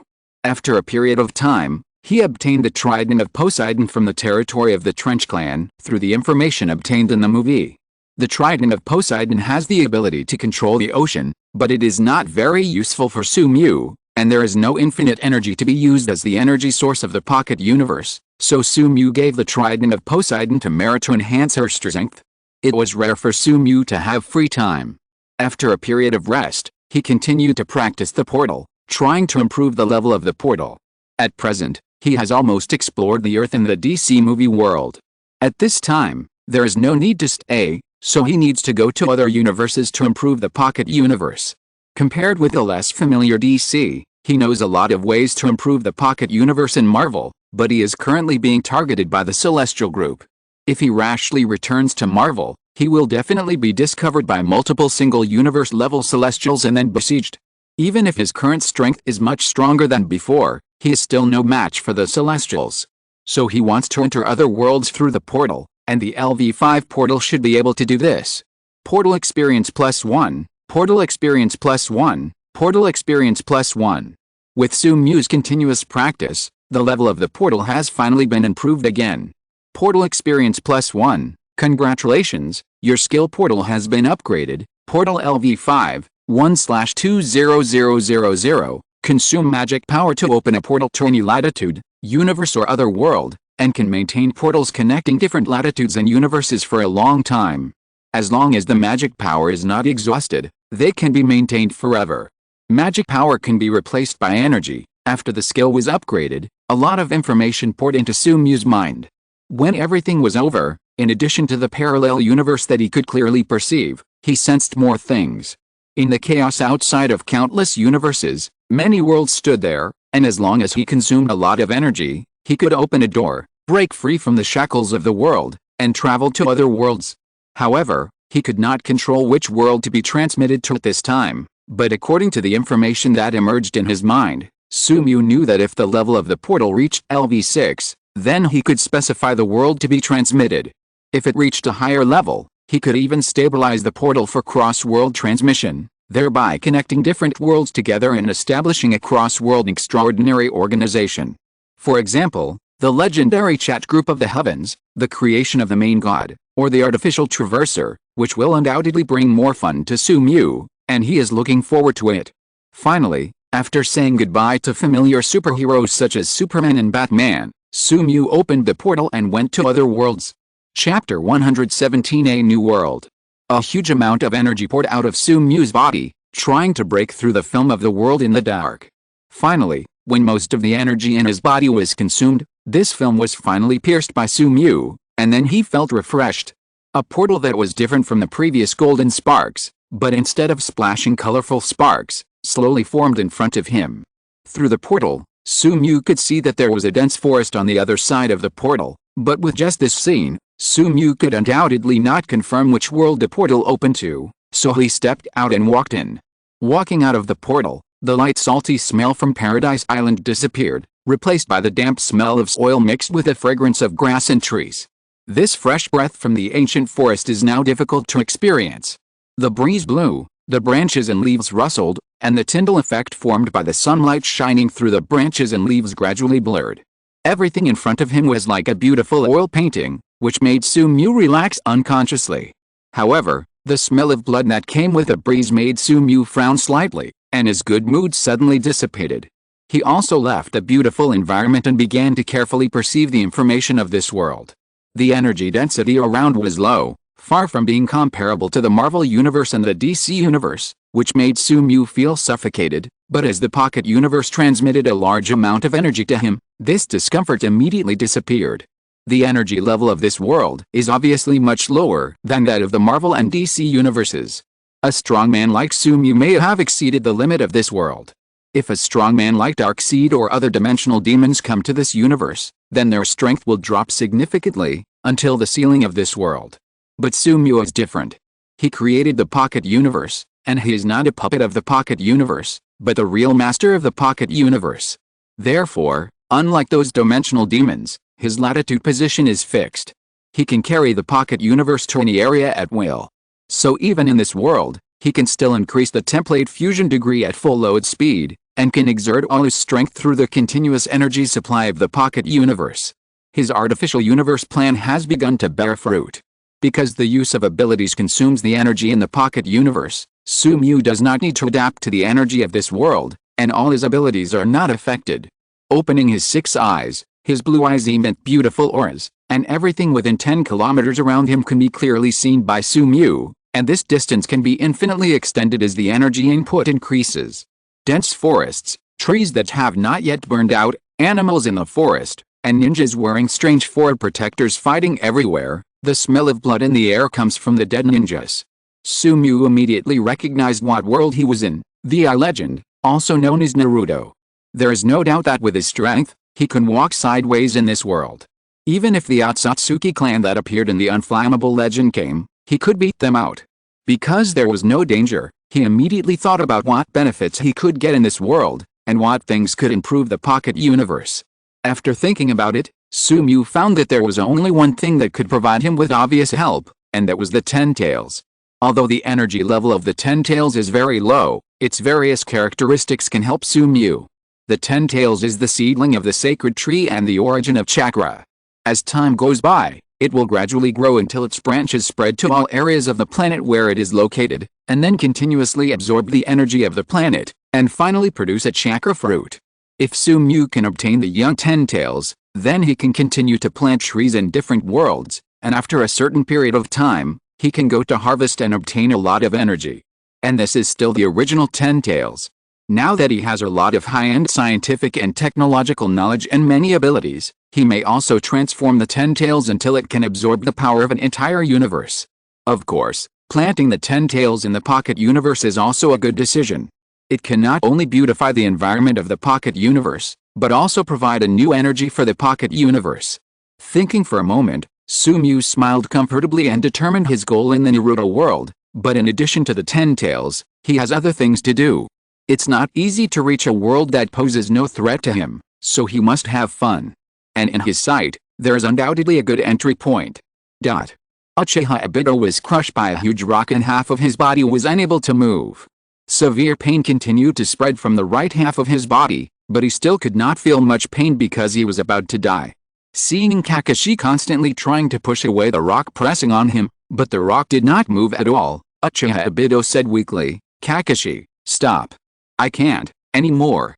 Nahua-rin saw this scene, covered her mouth, and dared not look anymore, while Kakashi knelt on the ground and used his right hand to hammer the ground continuously. How can you repair it? How can you repair it? He knew that the reason why Obito became like this was because of him.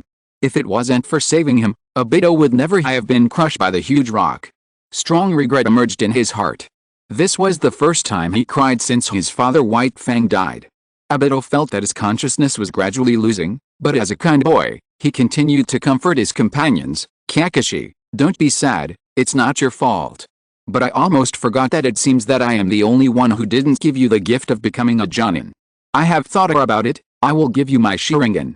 Then he continued to say to Nahua-rin, "Rin, use your medical ninjutsu to transplant my Sharingan and the eye-axis to Kakashi."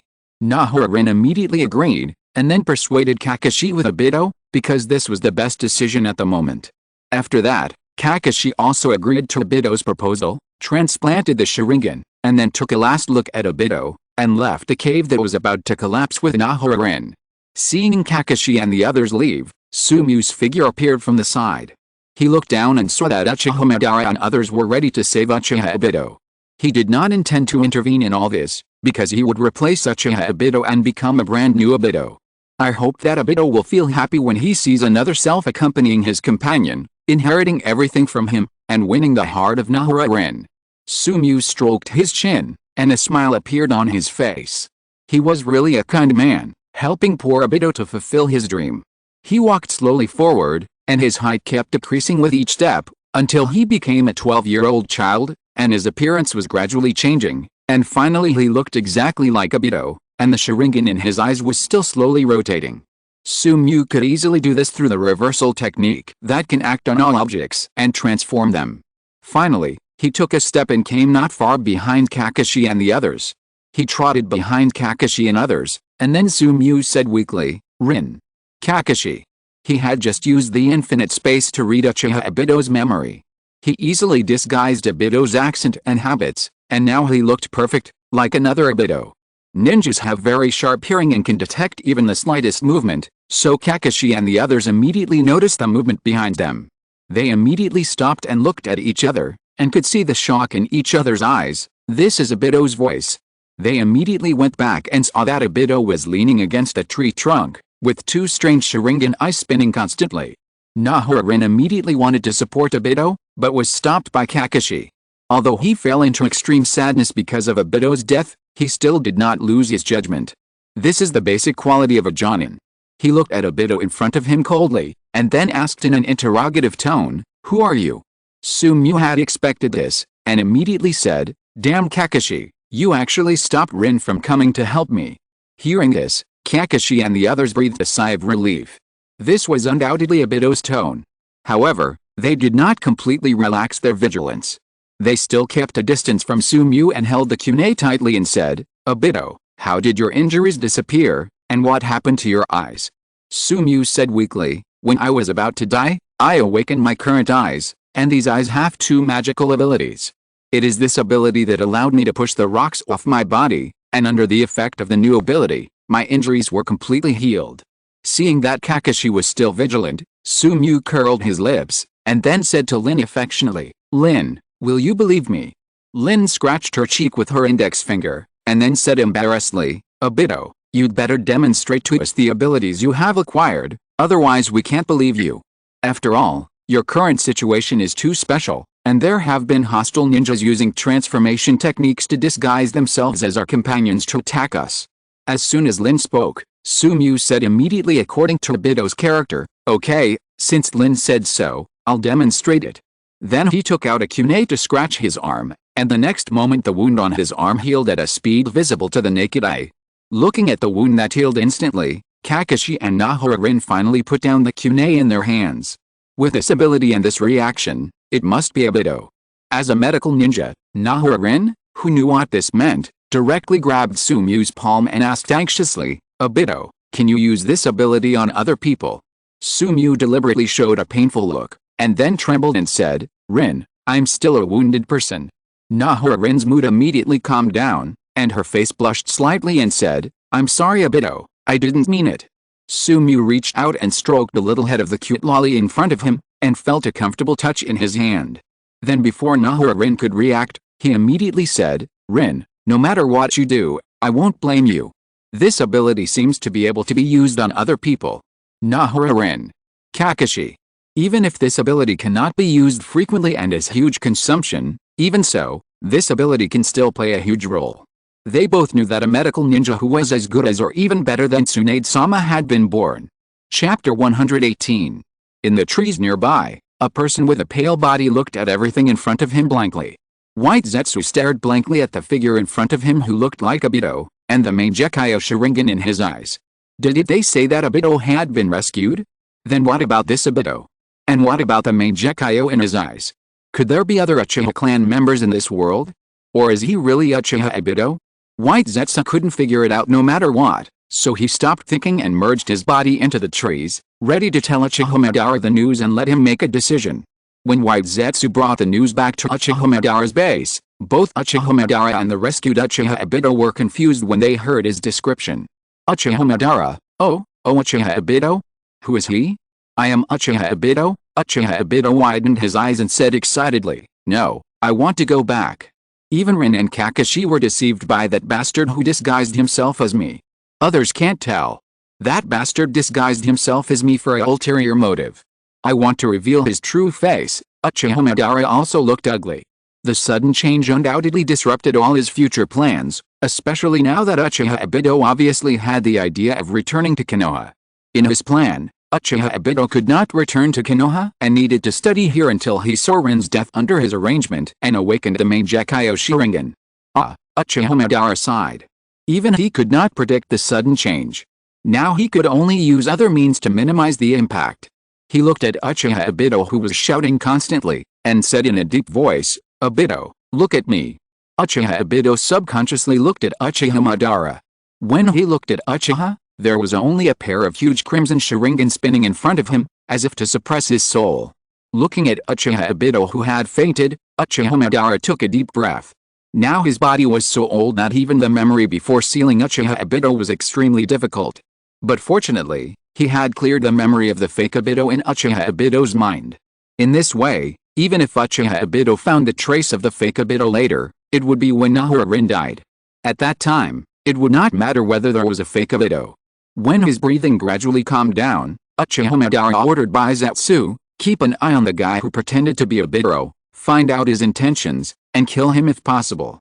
Baizatsu, understood, Mr. Ben. Sumiu pretended to be weak, and then was protected by Nahara Rin on his back. At first, Kakashi wanted to carry him on his back, but he refused on the grounds that the strongest fighter's fighting power could not be dragged down, so Nahara Rin had to carry him.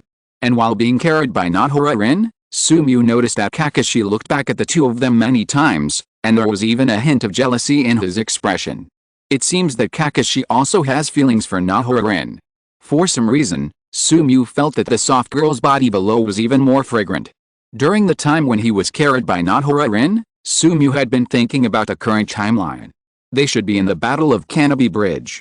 Just now, the Rock Ninja Senior Ninja Oishi cut Kakashi's left eye, but then he was defeated by Obito, who opened the double Magatama Sharingan and held a Kunai. After that, another Rock Ninja Senior Ninja Hogong used the Earth Escape, Iwaya collapse to cause the cave to collapse, causing Obito's half-body to be crushed, so that Kakashi obtained a Sharingan, and Obito was also saved by Uchiha Madara. At this time, Hogong was still not dead, so the ninja who had been staring at the three people with a wretched look behind him was Hogong. Looking at the wretched middle-aged man behind him, Sumiu stroked his chin with his fingers and thought. Sumiu saw the fire behind him suddenly move. It was obvious that he was going to attack, and his target was obviously him and Nahara Rin. One of them was weak and injured, and the other was a medical ninja with little combat power. Compared with Kakashi, who was a senior ninja, the two of them were obviously easier to deal with.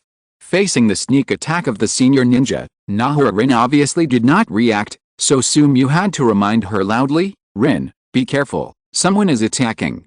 With Sumiu's reminder, Nahara Rin immediately jumped to the side and just avoided the attack of the fire.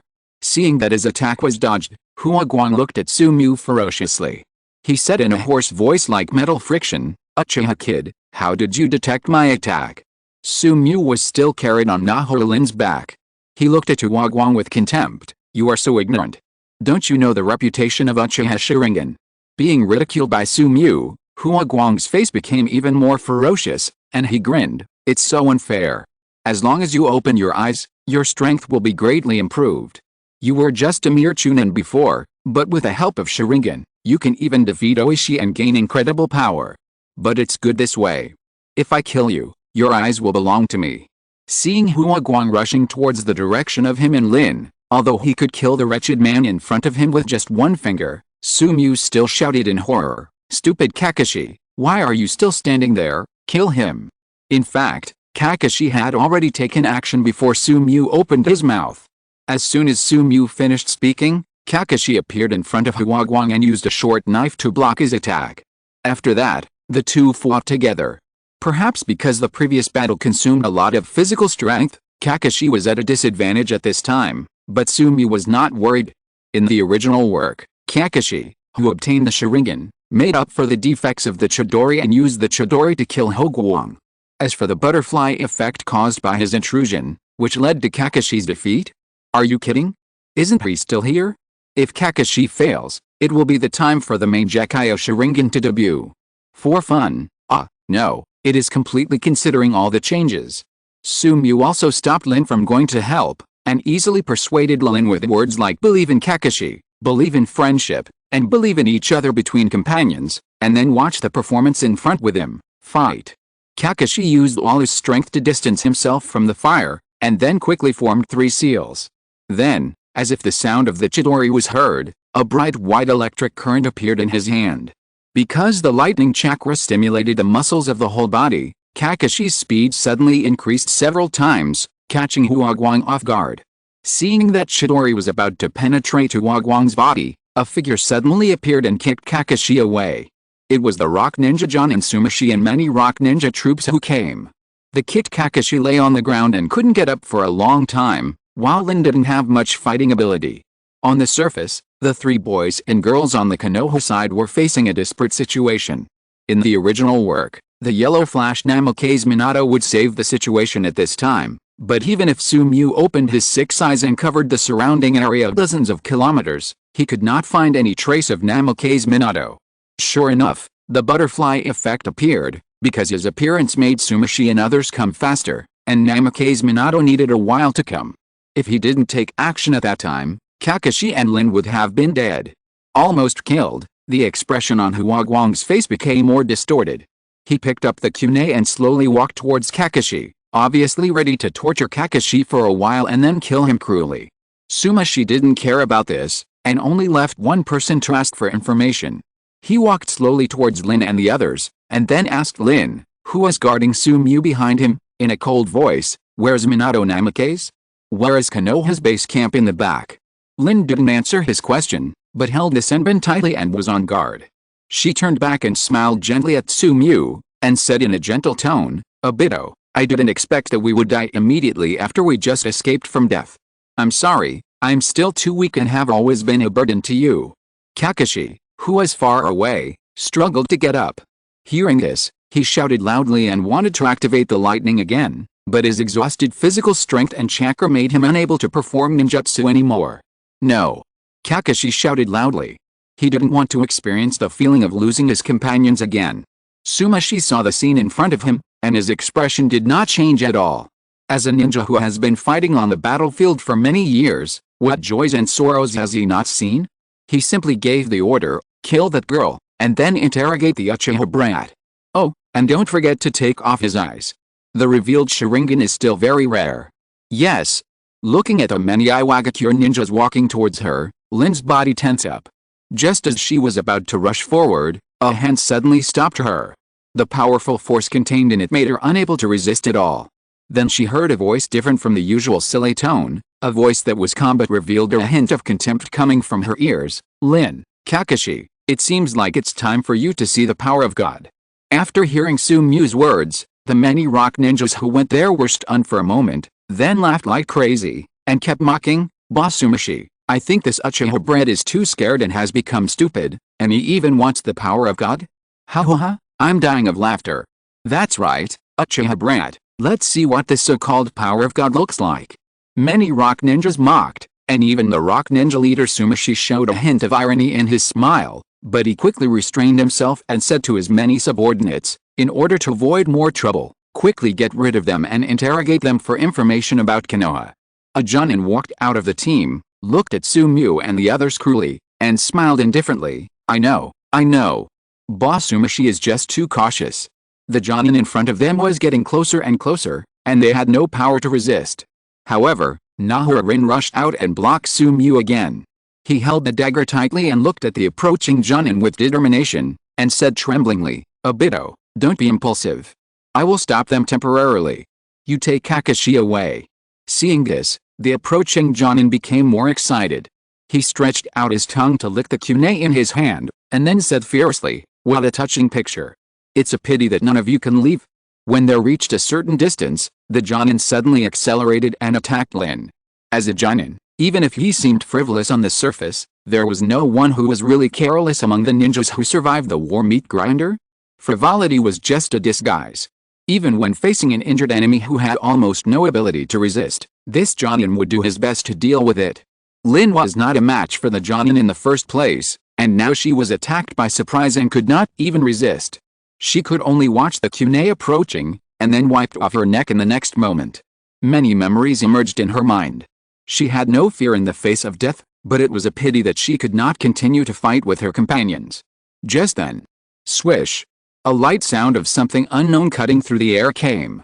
Lin did not sense the coming severe pain, and then looked blankly at the Jonin in front of her. After the Jonin arrived in front of her, he stopped moving at some point, and the kunai in his hand could no longer be waved. After a few breaths, a bloody color gradually emerged from the neck of the Jonin, and then his head slowly slid to one side and fell to the ground. A large amount of blood gushed out from the broken neck and splashed towards her, but before it got close, it was blocked by an invisible barrier and could not get close at all. The sound of a few breaths came from behind, and then she saw a familiar yet unfamiliar figure with his hands in his pockets, slowly walking forward, and the blood floating in the air also continued to move forward as he moved. Rin stared at Obito blankly. He was so unfamiliar at this moment. Suddenly, Obito turned around and looked at her with a bright smile. "I've already said, leave it to me." The whole place was silent. After a moment, the rock ninjas finally came to their senses. They suddenly retreated and were alert to their surroundings. After finding that there was no support from Konoha around, they turned their attention back to Sumiu.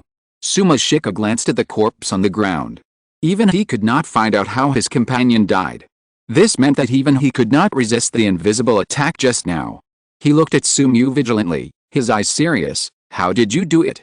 At this time, everyone's eyes were focused on Sumiu, not only the many sand ninjas, but also Rin and Kakashi. Sumiu shrugged, pointed at his eyes, and said casually, "This is the main Gekyo Sharingan, which is a higher level eye above the 3 Mogatama Sharingan. I unlocked the main Gekyo Sharingan when I was about to die.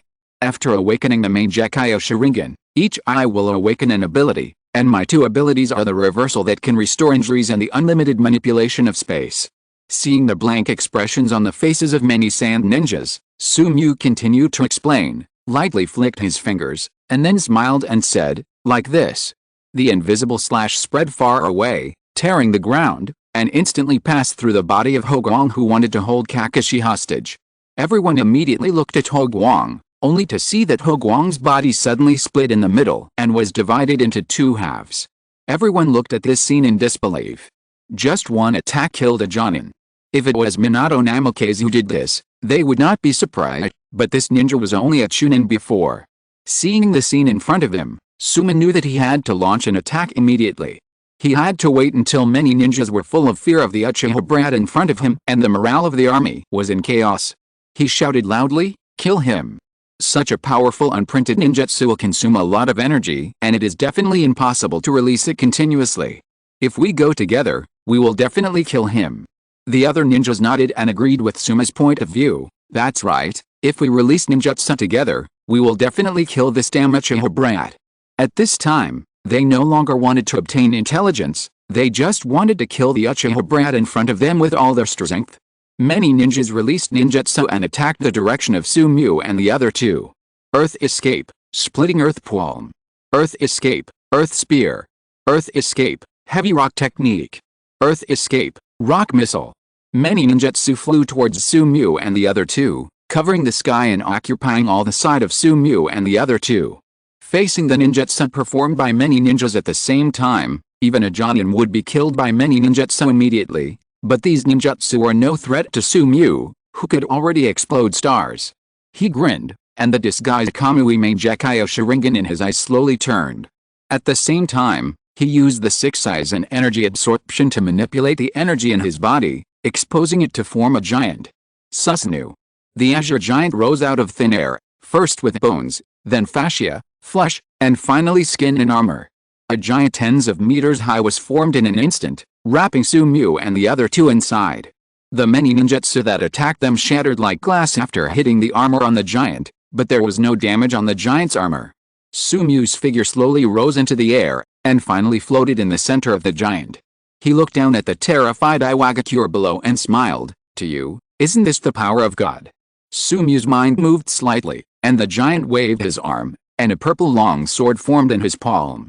Accompanied by purple thunder, the long sword swept across the area where the Iwagakure were, and after killing all the Iwagakure, the powerful sword energy continued to spread far away until it cut through a mountain peak and stopped. Sumyu rubbed his chin, looked at the mirror image in front of him, and murmured, "Is it a bit too much?" Sumyu's thoughts turned slightly, and the next moment the huge giant immediately dissipated with a wind, and he also fell from the sky and was held in the arms of Nahara-rin. Looking at Nahara-rin and Kakashi who were staring at him with their eyes wide open, Sumyu panted violently, left a word and fell into coma. "I'll leave it to you later."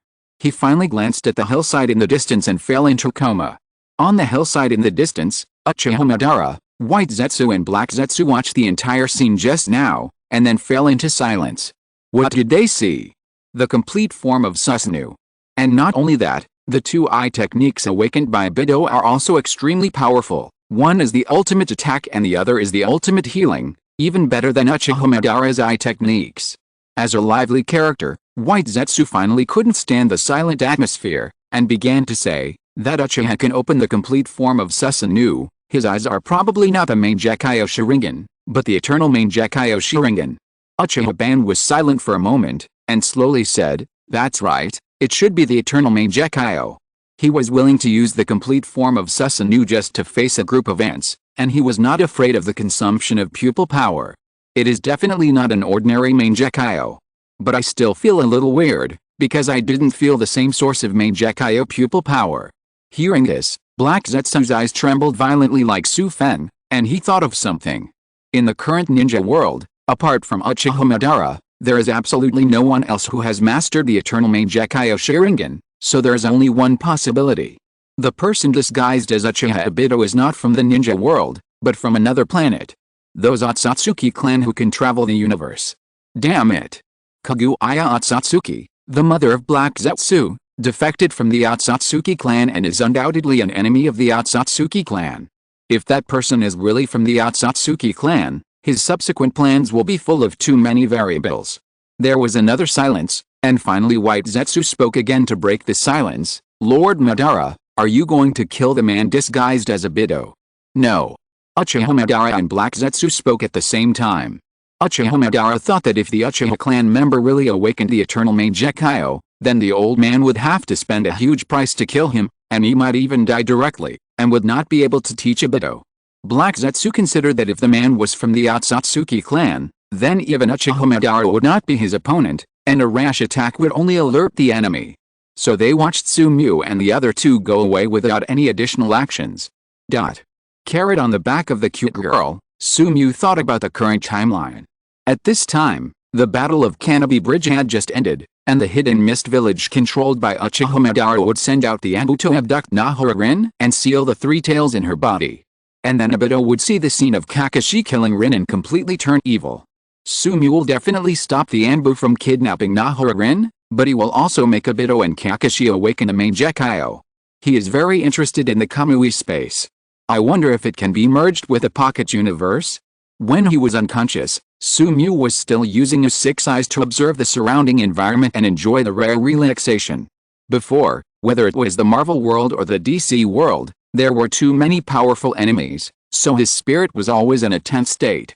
In this environment, his spirit has been slightly distorted and no longer like himself.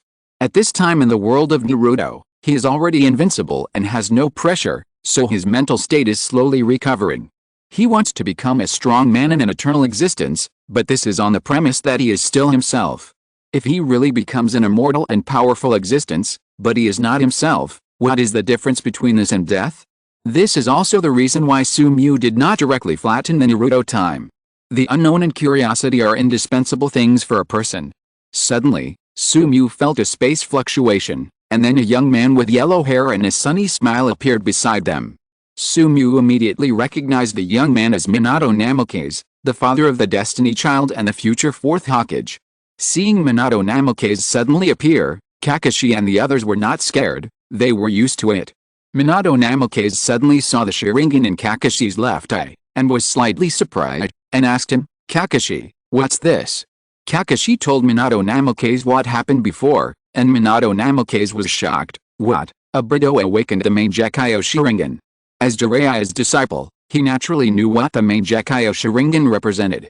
It was the most powerful eye technique of the Uchiha clan, and the most representative figure among them was naturally the Shura of the ninja world, Uchiha Madara. Does Obito already have the same power as Uchiha Madara?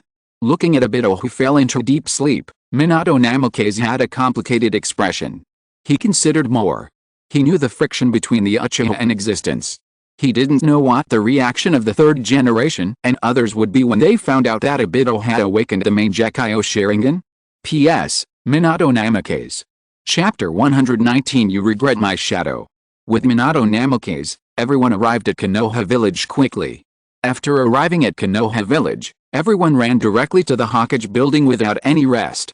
Not only because they successfully completed the extremely important task of blowing up the Kanashi Bridge and needed to report to the Hokage, but also because Obito awakened the Mangekyou Sharingan, and even the Mangekyou Sharingan was more important than the Kanashi Bridge mission. For the ignorant villagers, the third generation is the strongest Hokage in history, but for the upper class, the strongest Hokage is always the first generation. He has the power to destroy the world with the mastery of wood release, and the person with the same level of power as him is Uchiha Madara, and his main source of power is the Mangekyou Sharingan. The two of them are so powerful that they can flatten the entire ninja world within a few days. Now that the Mangekyou Sharingan has reappeared, it means that the Uchiha clan will have a cage-level strong man, but now the relationship between the village and the Uchiha clan is becoming increasingly delicate. If the Uchiha clan has a pair of Mangekyous at this time, it will inevitably break the balance between the village and the Uchiha clan, and make the Uchiha clan have some bold ideas. Especially now is a war period, a slight change may determine the situation of the war, not to mention such a pivotal event. The four people quickly arrived at the Hokage building. Seeing the four people arrive safely, Sarutobi Hiruzen's eyes lit up, and then he said calmly, "Welcome back, it seems that your mission is going well." Everyone looked strange. How could such a tortuous mission be considered smooth? But they didn't say much and directly reported the mission report. Knowing that the Kanon no Shika bridge was successfully blown up and successfully delayed the attack of the Rock Ninja, Sarutobi Hiruzen finally smiled. The pressure from the Rock Ninja will be greatly reduced, so that Konoha's chance of winning will be greatly improved. He looked at Minato and suddenly saw that Minato seemed to want to say something but hesitated. He couldn't help but smile and said, "Now that the mission is over, you should have a few days off. Spend some time with Kushina in the next few days. She almost overturned my office when you were away." If in the past, Minato Namikaze would have been very happy to know that he could have a few days off, but he was not in the mood at this moment. He was silent for a moment, and then said to Sarutobi Hiruzen, who was smiling, "Hokage, Obito, he has awakened the Mangekyou Sharingan." "Well, he has awakened the Mangekyou Sharingan, that's really a good thing." There was a sound of a pipe falling to the ground, followed by Sarutobi Hiruzen's shocked cry, "What?" Compared to the still young Minato, he could better understand what it meant for an Uchiha to awaken a Mangekyou at this time. He suddenly looked at Sumiu, who also smiled brightly and squinted his eyes. In his scarlet eyes, a shuriken-like pattern was spinning continuously, emitting a strange and ominous aura. Sarutobi Hiruzen immediately recognized that this was the Mangekyou Sharingan. He had seen Uchiha Madara's Mangekyou before. Although the patterns in their eyes were different, this powerful and strange aura is unique to the Mangekyou. He took a deep breath and then exhaled. After a moment, he immediately made a simple plan and said to Obito with a smile, "Obito, the Sharingan in your eyes is the Mangekyou Sharingan. When awakened, each eye should have a power. So what are your powers?" The smile on Sumiu's face became more obvious. The power of the left eye is to slash, and the power of the right eye is to heal. Before he finished speaking, Nahararin excitedly interrupted, "Obito's ability is very strong. His healing ability can instantly heal fatal injuries. Even Tsunade can't do this." Kakashi on the side also nodded deeply. They obviously didn't know the twists and turns, and were trying their best to get better treatment for their companions. Sarutobi Hiruzen's pupils shrank. He even had the idea of leaving Obito behind, then controlling him and taking away the Mangekyou. After all, the Mangekyou Sharingan was too powerful and must not be obtained by the Uchiha clan. Hearing this news, his idea became stronger, but considering many factors, he gave up this idea. First of all, Minato Namikaze is Uchiha Obito's teacher. According to Minato's personality, if he finds that he wants to take Obito's eyes, he will definitely try his best to stop him, and even Kushina will take action. Secondly, Uchiha Obito's personality is different from that of ordinary Uchiha. He is more like the lineage of Uchiha Kagami, and it is highly unlikely that he will go along with the Uchiha clan. Finally, he does not know how strong Uchiha Obito is now. Even he may not be able to easily defeat Uchiha Obito now. If traces of the battle are discovered, it will inevitably anger the Uchiha and make him completely break with the village. Sarutobi Hiruzen rubbed his brows and asked Minato Namikaze, "Minato, who else knows about Obito's awakening of the Mangekyo Sharingan besides you?" Minato Namikaze thought for a moment, then said, "Except for us, no one should know." Sarutobi Hiruzen made up his mind, and then said to the four people, "The awakening of Obito's Mangekyo Sharingan is classified as top secret. No one else is allowed to know except you." "Yes." Minato breathed a sigh of relief. Things didn't get to the worst point after all. If the third generation and the others wanted to control Obito, then as a teacher he would definitely take action. This is his ninja way. As soon as the four walked out of the Hokage's office, they found a figure standing in front of the office. He glanced at Obito with cold eyes, then pushed open the door of the Hokage's office and walked in.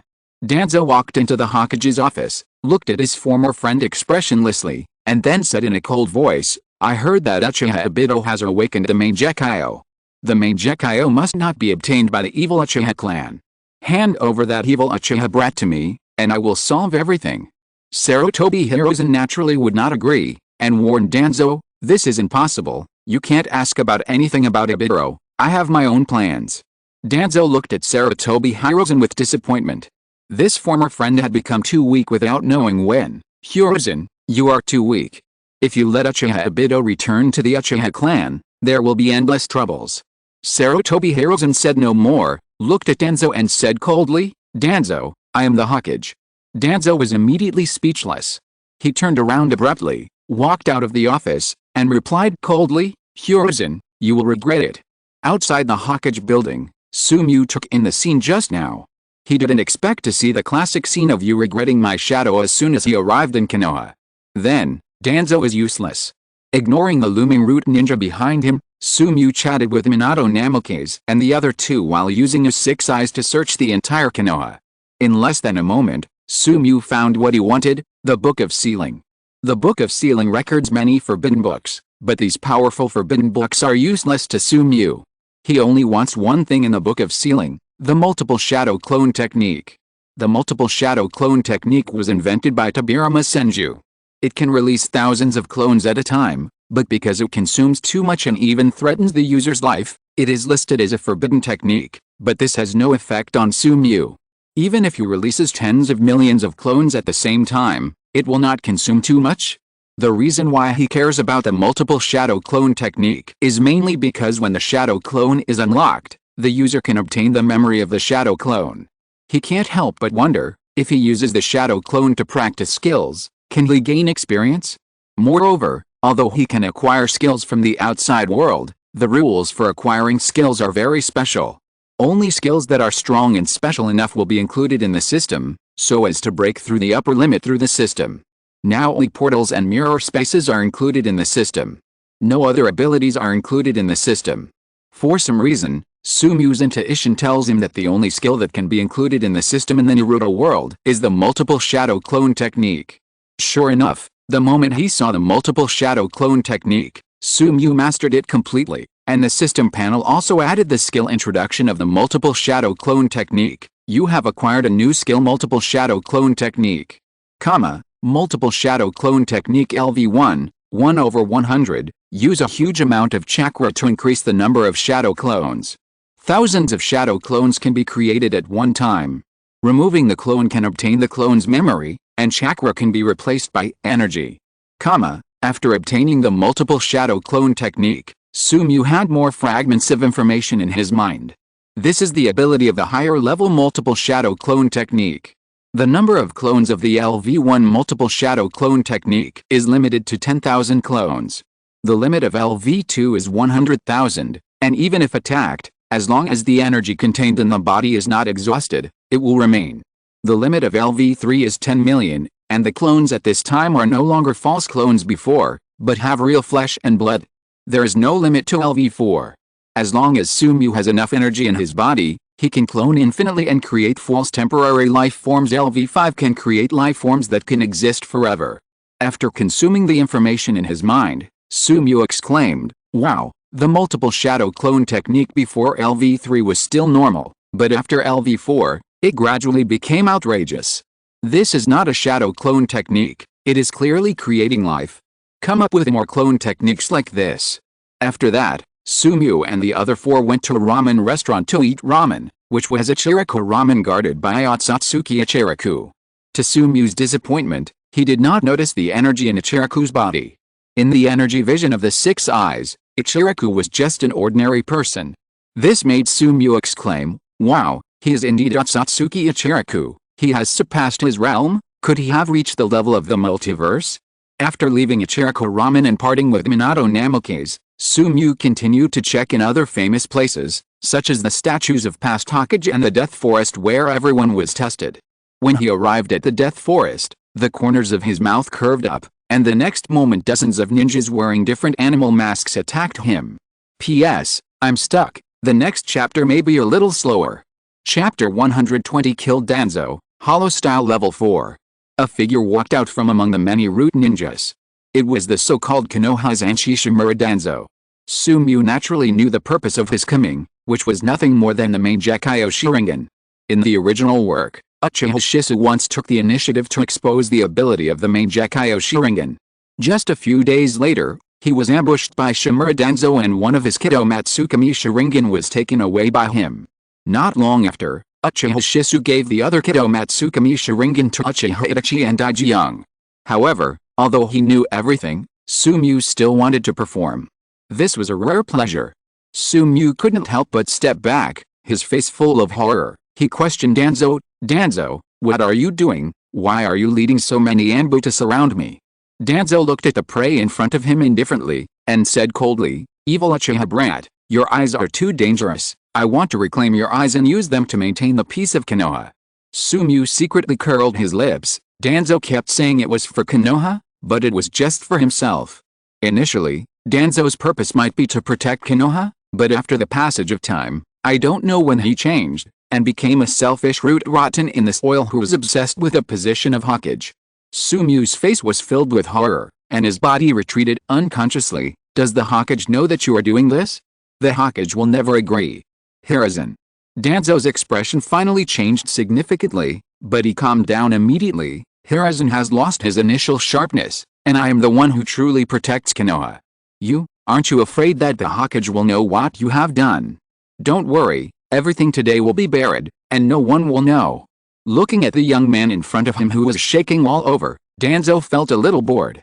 He didn't expect that the person who opened the main Gekyo Sharingan was just like this, which disappointed him greatly. However, when he was about to order the root ninja to kill Obito, he suddenly found that Obito's body stopped shaking, raised his head, and the main Gekyo in his eyes kept spinning. How could there be any fear in his eyes? No one knows. The needle doesn't poke! Exclamation mark. Being stared at by the blood-red eyes, the instinctive intuition formed by long-term battles told Danzo that he was in danger now. So he immediately ordered, "Attack, kill him." In order to make this operation foolproof, the entire root came out in full force.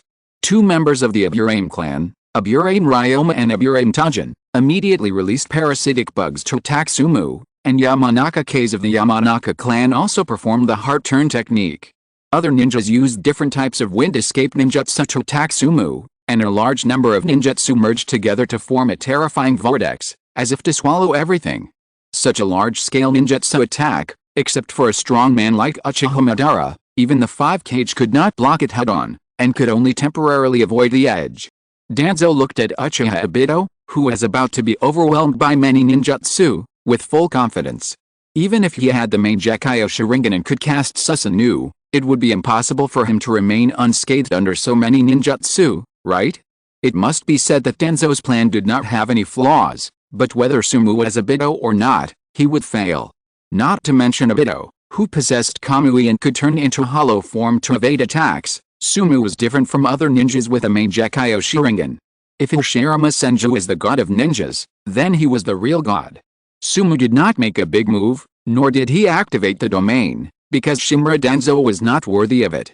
He simply activated the unlimited technique and completely manipulated the surrounding space. The next moment, whether it was the parasitic bugs flying in the air or the fireballs flying towards him, they all stopped suddenly and were imprisoned in this space. Because it was a space confinement, Danzo and the root ninjas did not lose consciousness, so they clearly saw Sumu slowly moving forward, bypassing many ninjutsu and coming in front of them, slitting the throats of the root ninjas one by one and killing them. After a while, all the ninjas were dead, leaving only Danzo. The incomprehensible scene in front of him made Danzo sluggish. He struggled hard, every inch of muscle and every bone was trembling, but the invisible barrier wrapped him, making him completely unable to move. Sumu came to Danzo and shook his head in distress. "It's really embarrassing, Hokage assistant. I didn't want to do anything. I just wanted to have a good time until I got the 10 tails and left this world. But why did you have to come to trouble? Isn't it good to live well?" Danzo's pupils shrank sharply. He got too much information from Sumu's words. The person in front of him was definitely not Uchiha Obito. He might not even be from this world. Who is he and what is his purpose in coming to Konoha? At this time, he finally regretted that he shouldn't have come to provoke this monster, but it was too late. Sumu snapped his fingers, and the domain expanded for a moment, then retracted. After that, the bodies of the surrounding root ninjas quickly decomposed and dissipated with a wind, and the traces of destruction around them returned to their original appearance, leaving nothing behind. Finally, Sumu looked at Danzo, smiled brightly at him, and walked behind him. Danzo breathed a sigh of relief. This mysterious man disguised as Uchiha Obito didn't kill him. Is it arrogance? Or is it fear of the power of Konoha village?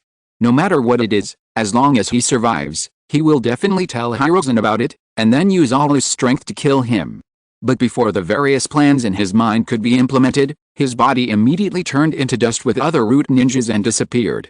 Danzo's death did not have much impact, because at the moment of opening the domain, Sumu had deleted the information about Danzo in the minds of everyone in the ninja world, even the six-path sage hiding in another world.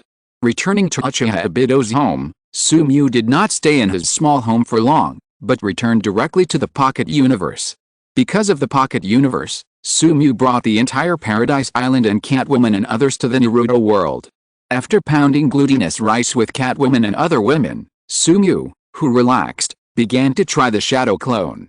He summoned 10 Shadow Clones and ordered them to train their skills, but after a long time, except for the experience gained by the multiple Shadow Clones at the beginning, the experience of other skills trained did not improve at all. This disappointed Sumu, but he also felt it was natural. How could the system allow him to find a bug so easily?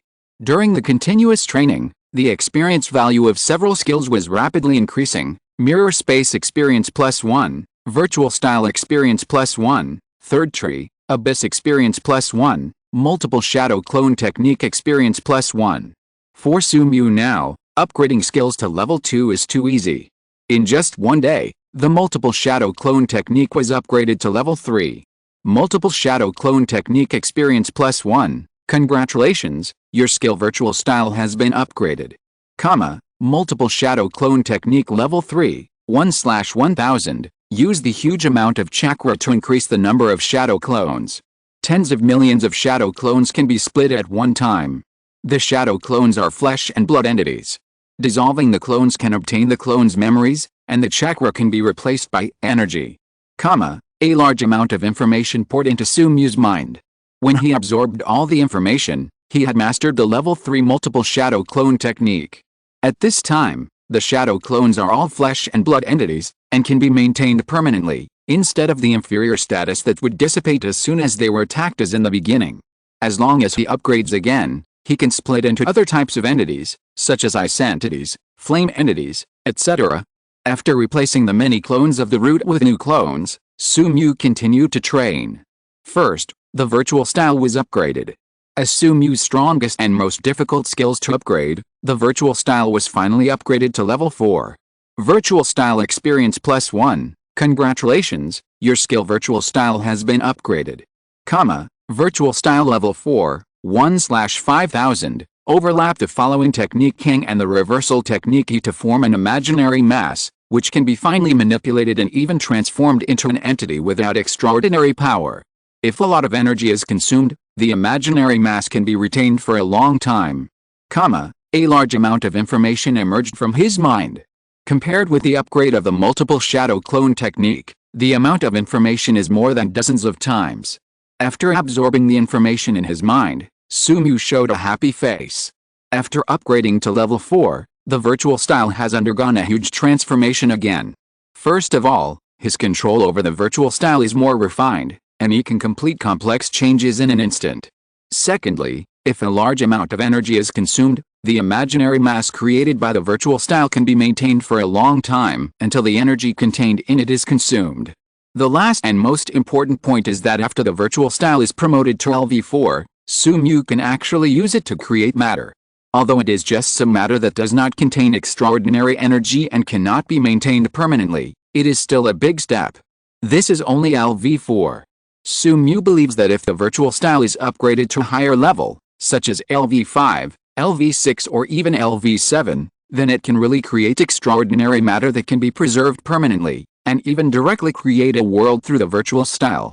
After the virtual style was upgraded, Sumu's improvement did not stop, and another skill was upgraded. Third tree, Abyss Experience +1. Congratulations, your skill Third tree Abyss has been upgraded. Third tree, Abyss LV2, 1/300, Crossing the Abyss, integrating magic technology with the soul, providing unparalleled amplification, and can release vector guns that ignore immortality. A large amount of information poured into Sumu's mind. As one of the most difficult skills to upgrade, the third tree, Abyss, even if it is only upgraded to LV2, will bring Sumu a great improvement. The improvement it brings to Sumu is not as complicated as the virtual style. There is only one, revealing the ultimate numerical beauty.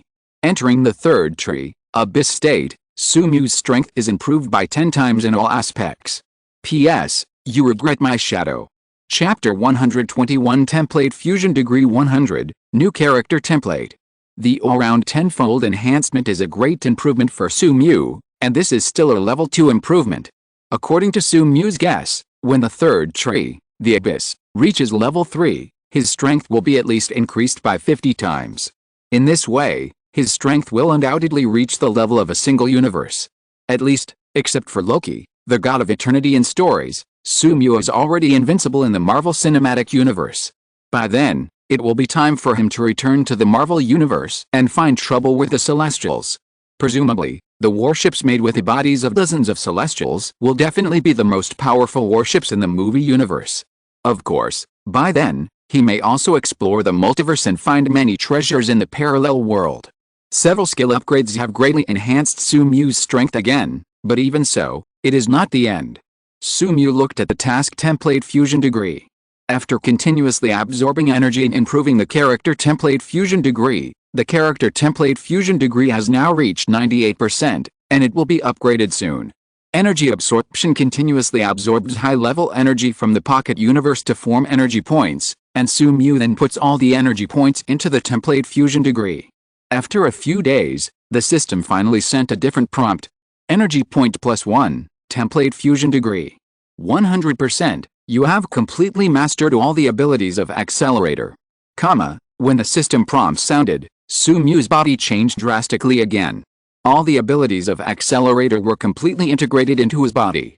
Vector operation, all the unknown wings, and the various skills of the third tree, Abyss were completely integrated with him, and completely turned into his power, rather than the power given by the system. The operation of the brain became more and more flexible, and hundreds of billions of calculations could be performed in 1 second. Sumu's brain computing power instantly surpassed Accelerator and reached a more powerful level. This is also because the vector operation reached level 4 and has surpassed Accelerator. After that, a large amount of information poured into Sumu's mind. This information was all about science and magic in the magic world. Sumu instantly obtained all the knowledge in this world. He can now directly create a superpower or magician based on this knowledge. Finally, all the unknown wings merged with the power of the third tree, Abyss, to form a skill. All the skills about the unknown wings on the system panel disappeared, leaving only the transformed third tree, Abyss skills. At this time, The skill description of the third tree, Abysses, third tree, Abyss LV2, 1/300, crossing the abyss, integrating magic technology with his soul, and integrating all the abilities of the unknown wings, mastering the power of phase, providing the user with an extraordinary amplification, and attacking without regard to immortality. The power of the third tree Abyss changed again. Even though it did not change Sumyu's amplification, it improved his ability to control the phase power and vector operation in his body. At first, he could not use vector operation with other skills at the same time to amplify the strength of other skills, but this operation was easy for him at this time. Sumyu clenched his palm slightly, and a pure white supernova slowly rotated above his palm. At first, his supernova still carried a faint red, but now with the amplification of vector operation, the color of the supernova completely changed to pure white, breaking away from the influence of the cursed power. And with the help of vector operation, even if the supernova was held in his hand, the terrifying repulsive force contained in it would not leak out and destroy everything around it, which was something he could not do before. Sensing the energy running more and more freely in his body, Sumyu smiled with satisfaction and looked at the system panel expectantly.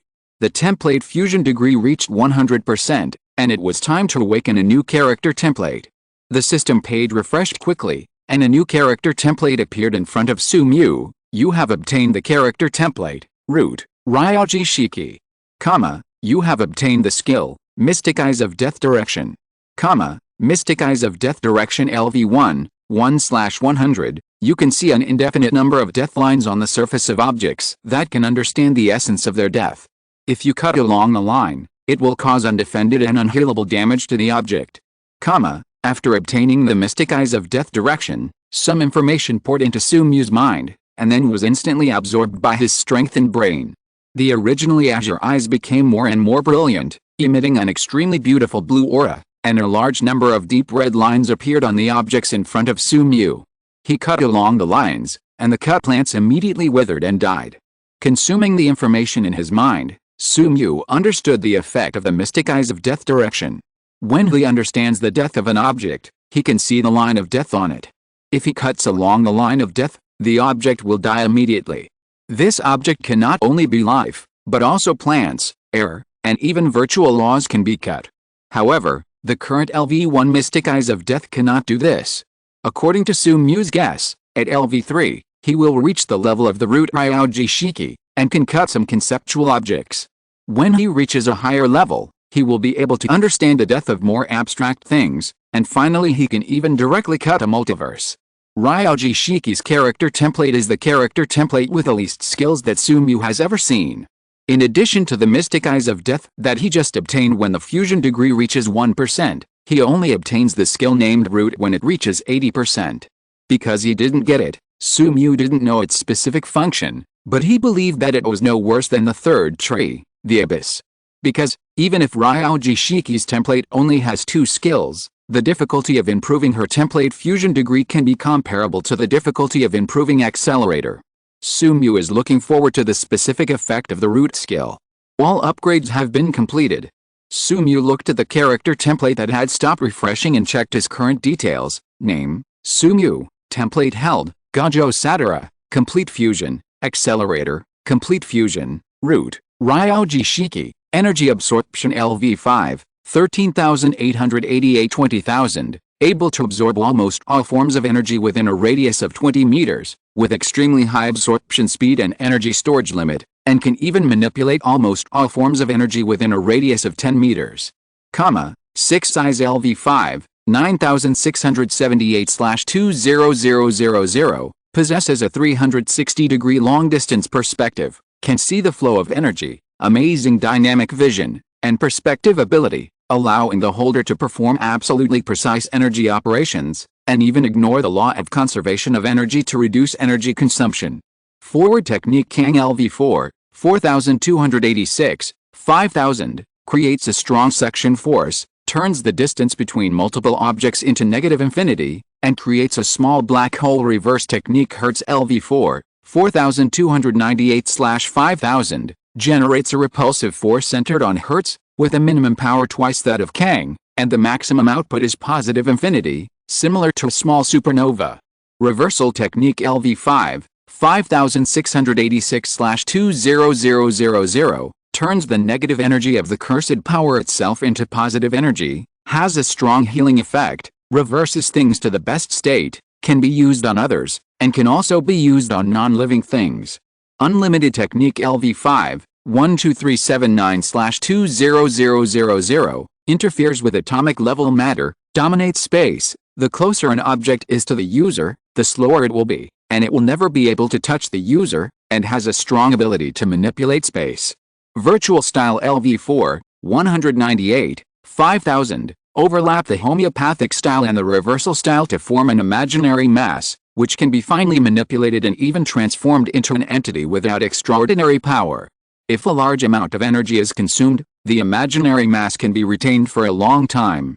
Infinite Space LV4, 1356, 5000, pull the opponent into the inner side of the infinite limit, forcing the opponent's brain to repeat perception and conduction countless times in order to stay alive, generating a large amount of invalid information, causing the brain to lose function and can only stand and wait to die. The host can finally control the infinite space, accurately lock the target, and can extract the memory in the target's mind and implant the memory. Vector Operation LV4, 2879/5000, manipulate the direction of all understandable vectors, and then create fictitious vector axes, including force, speed, acceleration, displacement, impulse, momentum, electric field strength, magnetic induction strength, etc. After continuous practice, vector operation breaks through the original limit and can even operate on some scalar energy. The third tree, Abyss LV2, 19/300, crossing the abyss, integrating magic technology with the soul, and integrating all the abilities of the unknown wings, mastering the power of phase, providing the user with an extraordinary amplification, and attacking without death. Portal LV5, 689/20000, consume magic power to open a portal to any dimension, universe or other world, and can maintain portals connecting different dimensions and universes for a long time. As long as the magic power is not exhausted, they can be maintained permanently. Magic power can be replaced by energy. Mirror Space LV3, 687/1000, create a temporary spatial dimension, isolated from reality, and anything that happens inside will not affect reality. Multiple Shadow Clone Technique LV3, 96/1000, use the huge amount of chakra to increase the number of shadow clones. Tens of millions of shadow clones can be created at one time. Shadow clones are flesh and blood entities. The memory of the clones can be obtained by removing the clones. Chakra can be replaced by energy. Mystic Death Perception LV1, 13/100, you can see an indefinite number of death lines on the surface of objects that can understand the essence of their death. If you cut along the lines, it will cause irreparable and irreparable damage to the object. Template Fusion Degree. 1% energy points. 10,086, PS, because Accelerator's template is completely integrated, I will make a summary in case you forget. The next time I will make a complete summary, it will be when Ryougi Shiki is completely integrated, or when the next character's template is completely integrated. Sumu had just obtained the root Ryougi Shiki template and had not yet upgraded the Mystic Death Perception to LV2 when he received a message from the Anbu asking him to report to the Hokage building. So they have rested for more than 10 days. 10 days of vacation is rare in wartime. Now their vacation time is over, and it is obvious that they have to go to the battlefield again. At the same time, Uchiha Madara's plan will also start. If Sumu does not participate, Nahara-rin will be captured, and Obito will eventually become completely evil. However, Sumu is destined not to let the script develop according to the original plot. He has already thought of the next plot. Obito, Rin is mine. Madara, I admit that you are the strongest in the ninja world, but you are still a little short of Shinra Tensei. Thinking of this, Sumu couldn't help showing a smile on his face. Kakashi, who met Sumu on the way to the Hokage building, shuddered suddenly. For some reason, he always felt that Obito in front of him was so dangerous. As for Nahara-rin, she didn't have this feeling at all. She looked at Sumu with shyness. Unlike the original Uchiha Obito, although Sumu's disguised appearance was exactly the same as Uchiha Obito at first, he made some fine-tuning in the past 10 days to make the original facial features more coordinated and delicate, and his appearance suddenly rose several levels. and Obito's temperament is completely incomparable to Sumiu, so even if he only slightly adjusted his facial features, he has become two completely different people. When they arrived at the Hokage building, Minato Namikaze was already waiting there. When he saw Sumiu, he was also surprised. "Obito, how do you look?" Sumiu replied with a smile in Obito's tone, "It may be because of the awakening of the main Gekyo Sharingan. My pupil technique can heal the body. Under the continuous effect of the healing ability, my facial features are becoming more and more harmonious, as if it has played a cosmetic effect." Nahararin's eyes lit up immediately, and she came to Obito expectantly. "Obito, can you help me with my beauty too?" Sumiu patted his chest. "Leave it to me. After the mission is over, come to my house and I will do a detailed physical examination for you." At this moment, a figure trotted over from a distance, just in time to hear the conversation between Sumiu and Nahararin. Her eyes also lit up, and she put her hands on Sumiu's shoulders. Me, and me. "Since you have done beauty treatment for Lin, you can't leave out Master's wife." "That's right, this person is the mother of the blood red pepper, the nine-tails Jinchuriki, and the destiny child, Kushina Uzumaki. As a young woman, even with her big personality, she can't resist the temptation of beauty." Sumiu glanced at Kushina Uzumaki's well-shaped peaks and said subconsciously, "Master's wife is already very beautiful, but it can still be improved. When you have free time, you and Lin will come to my house and I will help you check your body." Kushina Uzumaki said happily, "Master's wife has loved you in vain." "No, it was in vain. After all, Obito forcibly stripped the nine tails from your body and killed you too. He is really Obito, the strongest love brain in history." Sumiu didn't say much about these words, and then the five of them went to the Hokage's office together. The next development was as Sumiu expected. Uzumaki Minato's team was sent to the front line of the battle with the Mist Ninja. It is worth mentioning that when they were in the Hokage building, Uzumaki Kushina also wanted to accompany Minato's team to the front line, but was rejected by Sarutobi Hiruzen. Although they did not explain the reason, Sumiu knew that this was because of Uzumaki Kushina's identity as the Nine-Tails Jinchuriki. As the Nine-Tails Jinchuriki, she will eventually lose most of her freedom, cannot leave the village, and must be monitored by the Anbu all year round. This kind of life did not improve until Namikaze Minato became the fourth Hokage, but it only lasted for a year, and Namikaze Minato and his wife died in battle. In this way, Sumiu's arrival undoubtedly changed their fate. As a price, it is not too much to thank the Nine Tails as a reward. After receiving the task, Sumiu and the other two set off on the same day. With Flying Thunder God, they quickly arrived at the front battlefield. In this process, Sumiu met many key figures of the Hokage, Orochimaru, Jiraiya, and the fathers of the 12 little strong men. Compared with the anime, their appearance is quite different, but their facial features have not changed at all, so he can recognize them at a glance. The war between ninjas was just a game for Sumiu. He just wanted to have fun, but he still killed a lot of Kirigakure, which attracted the attention of Konoha and Kirigakure high-level officials. Because of his outstanding performance, Sumiu also got a new title, the Black Death. This describes the situation that when you see him, you will die immediately, so he is called the Death God, a god who brings death. This title is similar to the White Devil obtained in the Marvel world, but the Black Death God sounds much better than the White Devil. And this title reminds Sumiu of the world of Death God. If he can enter the world of Death God for further study, his prudence will surely improve a lot. Time passed, Sumiu played for several days, and the reputation of the Black Death God became higher and higher, and even had a tendency to surpass the Yellow Flash.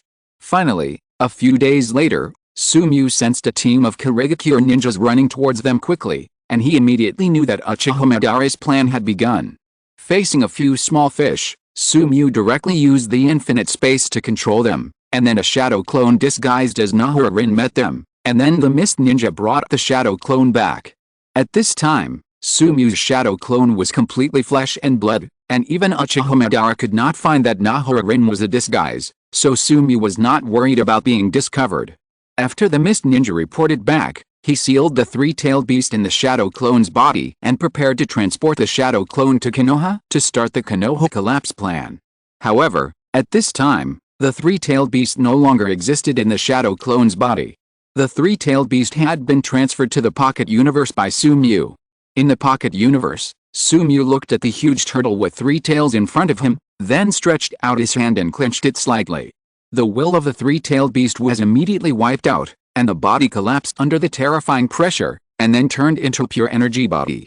Sumyu looked at the deep red energy body, the size of a glass ball in his palm, thinking, the chakra of the three-tailed beast can continuously absorb the free energy in the air to replenish its own consumption.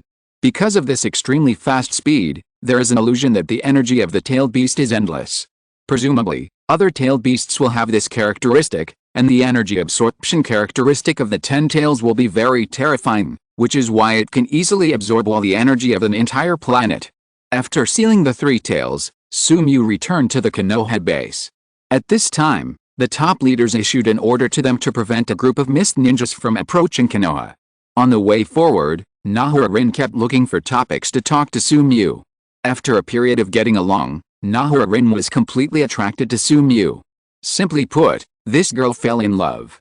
Obito, do you think the mission assigned to us is so special? Why do you feel so obedient? Sumyu smiled mysteriously. I think so too. There may be surprises waiting for us next. Kakashi, who was watching the interaction between Sumyu and Nahara-rin with a little jealousy, couldn't help but interrupt. I hope it's not a shock. The smile on Sumyu's face deepened. The 3 of them were very fast, and they intercepted the mist ninjas after a while. Seeing the group of mist ninjas, Kakashi and Rin both showed strange smiles. Why do they use transformation techniques to disguise themselves as Rin? Kakashi asked in a low voice. Nahara-rin shook her head slightly. She didn't know either. Now it was Sumyu's turn to push the plot forward. I feel extremely powerful chakra on Rin, who is disguised as a mist ninja. She should be the Jinchuriki. They keep going to the village. Maybe they want to release the Jinchuriki in the village and use the tailed beasts to destroy existence. Nahara-rin and Kakashi nodded. They agreed with Sumyu's guess. At this time Sumyu continued, Rin and I will lead away the other mist ninjas. Kakashi, you go and kill the Jinchuriki. After the Jinchuriki is killed, the tailed beast in his body will also die. In this way, we may be able to stop the mist ninjas' plan. Kakashi and Nahara-rin nodded again. During this period, Sumyu continued to expand his domain, changing the cognition of all creatures around him, and developing the script in the direction he wanted. In a hidden underground cave, White Zetsu informed Uchiha Madara of the current information of Sumyu, and the other 2, Mata, Kakashi and Nahara-rin, are already in place. Now everything is going according to the original plan, but what? But the Uchiha clan member disguised as Obito came with Kakashi, and in addition to them, there was another strange female Konoha ninja. Influenced by Sumyu, Uchiha Madara was silent for a moment, and then continued, according to the original plan, we only need Nahara-rin to die in front of Obito to awaken the main Gekio. Yes. Nahara-rin and Sumyu led many mist ninjas away, and Kakashi went straight to Sumyu's shadow clone. Because some of the mist ninjas stayed behind, Kakashi still needed to pass through the defense to kill Sumyu's shadow clone, but this was not difficult for him, who was already a senior ninja. Sumyu looked forward to the scene in the distance. Obito was approaching slowly, and Kakashi also came to the fake Nahara-rin, with dazzling thunder in his hand, piercing it suddenly. Rin. With a shrill roar, the world-famous painting was born. At the same time, due to the strong emotional fluctuations, Obito's right eye's Sharingan gradually changed, and it actually evolved directly from the double Magatama to the main Gekio Sharingan.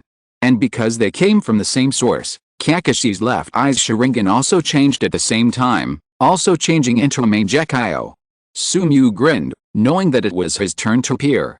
The ninja who was fighting with Sumyu saw Sumyu's absent-minded appearance, and the anger in his heart could no longer be tolerated. He roared, "Arrogant guy, dare to be distracted on the battlefield, I will kill you." His voice attracted Sumyu's attention.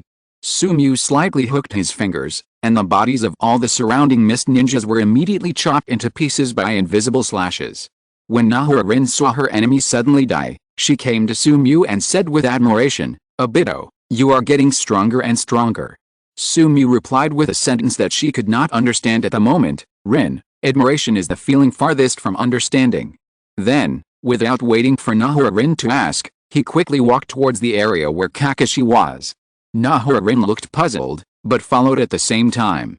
The fun is about to begin. P.S. Kakashi said that the 6 eyes were blind in chapters 11 and 12. Yuang changed those 2 chapters.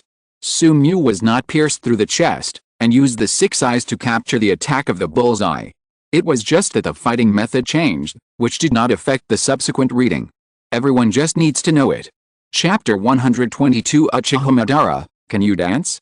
Seeing his goddess being killed by his former friend, all kinds of emotions surged from Uchiha Obito's heart, completely drowning him. Anger, confusion, hatred, regret, disappointment, sadness, etc. These emotions became the nutrients of the Sharingan, helping the main Gekio to grow, bloom, and bear fruit. Ah! Uchiha Obito roared, knelt on the ground, and his whole body was shaking. The expectation when he came here completely turned into hatred, but the enemy who killed Lin was once his last friend, which made Uchiha Obito fall into confusion. After a few seconds, he fell silent, without making a sound, and his face was gradually covered by a vortex-shaped wooden structure. Then he stood up and rushed towards Kakashi. Even if he couldn't stop Lin's death, he had to snatch Lin's body and bury her properly. After being specially trained by Uchiha Madara, Uchiha Obito's strength has improved a lot compared to the beginning. Coupled with the newly acquired Kamui and half of the white Zetsu body that can perform wood release, his strength has surpassed the elite Jonin and touched the edge of the cage level. Facing many mist ninjas, he killed them one by one as if he were in an empty space. After a moment, he came to Kakashi with blood all over his body, stared at the corpse beside Kakashi's feet, then suddenly raised his head, stared at Kakashi with bloodshot eyes, and gritted his teeth and said, Why did you kill Lin? Originally, Uchiha Obito still had illusions, thinking that there was some misunderstanding, but when he saw Kakashi's indifference to Lin's corpse, he no longer had any fluke in his heart. Kakashi covered his transformed left eye and looked at the figure in front of him in astonishment. For some reason, he always felt that the person in front of him was a little familiar, and from the looks of him, he seemed to be very familiar with him and Lin. Who is it? The name was clearly in his mouth, but he couldn't spit it out anyway, which made Kakashi very uncomfortable. However, seeing that the mysterious man with a strange mask on his face was not an enemy, he was about to explain when he was interrupted by the continuous attacks. Kakashi, I misjudged you. You treated Rin like this. Why did you kill her? Why? Uchiha Obito kept roaring. In extreme anger, his attacks became faster and heavier. Kakashi, who used to be able to suppress Obito in sparring, was suppressed by him and was no match for him. Kakashi waved his kunai to resist Obito's wood escape attack, trying to delay time and wait for Obito and Rin's support. He asked in confusion, Who are you? Do we know each other? You are wrong, that person is not. He wanted to explain, but was interrupted by Obito's more fierce attack. Damn Kakashi, you can't recognize me, I am Uchiha Obito. No, that was me in the past. Now I am a ghost. I want to create a world where Rin exists. Uchiha Madara's words before were recalled in his mind. At first, he did not agree with the Moon Eye Project, but at this time, only the Moon Eye Project could help him find Rin. Kakashi's strength at this time was no match for Obito, especially with the main Gekio Sharingan, and there was little chakra left in his body. Now facing Obito's more violent attacks, he was constantly injured by the wood release. However, he could no longer care about these things. His attention was attracted by the words of the mysterious man in front of him. For some reason, he had a bad premonition in his heart. Are you Obito? Impossible, Obito has been in Konoha all this time, and now he and Lin are leading other mist ninjas away. Uchiha Obito's attack stopped, and he asked Kakashi in disbelief, What did you say? After being hit by the rock, I have been receiving treatment, and it was not until this period of time that I recovered. How could I be with you? Kakashi was silent, and his bad thoughts reached their peak. At this time, two figures came to Kakashi and stood side by side with him. Lin looked at the mysterious man with a strange mask in front of him vigilantly, and then immediately used medical ninjutsu to treat Kakashi's dense injuries. Sumiu looked at Obito and said with his usual silly smile, Kakashi, who is he? Is he an enemy? Seeing the dead Lin and another self suddenly appear, Obito dropped the kunai in his hand to the ground, and his mind stopped. What happened? Isn't Lin dead? Her body is still lying on the ground? And who is that person? Why does he look almost exactly like me before? When Sumiu just appeared, he had already recognized that face, the cheek that should belong to him that he had seen in the mirror countless times. Why? Exclamation mark. Who is that person? Exclamation mark. I am Uchiha Obito? Exclamation mark. Obito's eyes revealed from the vortex mask became more and more ferocious, the Kamui Mangekyo kept spinning, and blood oozed from his eyes again and again. He no longer cared about hiding his identity or the Moon Eye plan. He just wanted to figure out what was happening in front of him. He tore off the vortex-shaped mask on his face, revealing his original appearance. He shouted to Nahara-rin and Kakashi, "Who is that person?" "I am Uchiha Obito." Seeing the appearance of the mysterious man in front of them, Kakashi and Nahara-rin were stunned and immediately looked at Sumiu, who was standing beside them. Seeing this, Sumiu showed his superb acting skills and said seriously, I thought the Mist Ninja only used the transformation technique to pretend to be Rin, but I didn't expect that he also pretended to be me. Who are you?" Sumiu's explanation was very logical. Kakashi and Nahara-rin immediately stared at Uchiha Obito again, their eyes full of doubt and distrust. That's right, this must be a conspiracy of the Mist Ninja. Uchiha Obito's face was stiff, and he stared blankly at his former companions. He didn't expect that they didn't believe him at all, especially when he saw Rin hiding behind the faker. He felt his heart weeping blood. He thought of something, so he immediately said, "I live with you day and night, we have our own little secrets, these can prove that I am the real Obito." Then Obito said a secret that only he, Kakashi and Lin knew. Kakashi and Lin's eyes changed immediately when they looked at him, as if this was the real Obito. But Sumiu immediately said, "You Mist Ninjas really tried your best to find the little secrets between me, Lin and Kakashi, but this doesn't mean anything, I know more." Next, Sumiu said many little secrets that only Obito, Kakashi and Lin knew, and every time Obito wanted to interrupt, he would tell the secret that Obito wanted to say in advance. Seeing that the mysterious man in front of them stopped talking, while Obito on the side was talking non-stop, Lin and Kakashi once again confirmed that the one next to them was the real Obito. Kakashi gathered Chidori and prepared to attack the mysterious man in front of him. The mysterious man in front of him definitely had no good intentions, so it was better to accompany Obito and Lin to kill him. Just when Kakashi was about to attack Obito was extremely anxious, until he saw the Kamui Sharingan in Kakashi's left eye. He thought of something, and said excitedly, "Kakashi, the eye in your left eye is my eye. Just now I saw you kill Rin in disguise of the Mist Ninja, and you awakened the Mangekyo Sharingan in anger and despair, and the Sharingan in your eye also changed at the same time. This is our bond, and it is also a connection that imposter can never fake." After hearing what Obito said, Kakashi thought for a while, retracted Chidori, suddenly jumped away from Sumiu, and shouted loudly to Nahara-rin, "Rin, stay away from Obito, he may not be the real Obito." Until this moment, all the previous abnormalities emerged in Kakashi's mind. In just a few dozen days, Obito's personality changed drastically in a few days. His appearance and temperament were very different from before, and his strength also underwent a huge transformation. How could that idiot Obito change so much in a few days, unless he is not the real Obito? Kakashi thought of Obito being buried, and then immediately appearing, releasing the legendary Susanoo, as well as his healthy right half of the body and 2 intact Sharingan. The more Kakashi thought about it, the more palpitations he felt, and goosebumps kept coming out of his skin. It turned out that the Obito next to him was a fake. And the Obito in front of him with a damaged right half of the body and whose Sharingan resonated with him was the real Obito. Seeing that Kakashi finally believed in him, Obito wanted to cry, and when he saw that Nahara-rin did not leave Sumiu, he cried, "Rin, what are you doing? Get away from that fake."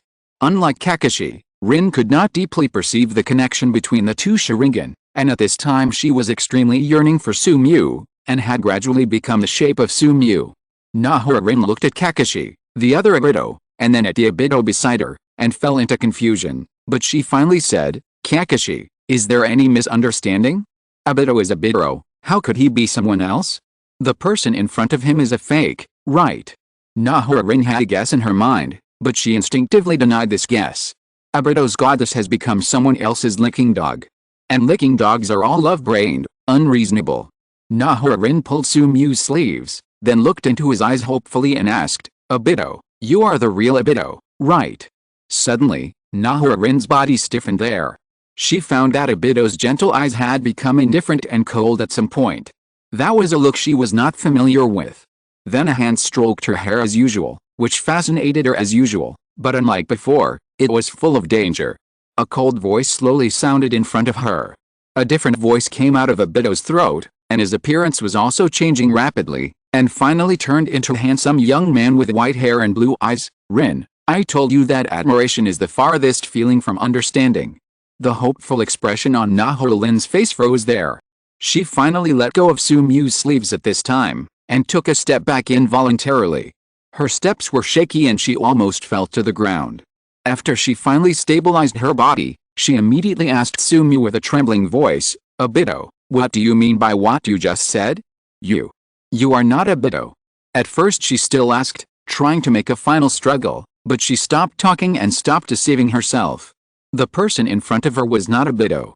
During this time, he kept telling her jokes and many interesting stories, becoming an outstanding and dazzling person, and making her feel good, but he was actually an unknown enemy disguised as Obito.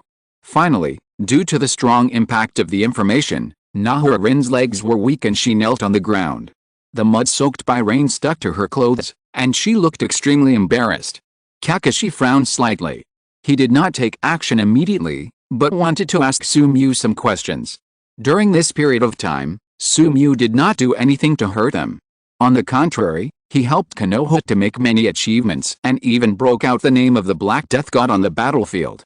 However, Obito did not have the process of getting along with Sumyu, because his identity was replaced, and Rin was also made to cry by this damn fake. He couldn't wait to kill this fake.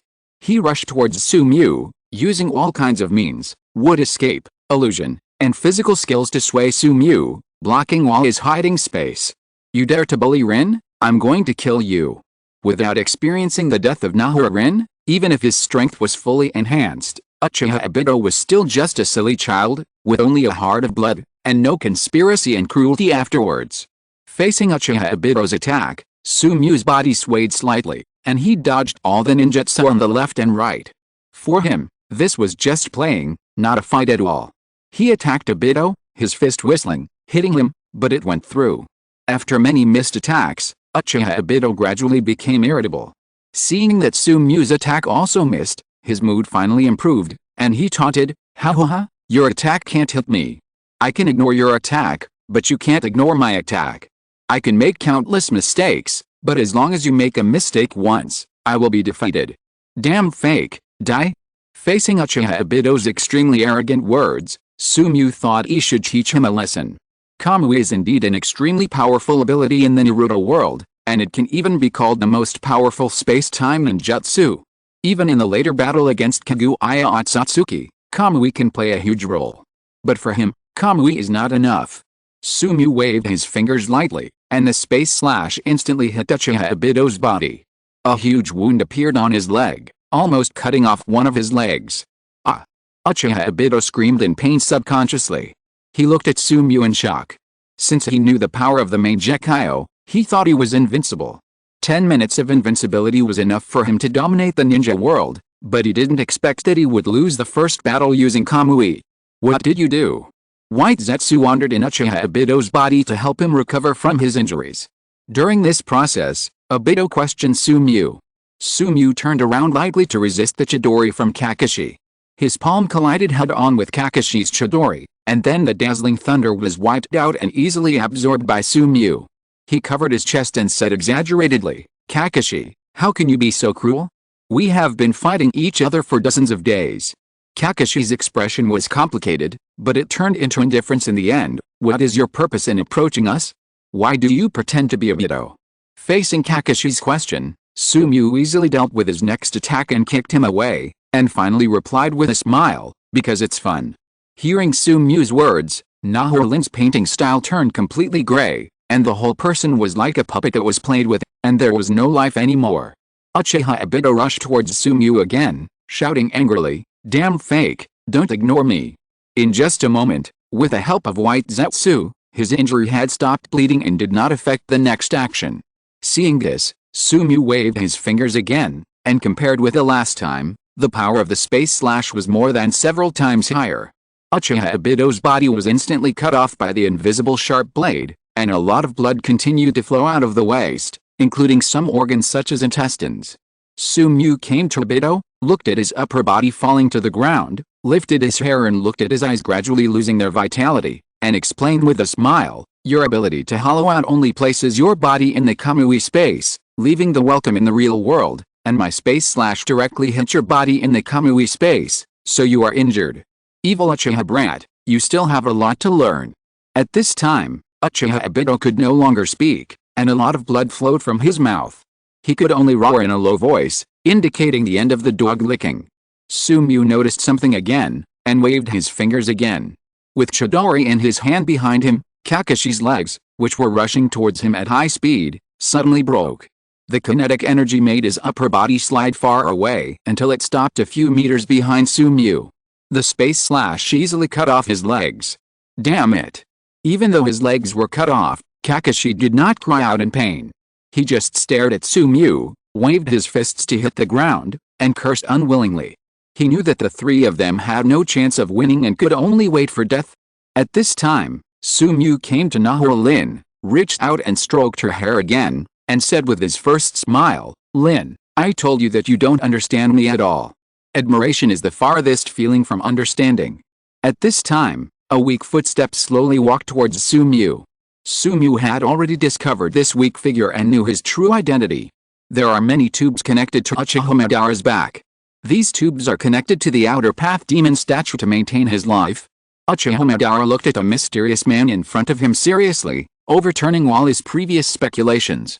Before, he thought that the mysterious man in front of him was a member of the Uchiha clan, but he was not at all. At this time, he revealed his true appearance, and he had no resemblance to the Uchiha clan. He stared at the mysterious man's eyes solemnly. The pair of blue eyes made him feel uneasy. He even thought that these eyes were even more powerful than the Samsara eye. However, he immediately put aside his absurd speculation. In the entire ninja world, the six-path sage is the most powerful existence. Is there any eye technique more powerful than the Samsara eye? Uchiha Madara was about to say something when he was interrupted by Sumiu. "Uchiha Madara, do you want to dance too?" Uchiha Madara's expression became more solemn after Sumiu easily revealed his identity. For some reason, he had a strange feeling when he heard Sumiu's words, as if something that belonged to him was taken away. "Who are you and why are you hindering my plan?" When Sumiu revealed his identity, Uchiha Madara knew that Sumiu was not ignorant. He must know something, and what he did now was undoubtedly destroying his plan. Without waiting for Sumiu to ask, Uchiha Madara laughed at himself. "When did I become so sentimental? Forget it, it doesn't matter who you are. When I appear, you will be dead. My plan will go on smoothly." Uchiha Madara's Samsara eye has been handed over to Nagato, but at this time he has other eyes. For him, even a 1 Magatama Sharingan can be upgraded to the level of Mangekyo in a short time. The 3 Magatama Sharingan in his eyes immediately rotated rapidly, and finally formed the shape of a kaleidoscope. Then he touched a mark and released a powerful fire ninjutsu, Great Fire Extinguishment. A ball of fire spewed out from Uchiha Madara's mouth, and then it quickly grew until it became a huge fireball of dozens of meters. Such power is simply a ninjutsu released by dozens of ninjas together. Kakashi struggled and sat on the ground. His broken legs made it impossible for him to move effectively. He could only watch the Great Fire Extinguishment coming. Such a terrifying fire ninjutsu, even if he was in his prime, it would be extremely difficult to avoid, not to mention that he was seriously injured now. He looked to the side. Half of Obito's body was cut off by a mysterious man. Now his life was weak, but the white cells on his body maintained his life, so that he would not die in a short time. And Lin was kneeling there blankly, with an empty face and no life in her whole body. During this period, Lin's performance was in his eyes. Naturally, he knew that Lin had a great liking for the fake Obito. At this time, the fake Obito exposed his identity, not only cut Obito in half, but also cut off his legs, which undoubtedly brought great mental trauma to Lin. But none of this mattered. Kakashi looked at the huge Haoho extinguisher.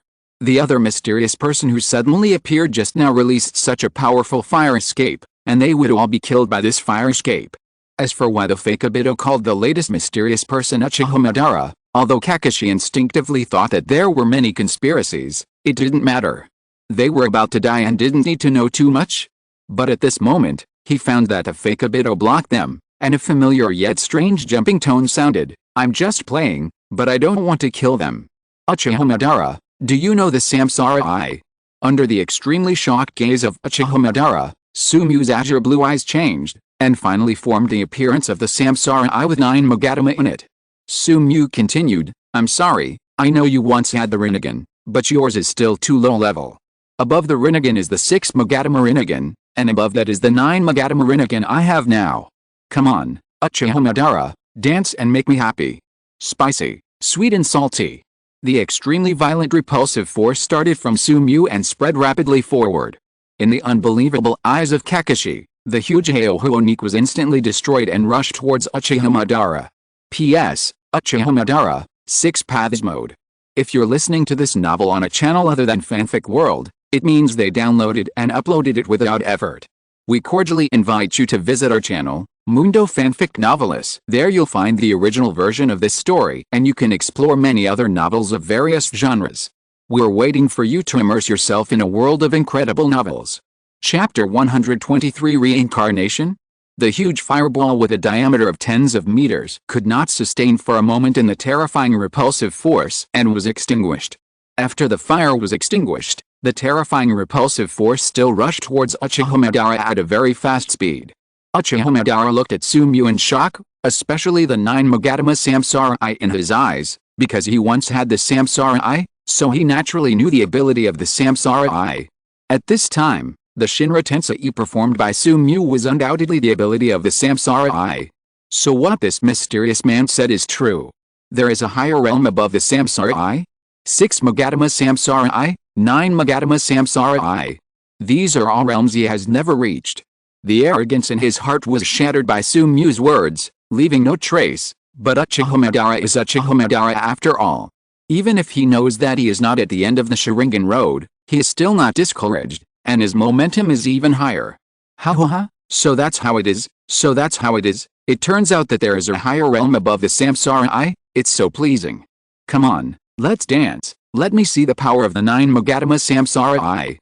The Mangekyo Sharingan in his eyes spun quickly, and purple bones formed beside him, followed by fascia and flesh, and finally armor and weapons. The 100-meter-high Susanoo was formed in an instant, facing the upcoming Shinra Tensei. However, even the complete Susanoo performed by Uchiha Madara could not hold on for a moment when facing the mighty repulsion, and was knocked away. The 100-meter-high Susanoo was knocked away, breaking countless trees behind it, and only stopped when it landed on a mountain peak. When the dust swept away, the broken Susanoo reappeared in everyone's sight. The armor on his body was completely broken, and most of his body disappeared, destroyed by the irresistible repulsion. Even so, Susanoo was not completely broken, but was repairing quickly. Kakashi and the other two who were watching the battle looked at the battle in front of them. Just one conflict destroyed a large area of forest. Is this really a battle between ninjas? If the first time he saw Sumiu using Susanoo had a huge impact on Kakashi, then seeing the battle between Sumiu and Uchiha Madara at this time, he has begun to question his previous life. If this is the real battle between ninjas, then what is the meaning of the war between the 5 major ninja villages? Is it a child's play? According to the fighting power of the two of them, no matter who it is, they can flatten the 5 major ninja villages in a short time and unify the ninja world. In this case, what is the battle between the 5 major ninja villages? Is it a joke? Of course, the situation is not as bad as Kakashi thought. Although Uchiha Madara has the strength to flatten the 5 major ninja villages, he is too weak at this time. If he leaves the outer path demon statue, he will die in a short time. So he can't flatten the 5 major ninja villages. Although Sumiu can easily flatten the 5 major ninja villages, and even easily destroy the ninja world and kill all life in this universe, he has no reason to do so. This world is just his playground. He just wants to have fun, such as letting Uchiha Madara dance at this time. For this reason, he has no intention of destroying the ninja world. Moreover, he is very special, an outsider, a variable, and there should not be such a person in the ninja world. The kaleidoscope in his eyes rotated rapidly. The huge consumption in a short period of time caused a large number of capillaries in his eyes to rupture, and blood oozed from the eye sockets, flowed down, and finally dripped on the ground. Under high-intensity consumption, Susanoo was immediately repaired, but Uchiha Madara's condition was no longer at its peak. He checked it briefly and found that one leg was comminuted fractured, at least 5 ribs were broken, and even the skull had multiple fractures. If it weren't for the Hashirama cells in his body to support his body, Uchiha Madara would have been killed by Sumiu. Although he was still alive at this time, he only had a few minutes left, because Uchiha looked behind him. In the collision just now, the pipes that maintained his life had been pulled apart, so his life breath was rapidly declining. However, even though he was already weak and had almost no chance of winning, Uchiha still remained arrogant. Ha ha ha, interesting. But Sumu obviously didn't give him a chance to show off. He stepped in front of him, and then used a close-range Shinra Tensei to knock Uchiha away again. Despite the protection of Susanoo, Uchiha was hit by the terrifying repulsion again. He continued to spit blood during the flight, looking very embarrassed. Sumu took out a camera from the pocket universe and took a picture of this scene. In the original Naruto, even when he was backstabbed by Black Zetsu, Uchiha had never been so embarrassed. This is undoubtedly a picture worth collecting. After collecting it, Sumu pretended to be mysterious and said lightly, Sumu, admit that you are the strongest in the ninja world, but this is not an excuse for your pride. It's still interesting. Do you think you're long Aoshin? Uchiha obviously didn't understand Sumu's joke.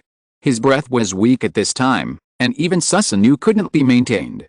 However, despite this, he still maintained his original arrogance and laughed loudly on the spot. Ha ha ha. You are very strong, but this is far from enough. Come on, let's dance. I will fight you with the power of my heyday. Oh. Sumu looked at Uchiha curiously. He was like a candle in the wind at this time, and could be extinguished at any time. What means should he use to confront him head-on? Uchiha stood up tremblingly. His face was withered and his skin was loose. The originally huge and majestic Susanoo slowly dissipated and could no longer maintain its complete form. After that, he made a seal, and at the same time a white Zetsu emerged from under his feet. Uchiha said hoarsely, "Reincarnation."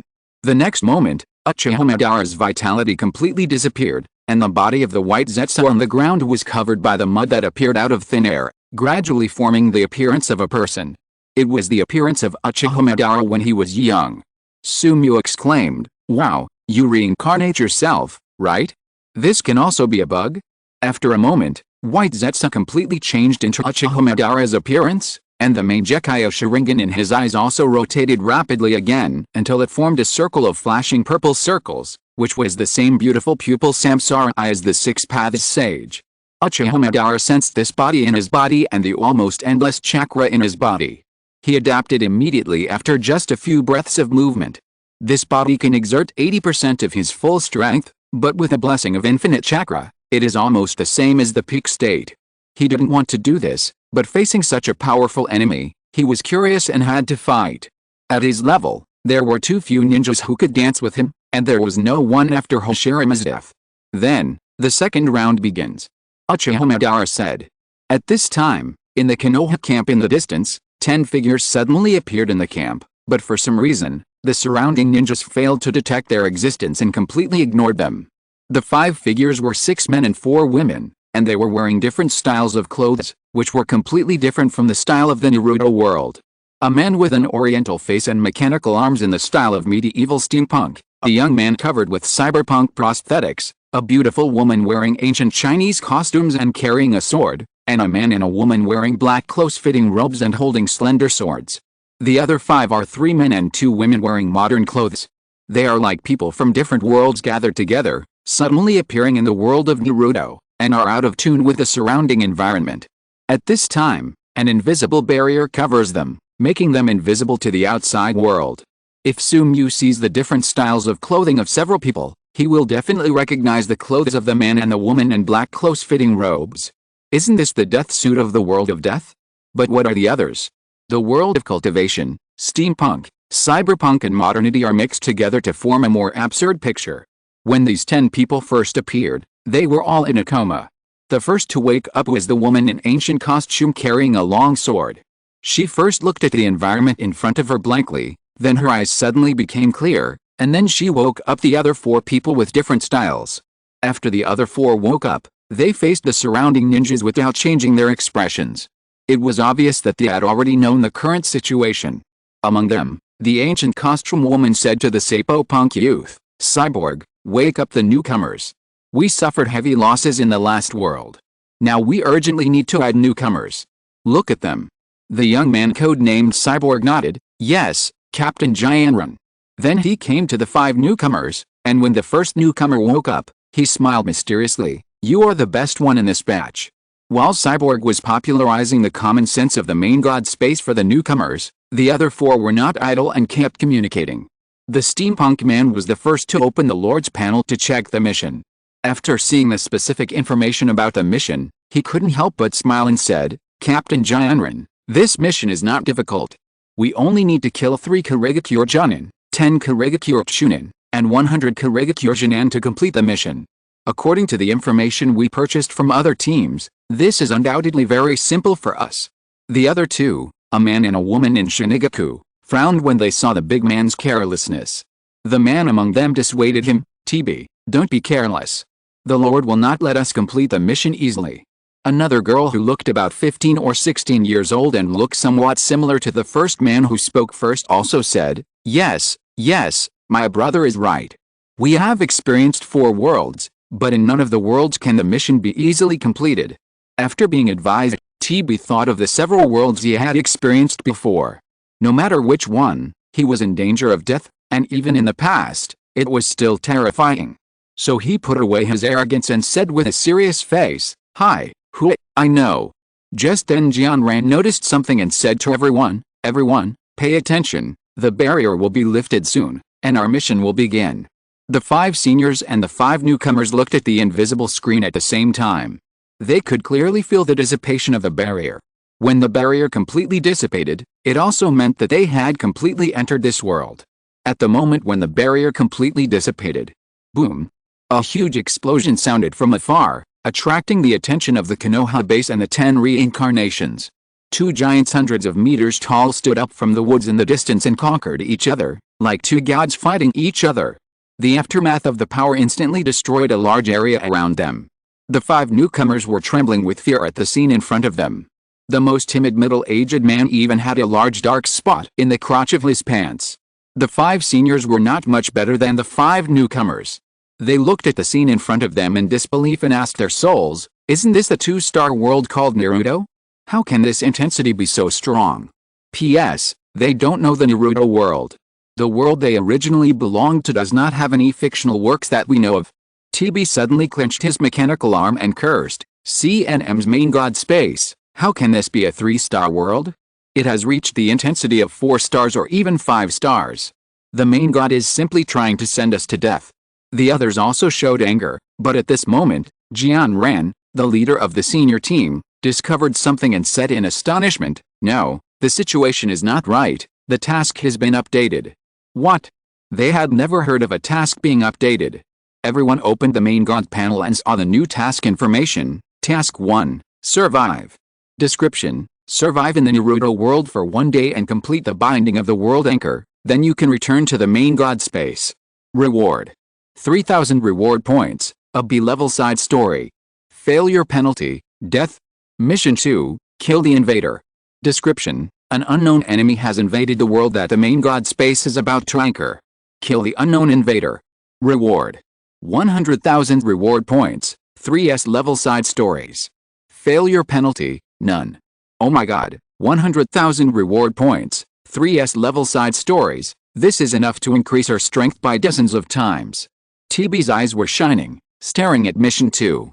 If he wanted to escape from the main god space, he only needed 50,000 reward points. 100,000 reward points were enough for him to escape from the main god space twice. The prosthesis adjusted his glasses that were about to fall off, looked at the 2 tasks, and was thoughtful. Seeing him like this, Jianran asked him, prosthesis, what do you think?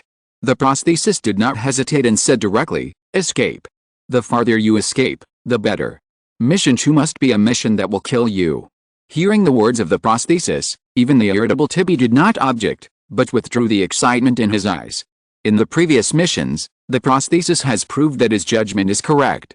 Facing the speculation of many companions, the prosthesis explained, the reward for mission 1 has exceeded our previous reward points, which means that in the eyes of the main god space, even just surviving is much more difficult than the previous missions. And mission 2 is a mission that must be killed. You must pay attention to the 3 words invaders. This means that even the omnipotent main god space has enemies, and how can the enemies of the main god be something we can fight against? What? There are enemies in the main god space. Others thought of the seemingly eternal ball of light that could teleport them to different worlds of the main god. Does it also have enemies?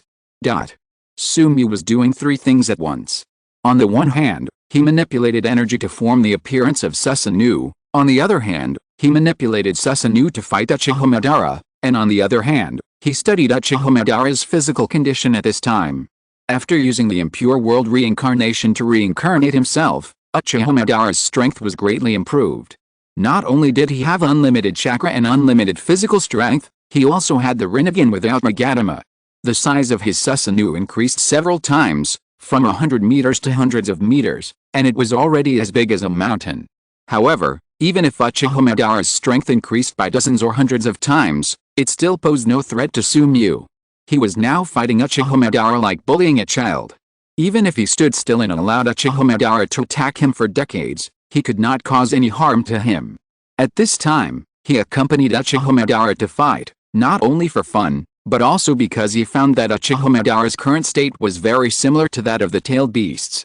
Uchiha Madara in the state of impure world reincarnation interacted with the surrounding environment all the time and absorbed the surrounding chakra. It was because of this that the impure world reincarnation body was immortal. Sumu constantly used the six eyes to explore Uchiha Madara's body structure, and then used the barrier to imitate the flow of chakra in his body. After thousands of experiments, he finally succeeded. He obtained a special rune. Through experiments conducted in the pocket space, he found that as long as this rune is placed in any organism, the organism will constantly interact with the surrounding energy, and while having an endless supply of energy, it may also continuously repair itself. This discovery made Sumu very happy, and he immediately thought of many ways to use this rune. What Sumu valued most was that this rune could undoubtedly be used as the core rune of his pocket universe. Boom! The two giants collided again, and the surrounding forest had completely turned into ruins. The movement of their battle had long been discovered by Kirigakure and Konoha, but the two parties tacitly did not go to interfere. Because either side of the battle could easily kill them all, and only a shadow-level strongman could slightly intervene in this battle. Namake's Minato and Jiraiya stood in the distance, watching the battle. Among them, Namake's Minato looked at the battlefield in front of him in shock and asked Jiraiya, "Teacher, is the first generation so powerful?" Jiraiya was slightly silent. Although he had confidence in the man known as the God of Ninja, for some reason he felt that even the God of Ninja was not the opponent of either side of the battle. Who are they? Jiraiya's silence let Minato Namake's know the answer. Suddenly, Minato Namake's looked at one of the parties and felt a very familiar feeling. He was sure that he had never seen the white-haired man floating in the azure Susanoo, but his every move made him very familiar. Suddenly, he found three figures coming from the place of the battle. After seeing clearly, he found that they were Kakashi, Rin and Obito. Minato Namake's immediately used the Flying Thunder God technique to pick up Kakashi and the other two, and then asked them, "Kakashi, why are you there? Do you know the identities of the two people fighting there?" Obito. "He is Obito. Woo woo woo. He abandoned us. Woo woo woo." Rin on the side cried with a sad face. Minato Namake's. "Kakashi. Obito, oh Rin, I am your Obito." Uchiha Madara and Sumu fought for more than 10 minutes, testing each other, thinking they were, and fighting each other. Since Hashirama's death, he hasn't fought so hard for a long time. After another collision, he opened his arms and laughed. "Ha ha ha, unknown Uchiha clan member, I admit that you are very strong.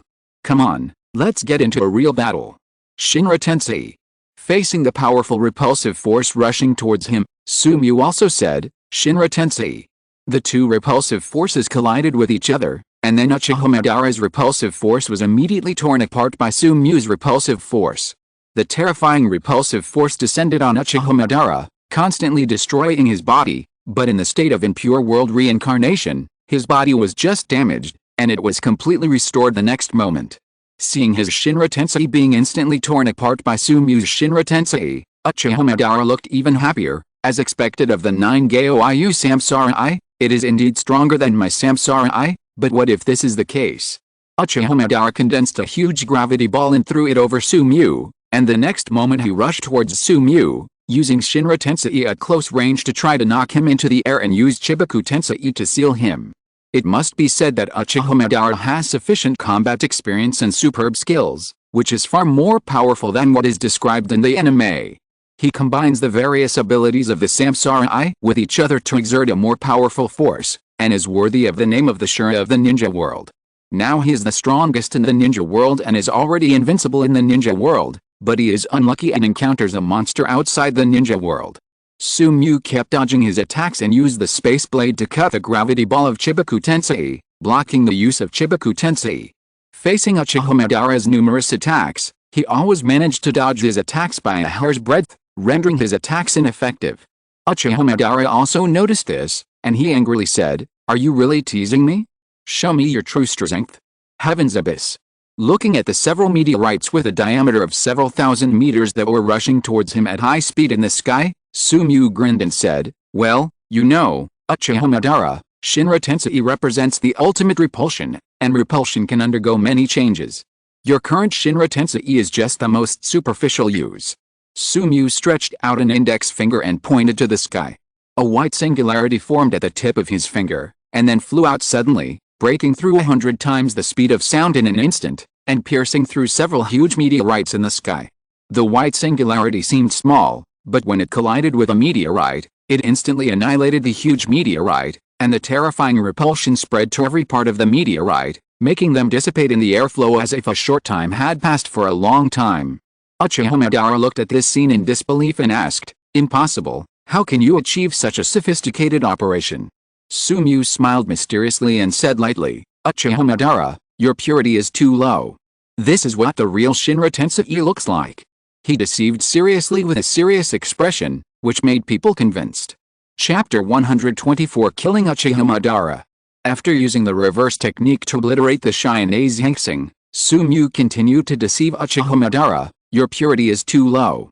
Although the Shinra Tensei is difficult to control, as long as you are willing to spend time, you can still condense the repulsive force to form a white dwarf."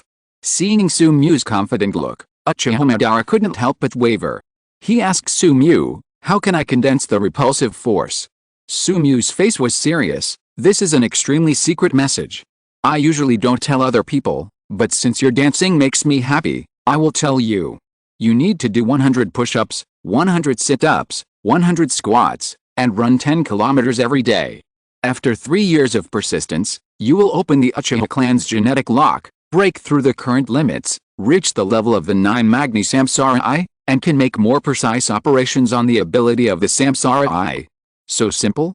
Uchiha Madara was somewhat distrustful, but Sumu's strength in front of him made him believe it a little, not to mention that a strong man like Sumu should not disdain to lie, right?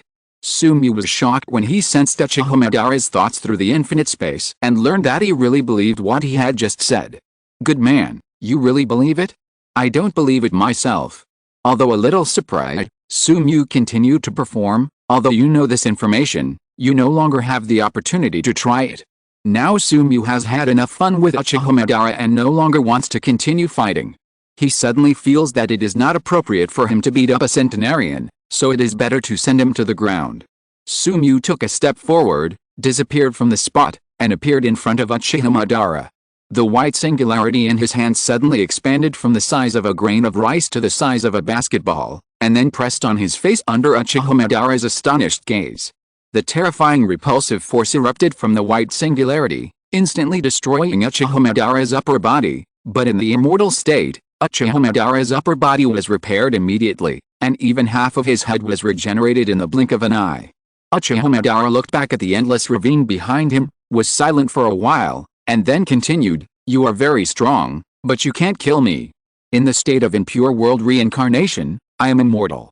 Unexpectedly, Sumu did not show any discouragement, but nodded slowly and said, "I know that ordinary attacks can't kill you. I just tried it just now. Isn't it that only seals, yin-yang escape and soul attacks can hurt you? It's as if everyone doesn't know, so now you, the remnant of the old era, can end." Sumu has too many ways to destroy the immortal body of the impure world reincarnation, whether it is the vector spear that can ignore mortality through vector operation, or the imaginary sphere that can destroy everything, it can easily do this. So Sumu clenched his right hand slightly, and purple imaginary mass was generated quickly. A thunder spear that continuously emitted purple lightning was held in Sumu's hand. He threw the thunder spear in his hand towards Uchiha Madara. The thunder spear seemed to ignore the distance in space and hit Uchiha Madara in an instant, leaving a huge gap in his chest, almost cutting him in half. Uchiha Madara looked down. The purple energy remaining on the wound continued to erode his body. Facing this purple energy, the immortality of the impure world reincarnation was completely ineffective. Not only did it not repair his body, but the wound became larger and larger until it completely swallowed him. Because of the damage to his body, Uchiha Madara could no longer speak normally at this time, and could only stumble and say, Is this also the ability of the 9 Magatama Samsara? Sumiu was stunned, then nodded and affirmed, "That's right." Before he could finish, the imaginary mass expanded rapidly and completely swallowed Uchiha Madara.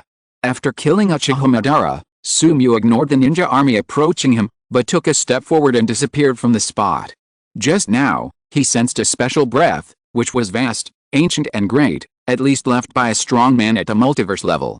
When this breath dissipated, several figures that obviously did not belong to the Naruto world suddenly appeared in the Naruto world.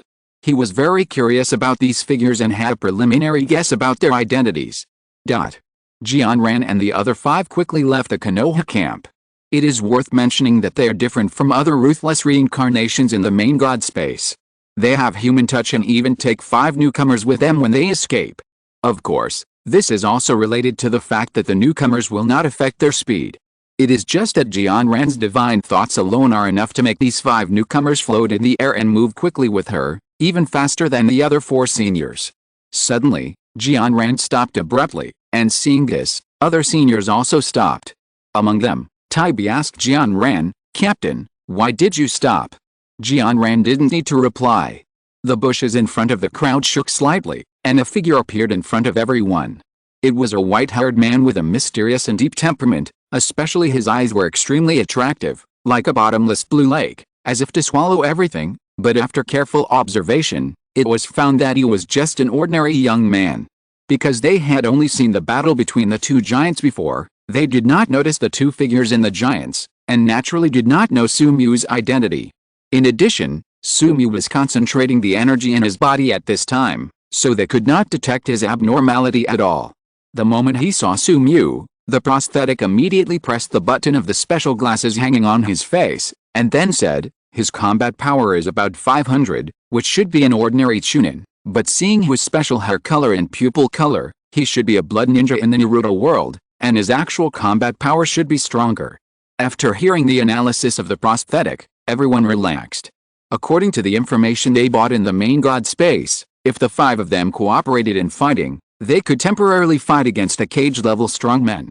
A mere chunin, even a blood ninja, was not taken seriously by them. Tibi used his normal fist to collide with a steel fist, then walked forward and said confidently, "Captain, leave him to me." However, just when he came behind the captain, he suddenly found something wrong, because Captain Jianran's body was shaking constantly, as if he had encountered something terrible. Although Tibi was reckless, he was not stupid. He immediately pulled Captain Jianran back behind him, until he retreated to a distance of 100 meters from Sumiu. Jianran exhaled a deep breath, and then looked at Sumiu in fear. When everyone saw the scene and realized something, they immediately retreated at the same time, no longer daring to look at Sumiu with the same eyes as before. Among them, who had the most delicate personality, actually had tears in her eyes because of fear. Unlike the 5 ignorant newcomers, they felt desperate because they knew what had just happened. Captain Jianran took the route of strengthening immortal cultivation. This route was very weak in the early stage, but it became stronger in the later stage. At this time, Jianran had already reached the middle stage and was already the most powerful in the team. And Jianran's strengthening route focused on sword cultivation. Among the practitioners, sword cultivation is undoubtedly the most powerful type. And Jianran's situation is a bit special. She focuses on the heart sword, and the sword does not cut the body, but the soul. Because of this, Jianran's perception is very sensitive, and he can instinctively perceive the danger around him. This ability also has a disadvantage, that is, as the degree of danger increases, Jianran will become more and more nervous, and even unable to move because of being too nervous. Of course, the most tense situation has never happened before. Even in the face of a monster that can easily destroy a country, Jianran still maintains a strong combat effectiveness, but at this time, Jianran lost his ability to move because of nervousness. This also means that the ordinary-looking man in front of him is a strong man who can destroy at least one world. When several people were observing Sumu was also observing them. He first noticed the strange glasses worn by the prosthetic body. He looked at the glasses and felt very familiar. Isn't this the glasses used to test combat power in Dragon Ball? Based on the clothes that seemed to belong to different worlds, and the conversations that they thought were confidential, Sumu has confirmed his guess. Good guy, are these people really reincarnations? Is it the Lord God Space? Reincarnation Paradise? Or some other heavenly organization? In the energy perspective of the 6 eyes, dense transparent silk threads entangled the 10 people, binding them while preventing them from having a rejection reaction due to traveling through different worlds. This should be the bondage left by the Lord God for them. Looking at the people whose energy was surging rapidly in their bodies, as if they were about to take action in the next moment, Sumu smiled slightly, then stretched out his index finger and pointed to the side. The white singularity shot out from his finger, instantly breaking through the sound barrier, and then destroyed everything on the path until a mountain was pierced. After all this was over, looking at the trembling crowd, Sumu smiled and said, "I suggest you don't do this. After all, you will die staring at the huge ravine in a daze." The reincarnations were silent. Fuck, no wonder that bastard in the main god space suddenly became generous. It turned out that this task was impossible to complete. How to fight? Hit with the head? Jianran swallowed her saliva, and the previous cold fairy image completely disappeared. Facing the mysterious strong man in front of her, even she couldn't remain calm. "You. Who are you?" Sumu did not answer her question, but asked in a positive tone, "Reincarnation." Several people were shocked. Although they knew that Sumu was very powerful, they didn't expect that he could reveal their identities as reincarnations at will. This situation has never happened in the past. Even in a world of immortal cultivation called Hyuxin, those immortals could not detect their identities. Sumu thought of something, so he used energy to outline a barrier. The core rune of this barrier was the immortal rune he had just obtained from Uchiha Madara, and the other runes had the shadow of the magic world, and the most important one was the rune of the portal, which could allow these runes to transmit messages to him across the world. After a moment, 10 runes were thrown to the reincarnations by Sumu, and then merged with their bodies. Sumu could clearly sense the mark in front of him, and then he could still sense it clearly when he entered the mirror space, so he smiled with satisfaction, and then immediately said to the 10 reincarnations in the mirror space, "I will make a deal with you. If you carry my mark back to the main god space, I will give you some rewards. Believe me, these rewards are very important to you." Jianran was silent for a while, and then said nervously, "Can we refuse?" Although he didn't know what the mark just now was, since the mysterious man in front of him was the enemy of the main god space, when they returned to the main god space with his mark, they would most likely be killed immediately by the main god space.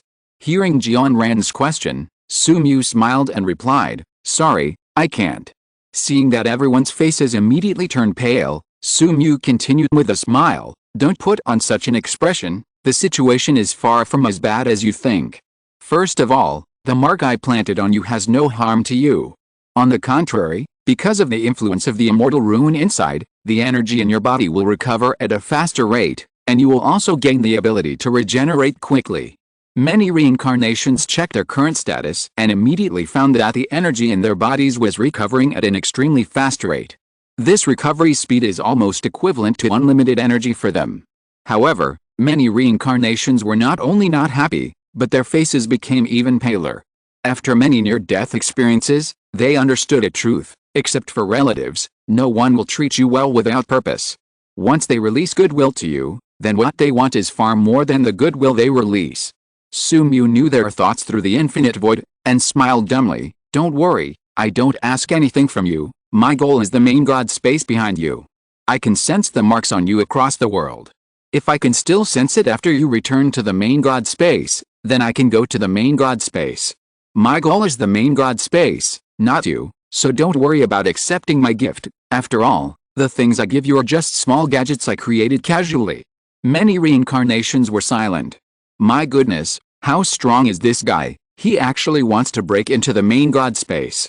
And this guy obviously has the ability to read minds. They didn't say much about some information, but this guy knows it. He definitely knows the power of the main god, but even so, he still wants to invade the main god space, which means that even if he is not as powerful as the main god space, he is at the same level. Sumu no longer pays attention to everyone, but takes a step and returns to Konoha. He does have ideas about the main god space, but not now.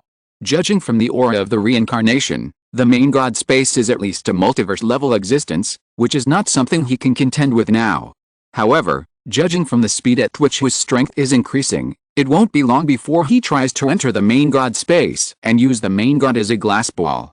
After seeing Sumu leave, everyone was silent again. After the final boss found them but didn't kill them, their mission 1 was completed, but they were not happy. Because they were in bigger trouble, they were forced to get involved in a contest between a mysterious strong man and the main god space, and if it goes as expected, they will soon become the mysterious strong man's spies in the main god space. Hua frowned and cried, "What should we do? If we return to the main god space like this and the main god space detects the mark in our bodies, we may be directly wiped out." Yes, this is also the reason why everyone was silent.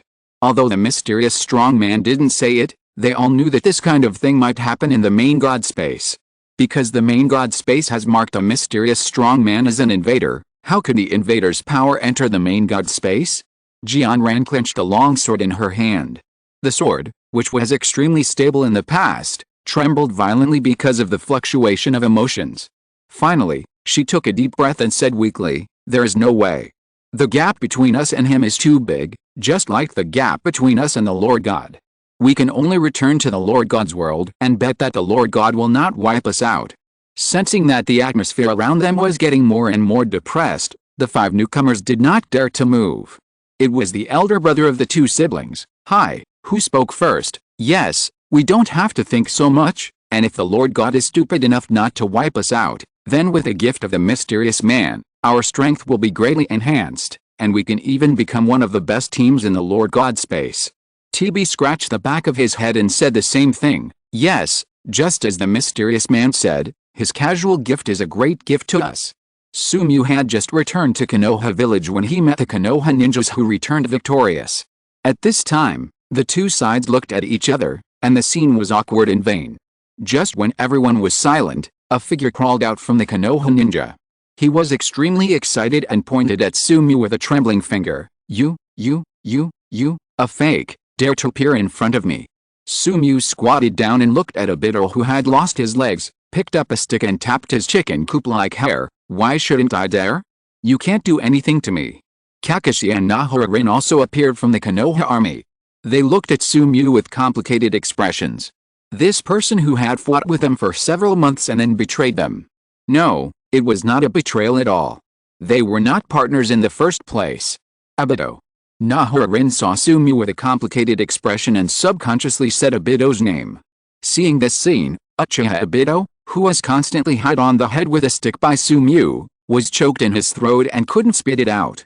His face turned red, and he finally exhaled and said dejectedly, "Lin, I am Obito, I am Obito." Sumu saw Lin, and he still had a good impression of this girl, so he smiled brightly at Lin. "Lin, my name is Sumu, don't call me by Obito's name." Although he looked more handsome and his temperament was more outstanding, Lin still saw his previous shadow in Sumu's behavior, but before she could continue to communicate with Sumu, Jiraiya, who also had white hair, stopped in front of them, looked at Sumu vigilantly and said, "Who are you, and what was your purpose in disguising yourself as Uchiha Obito and sneaking into Konoha?" Sumu was quite familiar with Jiraiya. In the later period, his strength was no longer ranked, but his education level was indeed recognized as the first in the ninja world. He not only taught geniuses such as Tendo Pain and the 4th generation Hokage Minato Namikaze, but even the future child of destiny, Uzumaki Naruto, gained great growth and truly matured after being taught by him. Facing Jiraiya's question, Sumu continued to tease the impotent and furious Obito, while replying, "I'm just a traveler, and I have no ill intentions in coming to Konoha." Jiraiya frowned, pointed at Kakashi with a broken leg and Obito whose lower body had disappeared, and then questioned, "Is this what you mean by no ill intentions?" Sumu finally stopped teasing the impotent and furious Obito, stood up and snapped his fingers, and the invisible field expanded instantly, wrapping everyone in front of him, and then bound them in solidified space. The second snap of fingers sounded, and all ninjas except Jiraiya, Rin and a few others were cut in half by the invisible space, blood splattered from the wound, and then immediately solidified in space. Seeing this scene, Jiraiya's eyes were bloodshot. He didn't expect Sumu to suddenly attack and kill all his subordinates. Controlling Jiraiya who was rushing towards him, Sumu smiled slowly. This is malice, understand? Before Jiraiya could continue to say anything, in the horrified eyes of him and many ninjas, Sumu snapped his fingers again, but this time was different from the last time. All the ninjas' bodies were connected to the broken remains, even Kakashi who lost his legs and Obito's incomplete body who was cut in half recovered at a speed visible to the naked eye. In just a few breaths, all the injuries on the ninjas were recovered, and their physical condition reached a peak. Jiraiya and others stared at this scene with their eyes wide open. This was beyond their imagination, just like Kakashi saw Sumu's battle with Uchiha Madara at the beginning. Is this really the power that a ninja can have? Even Tsunade's healing ability is just a child in front of Sumu. Sumu smiled again and said, "So, I said I have no ill intentions. Do you think Kakashi and Obito have recovered from their injuries? Of course, please don't mess with me, otherwise the ill intentions just now may really become a reality." Jiraiya took a deep breath and then smiled again. "Sumu, welcome to Konoha." A moment later, all the Konoha high-level officials gathered in the Hokage building. But the person sitting in the first seat was not the third Hokage Sarutobi Hiruzen, nor other Hokage assistants, but a strange mysterious man. Of course, they had already learned the name of this mysterious man from Jiraiya, Sumu. They also learned from Kakashi and others about Sumu's strength, which was even more powerful than Uchiha Madara. To put it bluntly, if Uchiha Madara could flatten the entire ninja world in a few days, then Sumu would only need a few minutes, because he obviously mastered some kind of time-space ninjutsu that was more powerful than Flying Thunder God. Sumu was sitting at the top. He coughed, cleared his throat, and said, "Is everyone here?" The little monkey next to him immediately replied, "Master Sumu, everyone is here." Sumu nodded lightly, then said, "Okay, the meeting will start now. I will say a few words briefly before the meeting." All the ninjas looked at Sarutobi Hiruzen and had a bad premonition. Chapter 125, Technique to Transform the King Level 5. Looking at the clan leaders and the senior ninjas beside him, Sumu coughed and began to lecture. "I know that Konoha has always been the most powerful village among the 5 major ninja villages, but this is not enough. I have a wish, that is, Konoha village can become the only legal ninja village in the ninja world. I have a wish, that is, in the future, the children of Konoha can play with the children of Iwagakure from an early age, instead of facing each other with swords like today. I have a dream, that is, everyone can live in peace and not oppose each other because of different hair colors and different skin colors. I have a dream that there will be no more darkness in the world, only light. Therefore, I have formulated a strategy of 5 years of development and 10 years of progress to help Konoha village continue to develop and become stronger, which are..." Sumu was talking non-stop above, and the ninjas below were going crazy. Sumu was more talkative than the third generation. They could still listen to the third generation's speech casually, but now how dare they slack off when Sumu, who can easily destroy Konoha, speaks? So they could only listen carefully, for fear that Sumu would find out that they were not serious. In summary, you need to change. You must know that the ninja world is not alone. In addition to the ninja world, there are other planets. The humans on those planets are much stronger than you. If you still stick to your old ways, you will be enslaved by others sooner or later. After hearing Sumu's words, Narashikaku finally couldn't help but speak. "You said that the ninja world is not alone, so what other forces exist?" Sumu changed his posture. The Hokage's stool was not as comfortable as he imagined. Then he transferred some skewers from the pocket universe and ate them in the Hokage's office. He took a bite of the lamb skewer and replied to Narashikaku while chewing, "You should know the Six-Path Sage, right? Legend has it that he created the ninja world." Everyone nodded, and Narashikaku asked, "What does this have to do with the Six-Path Sage?" Sumu swallowed the skewers in his mouth, and then continued, "The Six-Path Sage created the ninja world, but the originator of chakra was not him, but his mother, Kaguya Otsutsuki. Kaguya Otsutsuki was just an ordinary member of the Otsutsuki clan. She attacked her companions and then took the fruit of the sacred tree. That is why the Otsutsuki clan must come to the ninja world, not only to punish Kaguya Otsutsuki, the traitor, but also for the fruit of the sacred tree. At this time, the energy of the fruit of the sacred tree has been dispersed by the Six Paths Sage. If you want to get the fruit of the sacred tree again, you must gather all the chakra in the ninja world, that is, kill all the ninjas in the ninja world and extract the chakra in their bodies. That is why the Otsutsuki clan is inherently opposed to the ninja world. Oh no, it can't be said to be opposed. After all, for them, killing you is as simple as stepping on a few ants. Everyone was silent. They didn't expect that there were other lives outside the ninja world, and according to Sumiu, the ninja world had no ability to resist them at all. Despair enveloped them like a black curtain, and the atmosphere in the Hokage's office suddenly became low. At this time, Sarutobi Hiruzen stood up. In the face of major issues, he was no longer as wretched as before. He looked at Sumiu with dignity and seriousness. Then why are you telling us all this? At some point, Sumiu had finished eating all the skewers. He then threw away the wooden sticks in his hand and said with a smile, in summary, you can't be the opponent of the Otsutsuki clan, but as long as you agree to my 2 requests, I can help you. With my help, you can defeat the Otsutsuki clan and even rule the universe. At this time, Narashikaku asked again, are you stronger than the Otsutsuki clan? Sumiu did not answer, but just smiled. Seeing this, Narashikaku knew the answer. He took a deep breath and continued, what are your conditions? Narashikaku's mind went through complex calculations in a short period of time, and immediately calculated the gains and losses of the moment.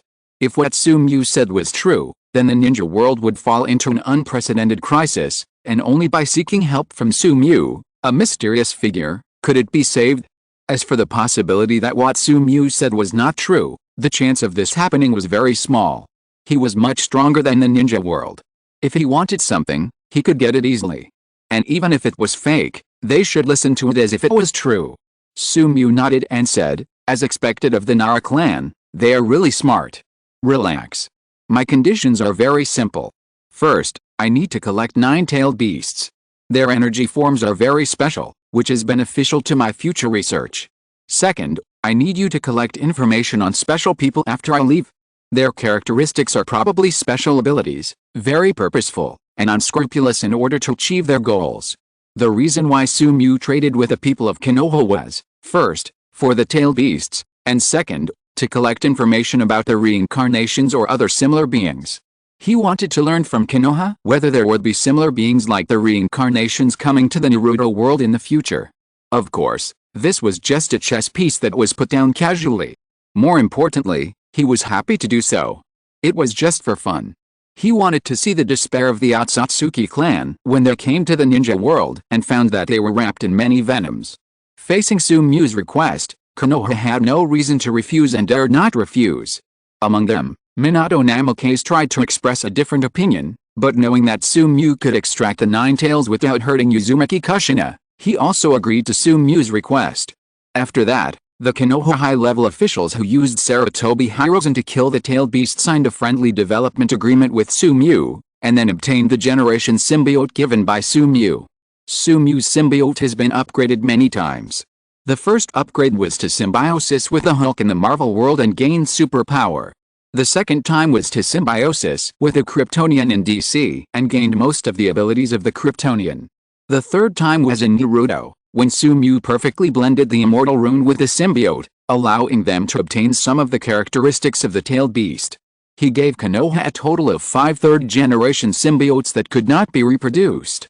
Except for the one owned by Sarutobi Hiruzen, the others belonged to Minato Namikaze's team and Uzumaki Kushina.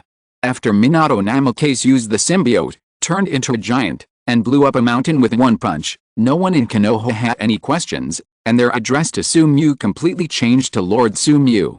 In a bedroom, Sumiu looked at Uzumaki Kushina lying on the bed and smiled gently, "Don't worry, it will only hurt for a while, and you will feel better soon." Minato Namikaze wanted to say something, but he didn't dare to speak because of Sumiu's tyranny. Finally, Sumiu used the reversal technique to heal Uzumaki Kushina's life that was constantly disappearing due to the extraction of the tailed beast, and then he obtained the 9 tails. After erasing its will and fusing it with the 1 tails, Sumiu clearly felt that the energy of the energy ball was greatly improved, and its ability to continuously absorb the energy of the surrounding environment also increased several times. After that, Sumu ordered Konoha to go to other ninja villages to collect other tailed beasts, and then return to the pocket universe to play happily with Catwoman and others. What? You mean I can easily collect all the other tailed beasts? Why don't you do it yourself? Superficial. Have you ever seen the boss work? Get out of my way. After knocking down the disobedient Mara with a gun, Sumu continued to train his skills and increase his skill experience. With the help of the 5 symbiotes, Konoha will soon agree to the ninja world, and his 7 couriers will soon arrive. Opening the system panel and checking the skill experience, Sumu finally chose to train the technique of Kang. Because he has used the ability of teleportation many times, as the source of the teleportation ability, the experience of the technique of Kang has increased rapidly, and it has reached the critical point of upgrading at this time. The 3 black holes kept spinning in Sumu's hands. This black hole that can easily destroy a country cannot affect the surrounding environment and is easily restricted by Sumu using vector operations. The system's prompts kept ringing. Technique of Kang experience +1. Technique of Kang experience +1. Technique of Kang experience +1. After several days, different prompts came from the system. Technique of Kang experience +1. Congratulations, your skill technique of Kang has been upgraded. Forwarding technique Kang LV5, 1/20000, creates a strong suction force, turning the distance between multiple objects into negative infinity, and creates a black hole. The size of the black hole is determined by the amount of energy consumed. After consuming a lot of energy, the powerful gravity can slow down the flow of time around it. A large amount of information poured into Sumu's mind, and then was quickly absorbed by his brain, which was even more powerful than accelerators. In less than a moment, Sumu absorbed all the memories in his mind. After the forwarding technique Kang was upgraded, the first thing was that the strength of the original ability was greatly improved. Now there is no upper limit to the volume of the black hole formed. As long as Sumu continues to invest energy, the volume of the black hole can continue to increase, and finally it can even swallow a universe. In addition, the forwarding technique Kang also gained other abilities. The appearance of this ability surprised Sumu very much. He didn't expect that after the forwarding technique Kang reached LV5, it actually involved time. But if you think about it carefully, this is normal. The technique of forward rotation Kang can create black holes, and the speed of time around black holes is different from the normal speed of time. Therefore, the technique of forward rotation Kang can only reach the time field after it is upgraded. However, the time-slowing feature of the technique of forward rotation Kang has a great disadvantage, that is, it uses strong gravity to forcibly distort time and slow down the speed of time, so people who cannot withstand gravity will be torn apart in an instant when Sumu slows down the speed of time. However, this side effect can be offset by Sumu using the reversal technique. Under the reversal technique, even if a person is torn into atoms by gravity, he can still save that person. Using gravity to distort the surrounding time and space, Sumu clearly saw that the time and the distance seemed to become much faster in an instant, and the fallen leaves instantly fell from the trees and fell to the ground, and the fish swam at a speed faster than the speed of sound. After canceling the surrounding gravity, everything in the distance returned to normal. The ability to slow down time has many uses. At this time, Sumu also mastered the 2 powerful abilities of time and space. Moreover, Sumu also learned the specific information about the effect of the higher-level spell Kang according to the memory in his mind. The time slowing down of the LV6 spell Kang will be gentle, and Sumu's ability to manipulate gravity will be greatly improved. Even if it slows down the time flow of mortals, gravity will not hurt her at all. More importantly, the LV6 spell Kang will not be limited to gravity. It has gained a new ability, that is, it can stick 2 things together, which is a sticking in the sense of rules. For example, if he sticks a horse and a bird together, they will randomly gain some of each other's abilities, and it is possible to form a Pegasus with wings. Of course, from the information in his mind, Sumu learned that the sticking of the higher-level spell Kang will be more controllable, and finally even conceptual objects such as space flames can be fused. The spell Kang undoubtedly gave Sumu a huge surprise, which also made him look forward to the specific effect of the LV5 spell he. In addition, during this period, even if Sumu did not focus on improving the Death Straight Magic Eye, the LV1 Death Straight Magic Eye was still upgraded to LV3. Mystic Death Perception Experience +1. Congratulations, your skill Mystic Death Perception has been upgraded. Mystic Death Perception Level 3, 1/1000. You can see an indefinite number of death lines on the surface of most objects whose essence of death can be understood. If you cut along the line, it will cause irreparable and incurable damage to the object. The Level 3 Mystic Death Perception has reached the level of the origin, Ryougi Shiki. Sumu can now know the death of most things in the world and see their death lines. The scope of things has expanded from the original real things to some more abstract things. For example, Sumu can kill the air in a space, or the flow of water, and even the feeling of pain. Of course, the Level 3 Mystic Death Perception alone cannot kill the higher level concept of time, but Sumu is not in a hurry. As the Mystic Death Perception continues to upgrade, he can eventually kill everything. As Archimedes said, "Give me a knife, I can chop down the world." In addition, after continuously absorbing energy, the template fusion degree of Ryougi Shiki has reached 36%, which is faster than Sumu imagined. The reason for this is that he has mastered the Immortal Rune, which has increased the energy fusion efficiency in the Pocket Universe by at least 30%. Just when Sumu wanted to continue training the reversal of the technique and upgrade it to level 5, Uzumaki Kushina and Namake's Minato came to his room. Since the Nine Tails was taken away from Uzumaki Kushina before, Sumu found that Namake's Minato looked at him with vigilance, as if his treasure would be taken away if he was not careful. In response, Sumu said, "You have to watch closely, otherwise this situation may really happen." After all, married women are still very attractive to Sumu, especially when Uzumaki Kushina is very beautiful. Seeing Minato Namake's and his wife, Sumu appeased the Catwoman under the table and stopped her from moving around. Then he asked Minato Namake's and his wife with a dignified look, "Remember to knock on the door next time you come in. Have you collected the tailed beasts?" Minato Namake's and his wife looked at Sumu strangely. At this time, Sumu's expression was a little strange, and his face was slightly red, as if he had a cold. But would a strong man of his level also catch a cold? However, although they felt strange about Sumu's appearance at this time, Minato Namake's and his wife were still sensible and did not ask more. Minato Namake's responded, "Yes, Lord Sumu, all the tailed beasts have been collected." Although the Catwoman under the table still did not stop moving, Sumu was not a person. He immediately returned to his usual state and faced Minato Namake's and his wife with his usual attitude. Hearing Minato Namake's words, Sumu was not surprised. With the symbiote he gave, it was normal for him to collect the remaining tailed beasts in a few days. So Sumu took a step forward and disappeared from the spot together with Minato Namake's and his wife. As for the disobedient Catwoman, he had already taken her into his pocket universe. Damn Miss Catwoman, this behavior of disobeying the master's order must be rewarded, severely punished. Sumu secretly made up his mind. The level 5 technique of Kang teleports farther and can transfer more things. If Sumu has enough energy, he even suspects that he can directly transfer a planet. Taking a step forward, Sumu and the other two came to the Hokage building. At this time, Sarutobi Hiruzen and a small number of Anbu were below the Hokage, waiting for Sumu to arrive, and before them were 7 Jinchuriki. These Jinchuriki's eyes were dull at this time, and they couldn't believe what happened before.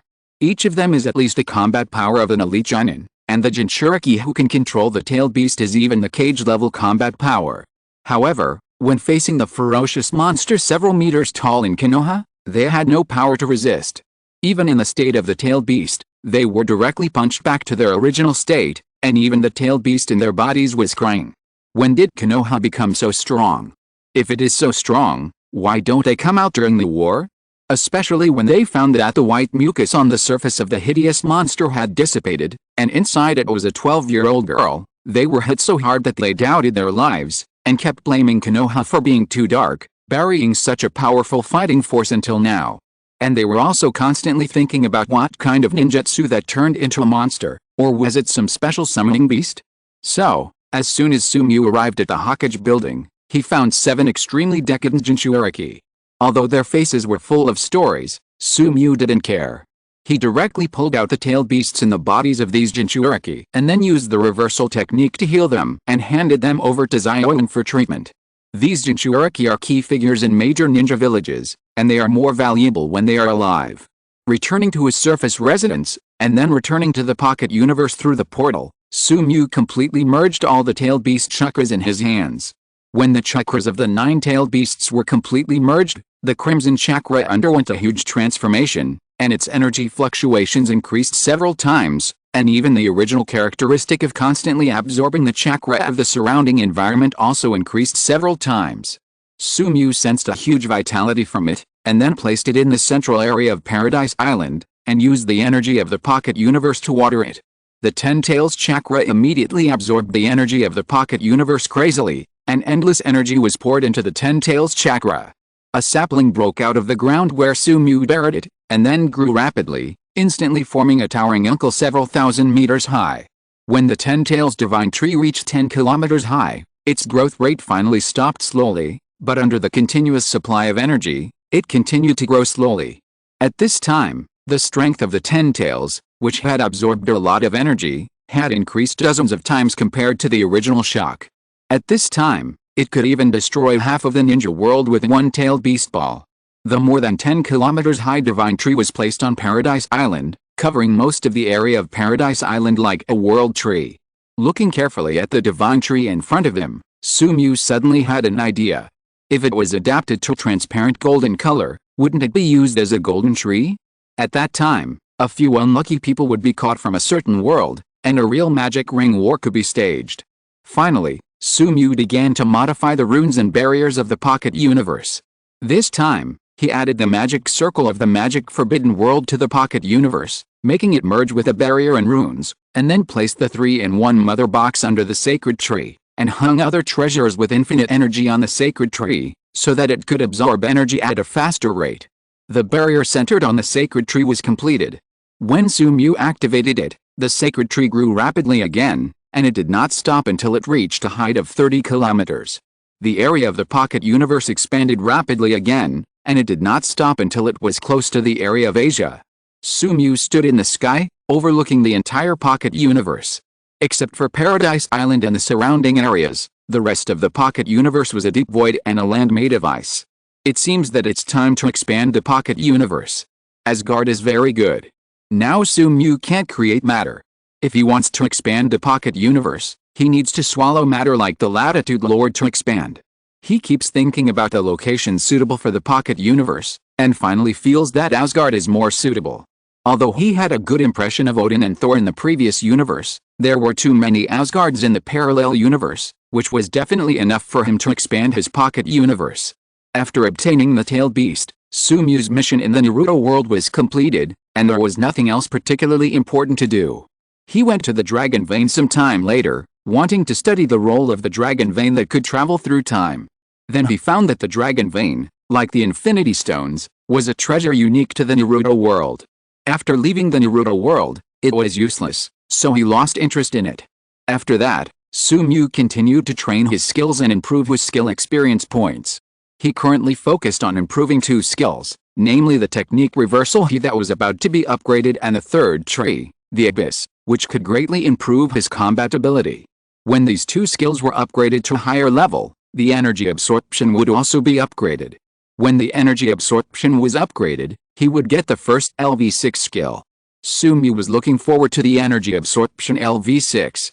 Reversal of the technique E experience +1, reversal of the technique E experience +1, reversal of the technique E experience +1. Finally, after a week, a different prompt sounded from the system, reversal of the technique E experience +1. Congratulations, your skill reversal of the technique E has been upgraded.